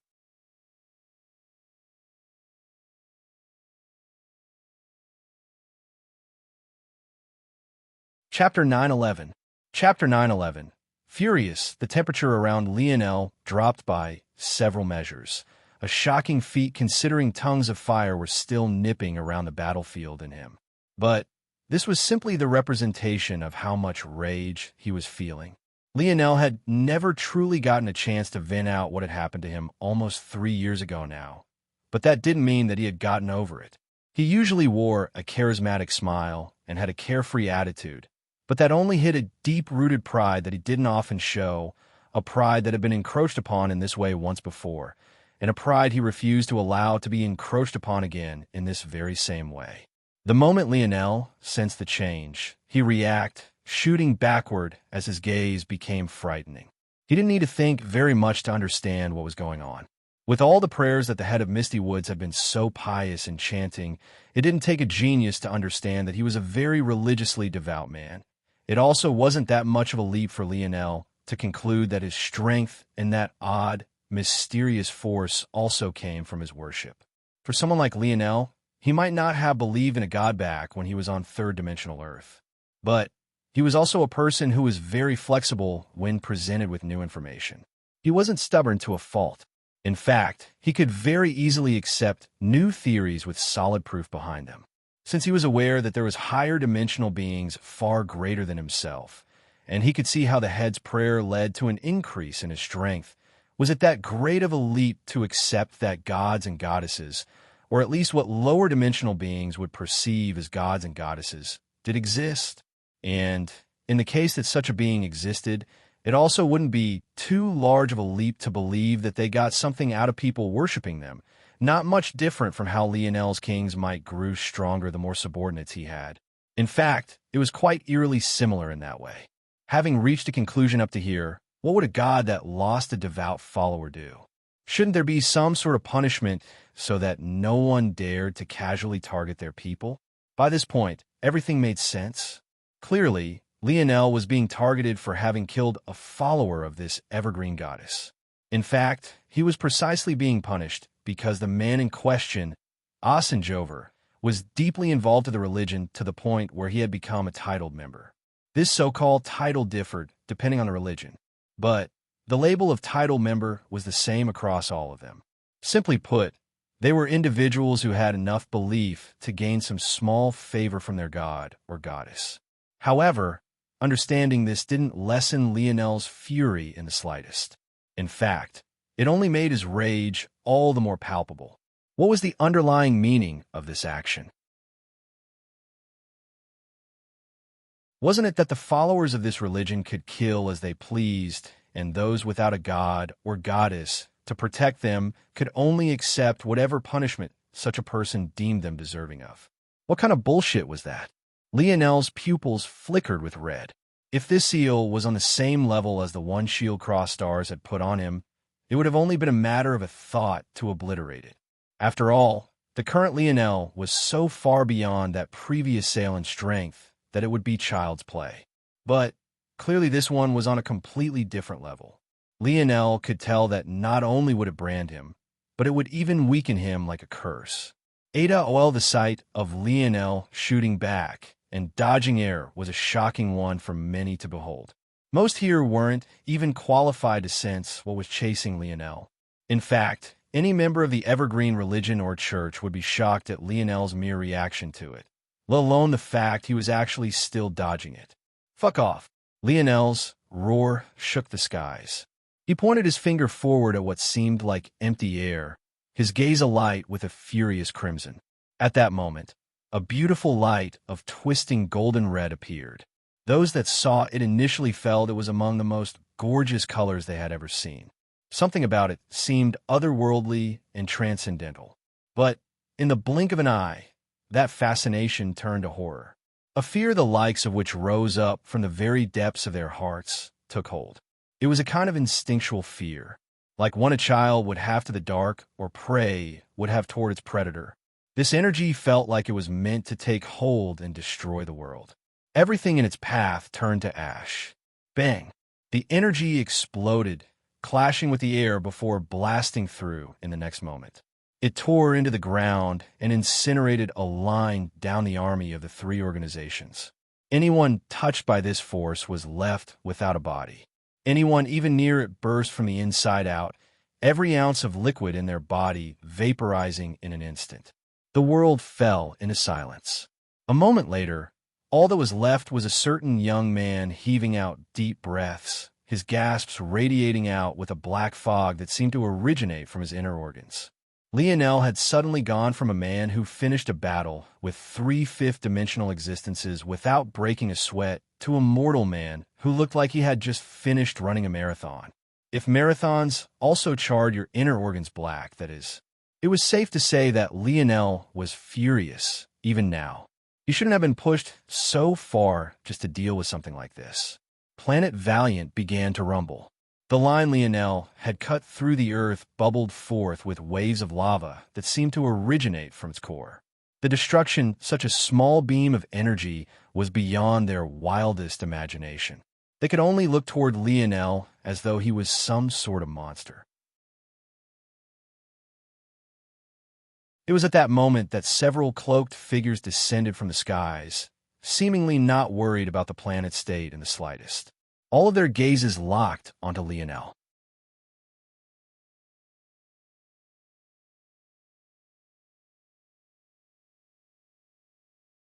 Chapter 9:12. Chapter 9:12. Forget LT the destruction Lionel had just caused was enough to... ironically, put the fear of God in anyone.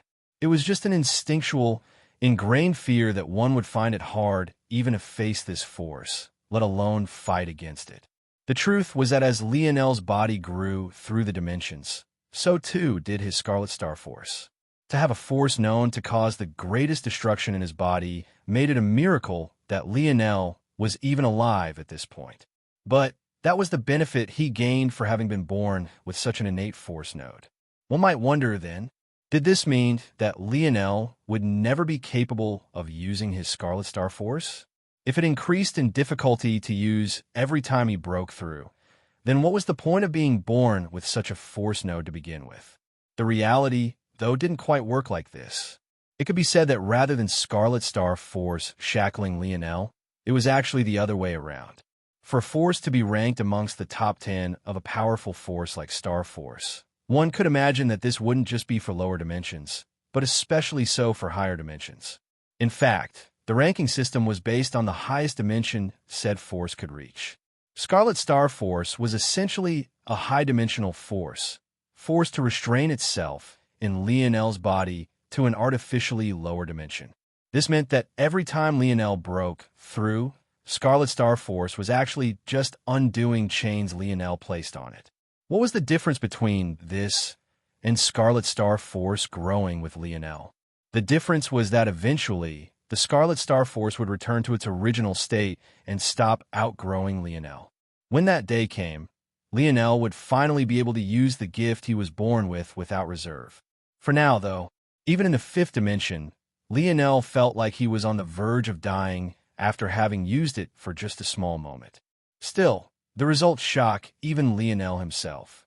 Lionel had been racking his brain, trying to figure a way out of this. But he knew that even his current dream force wasn't enough to counter that seal. In the end, he had no choice but to bring out one of his greatest trump cards. What he hadn't expected, though, was to almost cause the destruction of the planet. Lionel had felt it. Had he been able to hold out for about 10 more seconds, he could have caused the entire planet to implode. Of course, asking for 10 more seconds when he had barely just held it for a split moment just now was far too much to ask. But the reality was shocking nonetheless. And it happened to be a reality that these cloaked figures had all witnessed. Even as lava overflowed from the split in the earth, they only had eyes for Lionel himself. An 8 force node, and a very powerful one at that.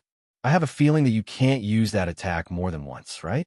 I wonder what kind of state your body is in right now. The man chuckled. Who asked you to blaspheme a 3-layer hand of the evergreen goddess? I would take a step back and let them hunt you down to the death, but they won't mind if I present your corpse to them with a small piece missing. Right? The lead cloaked figure stared at Lionel as though he was looking at a priceless treasure. Lionel paused, practically mid-cough. What did you just say? His tone was icy to an extreme. As ridiculous as it had been for the temperature to drop previously, it was even more ridiculous now. The heat of Scarlet Star Force still hung in the air. Even now, the foliage of the trees and the surroundings would spontaneously combust from time to time, erupting in a new rain of fire that would only make the situation worse. As though that wasn't enough, lava continuously pooled out from the split in the earth, forcing the youths in the surroundings to scatter and run, breaking the formation of the 3 organizations with absolute ease. And yet, the temperature still plummeted. Lionel's gaze locked onto the man before him. His fury from before still not having faded before this man dared to poke at the flames. When Lionel had learned that something of his had been taken out of his body when he was too young to do anything about it, he had already been furious. That anger wasn't satiated by his father, helping him to regrow his innate force node. Rather, it was simply stored away. Lionel didn't care about the innate force node in all reality. After all, he hardly got to use it and had been living life just fine without knowing it existed. However, the principle of it all infuriated him to an extreme. He had a feeling that if he hadn't had such a powerful father, wouldn't he be dead right now? Wasn't this yet another example of the people of the dimensional verse doing as they please to the weak? Prattling on about survival of the fittest etc., etc. Lionel had no idea whether his parents had already made those who did this to him pay or not, nor did he care. Even if they had, this anger wouldn't fade, because it was rooted in something deeper than just himself. And yet, this cloaked bastard, come from nowhere, had actually thought to poke at that open wound. It was difficult to see the face of the cloaked figure, but Lionel could almost feel his smile spread out into a wide grin. His chest puffed out, his gaze flared with derision. His contempt was so palpable that it hung in the air like a foul odor. I said, "Forget it. Just die," Lionel said coldly. An enormous sniper rifle appeared in Lionel's hands. Before anyone could react, a beam of blinding golden light cut through the air. The cloaked man didn't even get a chance to finish his words before his head was eviscerated into nothing, his headless corpse teetering back and forth before failing to maintain its balance and plopping to the ground.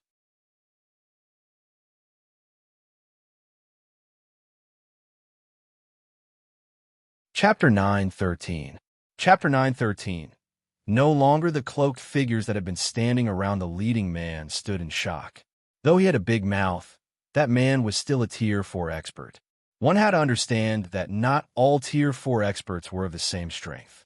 Just like Lionel could battle them with ease despite not having firmly stepped into Tier 1, there were many Tier 4 experts stronger than what the head of Misty Woods had displayed.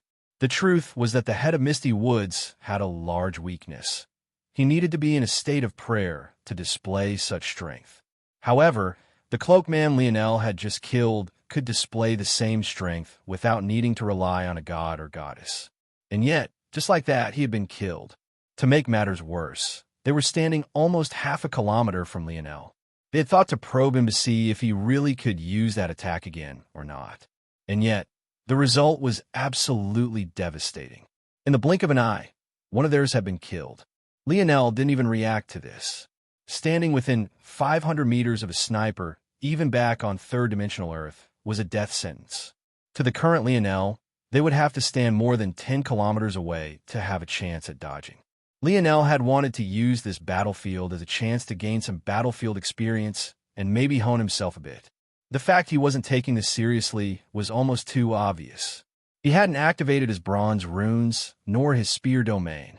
He was using a wooden spear, and he had initially not even wanted to use the spear techniques he had learned previously. Unfortunately, his nonchalance almost caused him to suffer. Of course, there wasn't much he could do about being targeted by God's seal, but it still pissed him off. Then, these cloaked figures, obviously being the hidden experts the Milky Way Guild had sent, pissed him off even more. Clearly, this wasn't going to be the battlefield he got to practice on. In that case, he might as well just end this all as quickly as he could have before. With a slight shift of his barrel, Lionel's sniper rifle whirred to life again. It was unlike anything those around had ever seen. The moment it jumped to life, the barrel began to radiate with a beautiful golden light, following the pattern of force arts etched directly onto it. Before the light could make it to the end, though, several hovering discs of precious metals appeared before the barrel of the rifle, each with a slight curve of their own. Bang! The instant the rifle fired, the light charged out, coursing through these hovering discs of gold. If one looked closely, with everyone it passed through, the beam of light only became more concentrated and faster. By the time it exited the last of the discs, it had a speed so fast that it was almost impossible to react to it all. In the blink of an eye, another head imploded. Run! The rest of the cloaked figures didn't dare to stay around any longer. Their hair stood on end, and fear gripped their hearts. But what would running now do? With cold precision, Lionel sniped them down one after another. The last one that fay. I had already managed to make it more than 7 kilometers away despite how fast Lionel was shooting, and yet it didn't matter at all. He fell just the same. Lionel swept a gaze over the scattered remains of the 3 organizations' army. Are you all going to run? Or would you like me to kill you too? The army, which had already been scattered, didn't need to hear this twice. Without hesitation, they all dashed off, returning to the platform they had used to descend to the planet in the first place.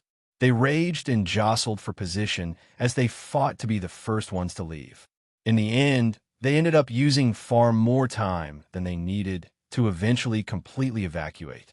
Lionel's gaze on their backs was like the sigh of a reaper weighing down on them with a scythe. None of them even dared to look back as they rushed forward, unwilling to stay even a moment longer. Moments later, the battlefield was silent. Right then, there were several pairs of eyes on Lionel's back, which seemed all too ridiculous considering the sight of lava still gushing forth before them all. And yet, Lionel seemed far more fascinating than it all. Hephaestus clutched his daggers. Raelion didn't seem to have much of an expression at all, but something within his eye told a different story. As for Sail, she felt a whirl of complicated emotions. Just 2 years ago, she was powerful enough even to extend favors to Lionel. But now, the difference between them was so great that she almost felt embarrassed. Was this the benefit of being born from such a large family? Even if Lionel didn't benefit from their resources, was just having a portion of their genes enough to warrant such an enormous gap between the two of them? Unfortunately, that seemed to be the way of the world. Lionel coughed lightly, another clump of black fog flying from his mouth. Luckily, the passive healing of his snowy star owl lineage factor had increased. Unluckily, so had his Scarlet Star Force's ability to cause trouble. Lionel didn't even bother to cast Grand Heal. He knew that, at his current level, it was absolutely meaningless. It wouldn't even heal a paper cut for him right now. He needed to research stronger spells. Luckily, his run-in with Goddess Evergreen had given him some ideas. Finally, Lionel looked up into the skies, his gaze narrowing. Without looking back, he spoke. I'm sure you all are smart enough to understand. From this day forth, Valiant Heart Mountain can no longer exist. For your own safety, I hope that none of you are stubborn about this.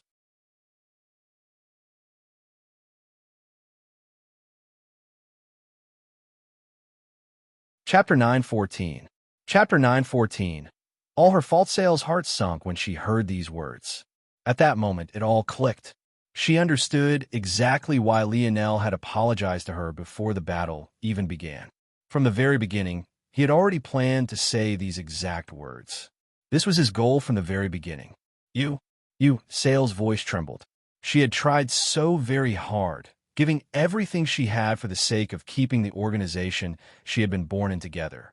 She owed Valiant Heart and her master everything she had. She had scratched and clawed, working herself to the bone so that she would never have to watch it crumble in her lifetime. The result of her hard work resulted in her neglecting her training. She had been so caught up in the politics that she forgot to raise her own strength. The result was her losing to Hephaestus, and that reality slipping even further from her.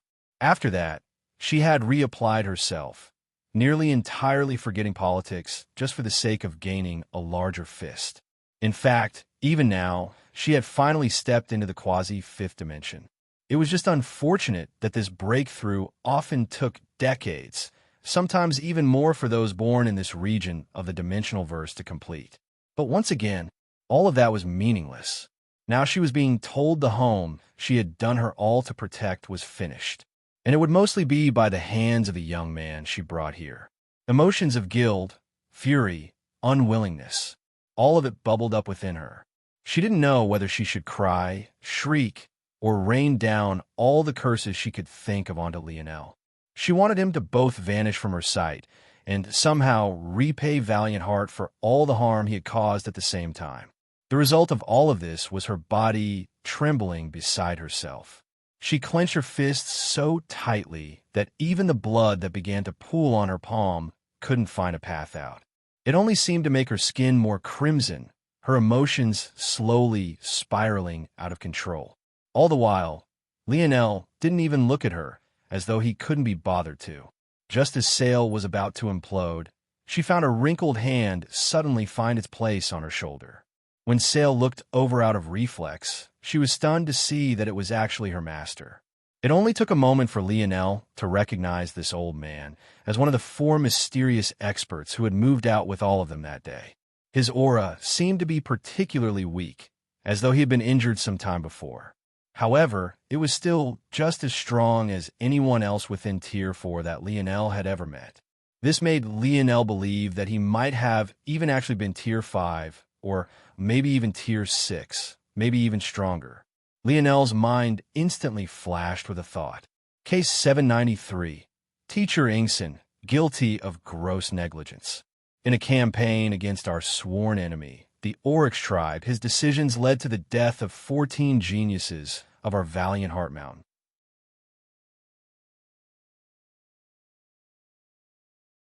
The only survivor has been bribed into silence and has suffered through untold humiliation, Sale liars. Those were the exact words Raelion had said back then. Clearly, Ingson was more than just a teacher. In addition, the price he had paid to allow Sale to be the only survivor wasn't small in the slightest. The old man was practically on his deathbed.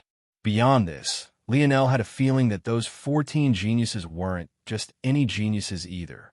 They might have even been beyond Raelion in talent, if they could go on a mission with Ingson. The question was then, why was Sale there? Of course, this was all just speculation. Lionel had no way of knowing these things. Thank you. Ingson spoke lightly. From this day forth, Valiant Heart Mountain will be no more. But that's enough, Sale. You're not a little girl anymore. If you want Valiant Heart to be revived one day, you just need to be strong enough that no one would dare to stop you. Sale opened her mouth to speak, but all that came out was a sob. She finally couldn't hold it in any longer and dove into her master's arms. It's my fault. It's all my fault. Ingson sighed, stroking Sale's hair. It's not your fault. This is the fault of us old men. We lost out edge and let our enemies eat away at us until there was nothing left. Ingson knew how Sale felt. She thought that everything she tried to do to help only ended in disaster. Ingson even had a feeling that if it wasn't for the fact she was so weighed down by the matters of the past, she would have long since entered the fifth dimension, let alone Raelion and Hephaestus. Sale was probably the most talented disciple Valiant Heart Mountain had ever produced, including their founder who managed to gain the favor of a Morales family heir. Back then, Sale was too eager, wanted to skip steps, and grow more powerful, more quickly. She ended up sneaking her way onto a mission she had no business taking part in. The result was the death of 14 of her seniors and her own master being heavily injured to the point of near death. Of course, Ingson had told her many times that it wasn't her fault. Even if she hadn't been there, the casualties would have been terrible. It was a mistake on his part, not hers, that had caused such a thing. But the little girl had already internalized her guilt, and now she felt like she had done it again. It wasn't hard to point toward Lionel as the reason they would collapse now. He was at the very least a catalyst, if not the cause. Without him, maybe they could have survived a few more centuries and found a chance to turn all around. But with his appearance, they were finished. It was her fault again. It was her fault Valiant Heart lost 14 geniuses that would have been their chance to turn things around. It was her fault Valiant Heart's most powerful expert was so severely injured that they were no longer feared anymore. It was her fault that Lionel had been able to come here and quicken their destruction. It was all her fault. All her fault.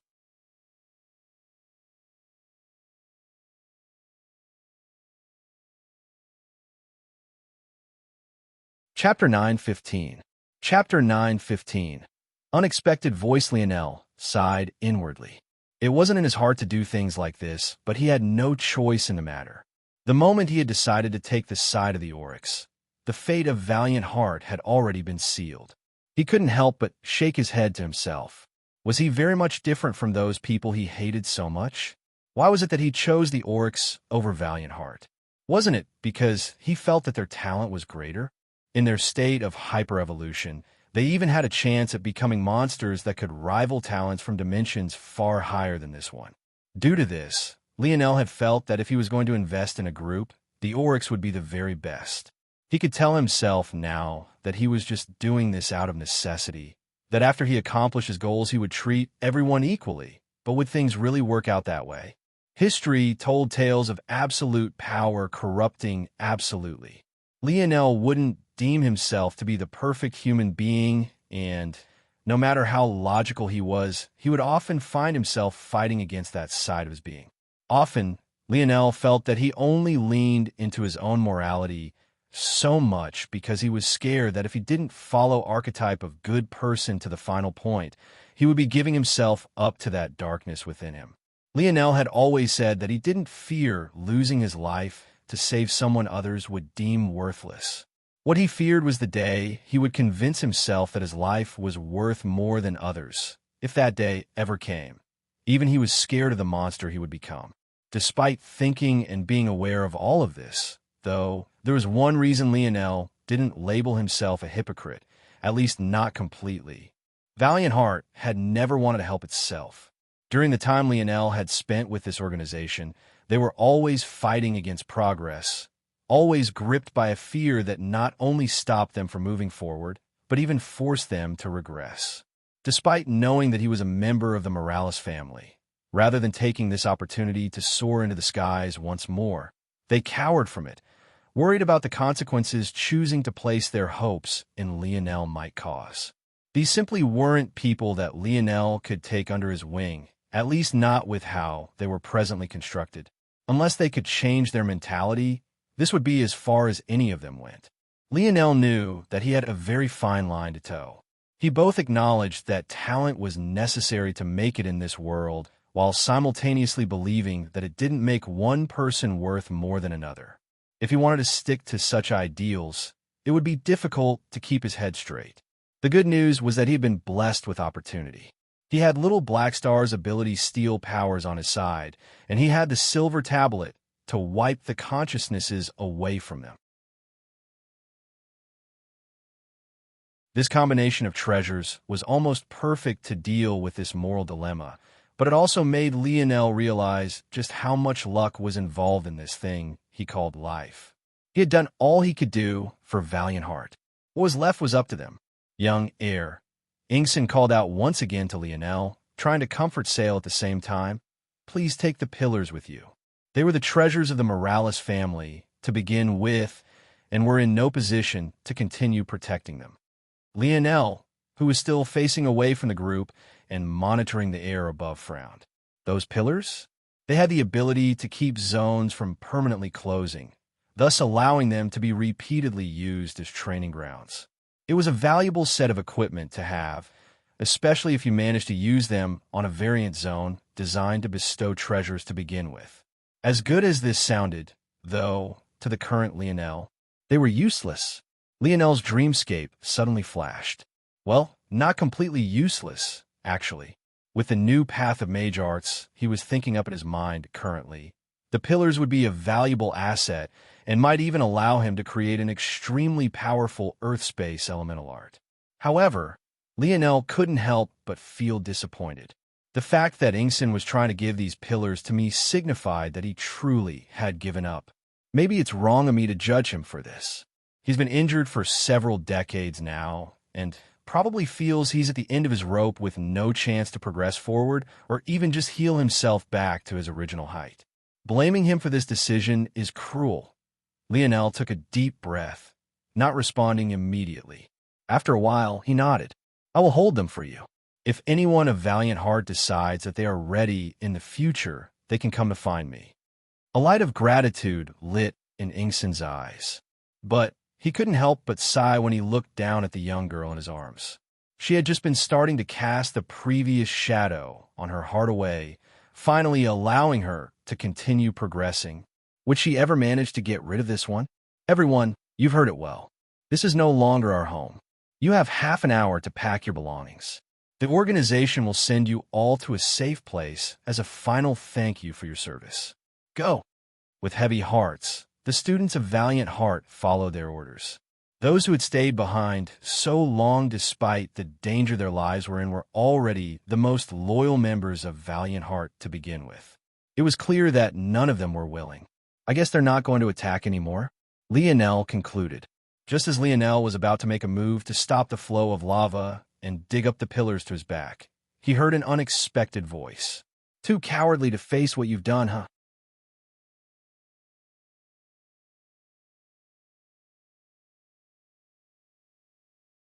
Chapter 9:16. Chapter 916. Incisive Lionel didn't need to look back to recognize the voice of Hephaestus, of all people. Of course, Lionel knew why Hephaestus was saying these words.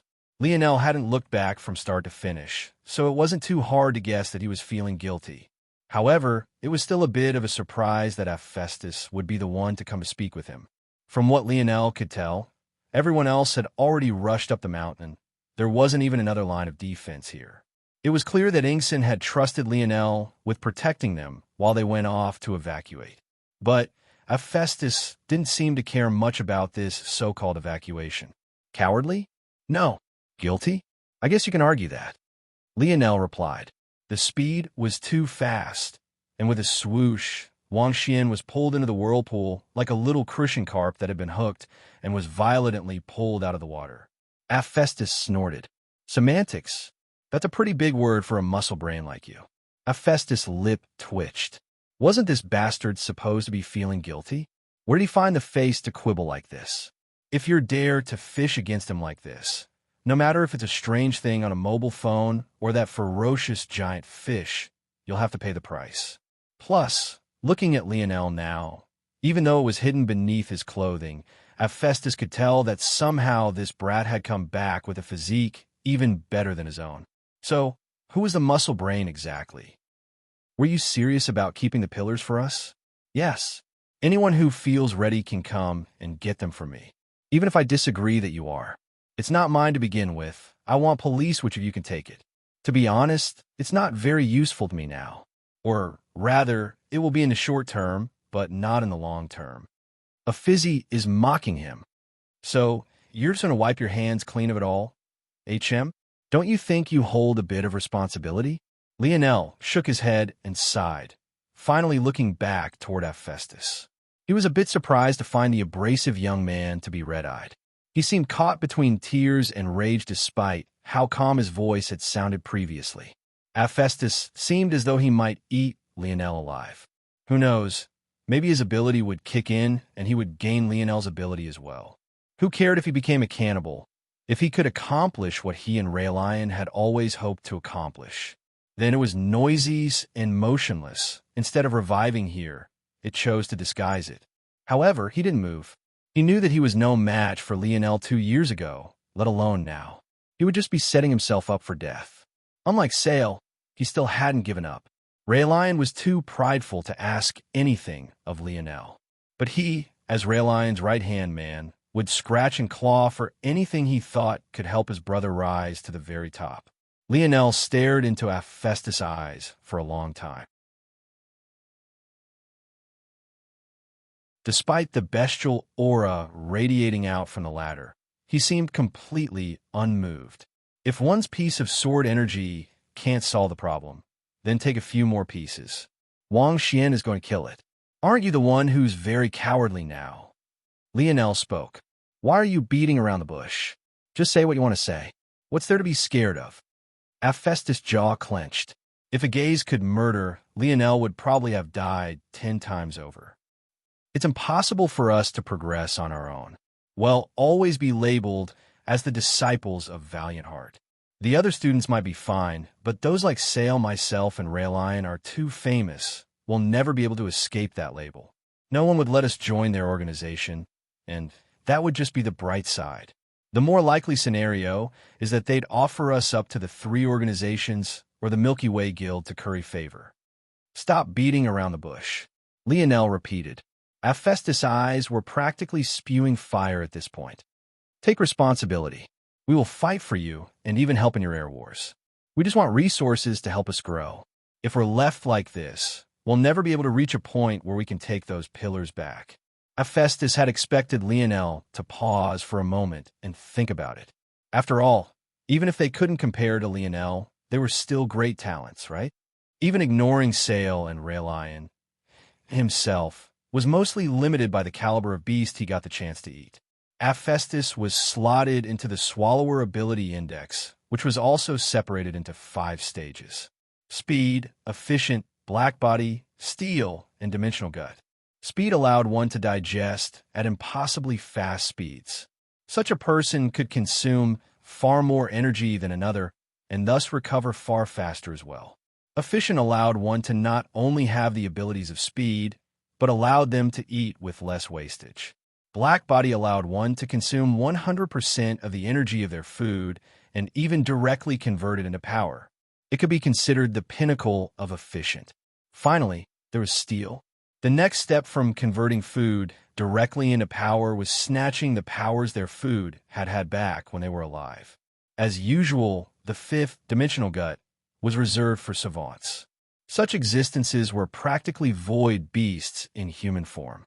The things they swallowed no longer had to be living, and some could even digest entire worlds with a single bite. By this, Hephaestus' talent was clear. He was actually at the fourth steel level. Even Raelion was only at the third stage of his telekinesis ability index. Of course, this was the case when Hephaestus was swallowing fourth-dimensional beasts. But who was to say he couldn't do the same with fifth-dimensional ones as well?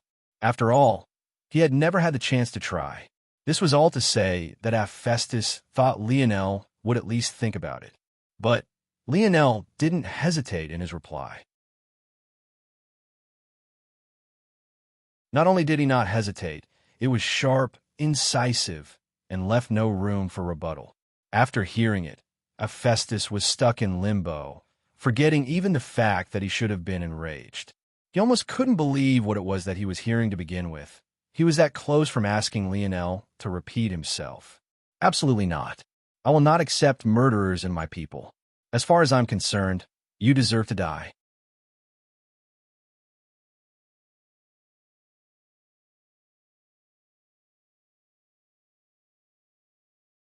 Chapter 9:17. Chapter 9:17. Deal? Lionel didn't understand these people. Did they just expect him to forget? What happened to those 3 disciples that he had hung from a tree? What happened to those disciples that had died testing his apparently faulty products? Was he just supposed to ignore the fact that ever happened? In fact, maybe the fact he wasn't cutting Hephaestus and Raelion down where they stood was him failing those victims.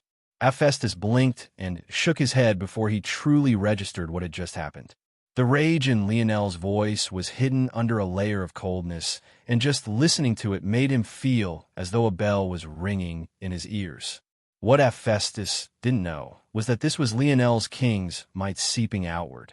If Lionel had been more intentional with his actions, Hephaestus' head might have already imploded just from his words alone.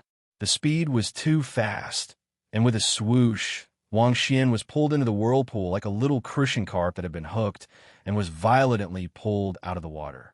At this point, the coercion in Lionel's voice was such that he could almost manifest his will into existence. Since Hephaestus was a dimension below him, he wouldn't even have a chance to fight back before his body listened to Lionel's will, almost as though these events were a story and Hephaestus was a character Lionel was writing. This was the difference between dimensions. A talent like Lionel might be able to rely on his lineage to fight above.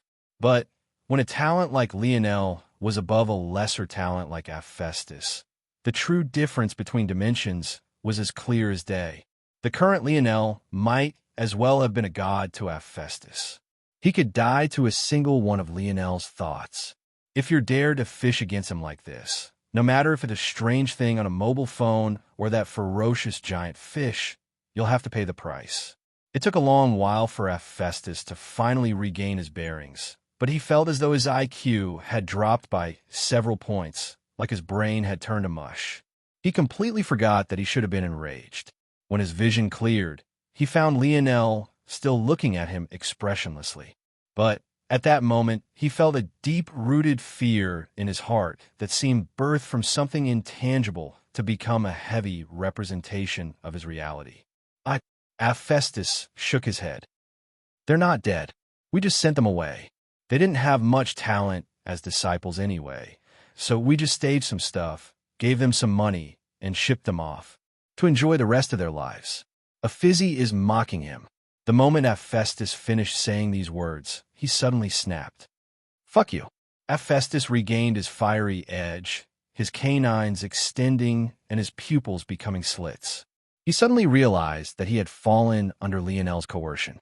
His rebuttal should have been a gotcha moment. But Instead, it came out weak, as though he was pleading with Lionel to understand his plight. How could he not be seething? Then it was noisy and motionless. Instead of reviving here, it chose to disguise it.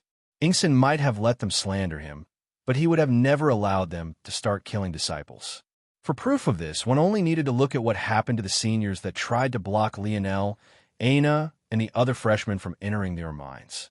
Those seniors, for causing the potential deaths of their juniors, had been punished swiftly, harshly, and without mercy. How could the seniors of Valiant Heart have reacted like that then, but suddenly let Raylion do as he pleased?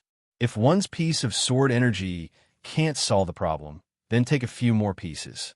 Wang Xian is going to kill it. Of course, Raylion was talented, so one might think he would get a bit of extra leeway. But even in his injured state, Inkson was still the most powerful individual in Valiant Heart Mountain. He could have done as he pleased, especially to a disciple that was blaspheming his name. Oh, so it's like that? Lionel's coldness vanished, and he smiled lightly. Didn't you still try to kill me, though? That's hard to forgive. Fuck you. You think I'm going to grovel at your feet? Die. Hephaestus attacked as swiftly and viciously as he could, his aura climbing to the point that the ground beneath his feet shattered, quite a decent feat for someone in the fourth dimension to accomplish on a fifth-dimensional world. However, Lionel only chuckled and caught his wrist. All right. There's no need to throw a temper tantrum, right? I was just joking around. Lionel had used a bit of his coercion to force down Hephaestus' barriers and get him to tell the truth. But, surprisingly, the truth was different from what he thought it would be. It could be considered to be a pleasant surprise. Actually, Hephaestus kept attacking furiously, even trying with his legs and feet, but it was all to no avail. Lionel knocked him out and threw him over his shoulder, casually strolling to the pillars with a grown man hanging from his side. He placed a palm on the pillars, feeling the ancient carvings dance across his fingers. Yes, this could definitely work. Definitely gross.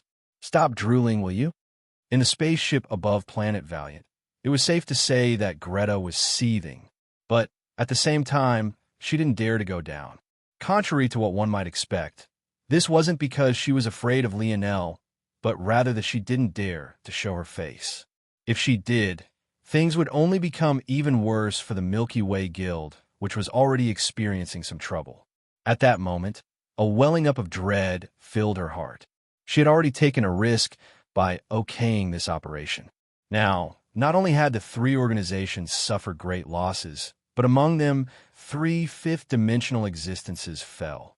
As though that wasn't bad enough, she had lost 5 fifth-dimensional subordinates that she had worked hard to groom over the last several decades.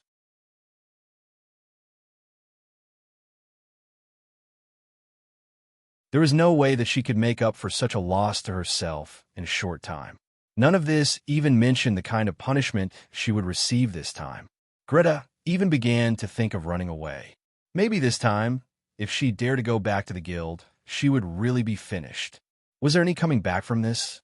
However, where would she go? To another galaxy? Traveling between galaxies required at least a 6th-dimensional ship, though. How would she procure such a thing? She definitely couldn't stay in the Milky Way. If she did, there wasn't a single corner she could hide in where she wouldn't be found. Fear began to flood Greta's heart. More and more crazed thoughts forcing her scar to tremble and wiggle about as though it had a mind of its own. She had to kill Lionel. That was the only way to survive. It was the only way to survive. It was exactly at that moment that Greta received a call. But when she heard the voice on the other side, she couldn't help but be frozen solid. Hello, little sister. Your big sis is here to save you. How about we make a deal?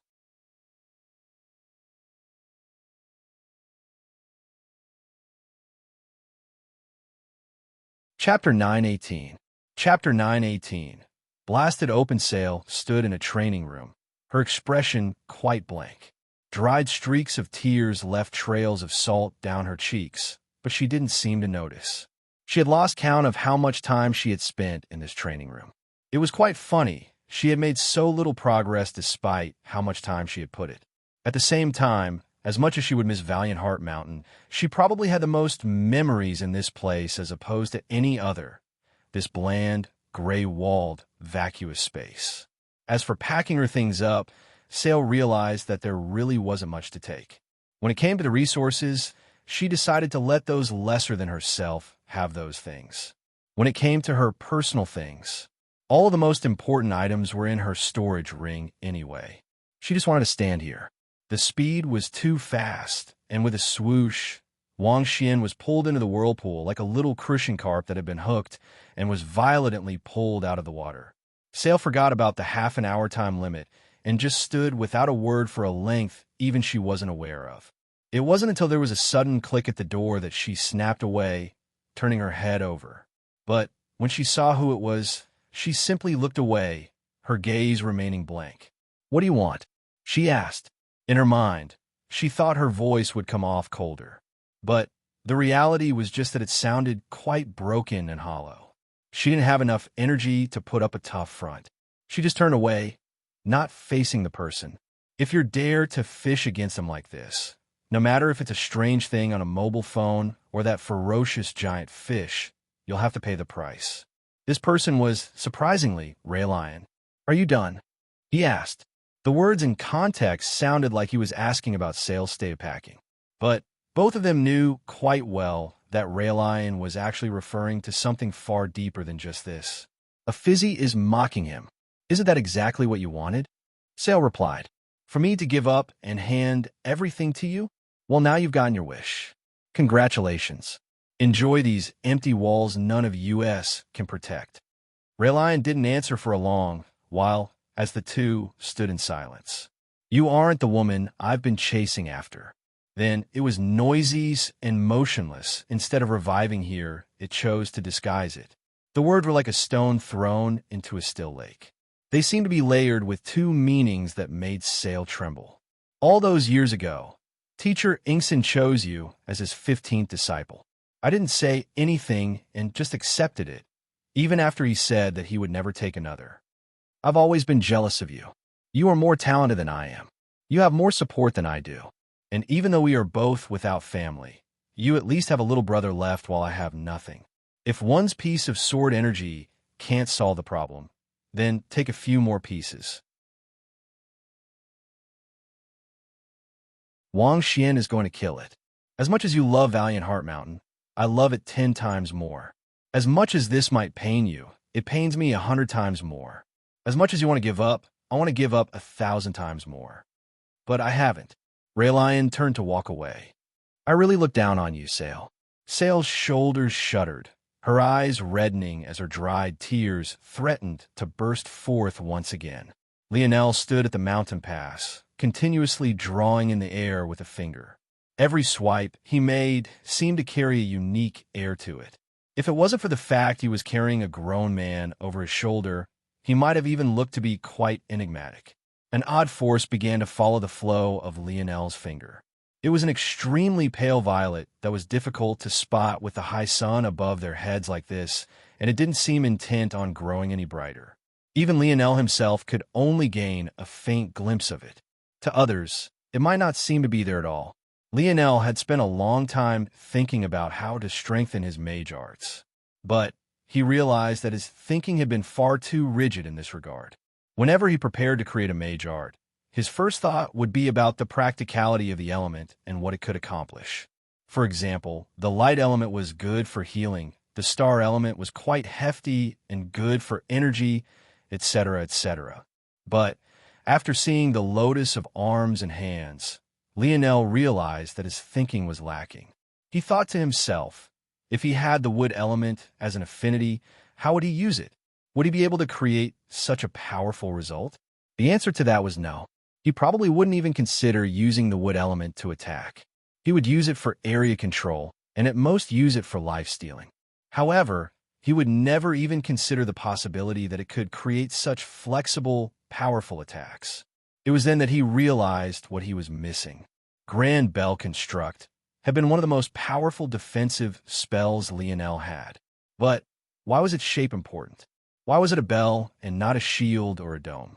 Why was it that if Lionel tried to change its form, it would weaken? Lionel's conclusion was that there was an underlying natural force to the substance of an object. Wasn't this where universal force originated from? It was the comprehension of one of the most natural and ubiquitous cycles of the dimensional verse.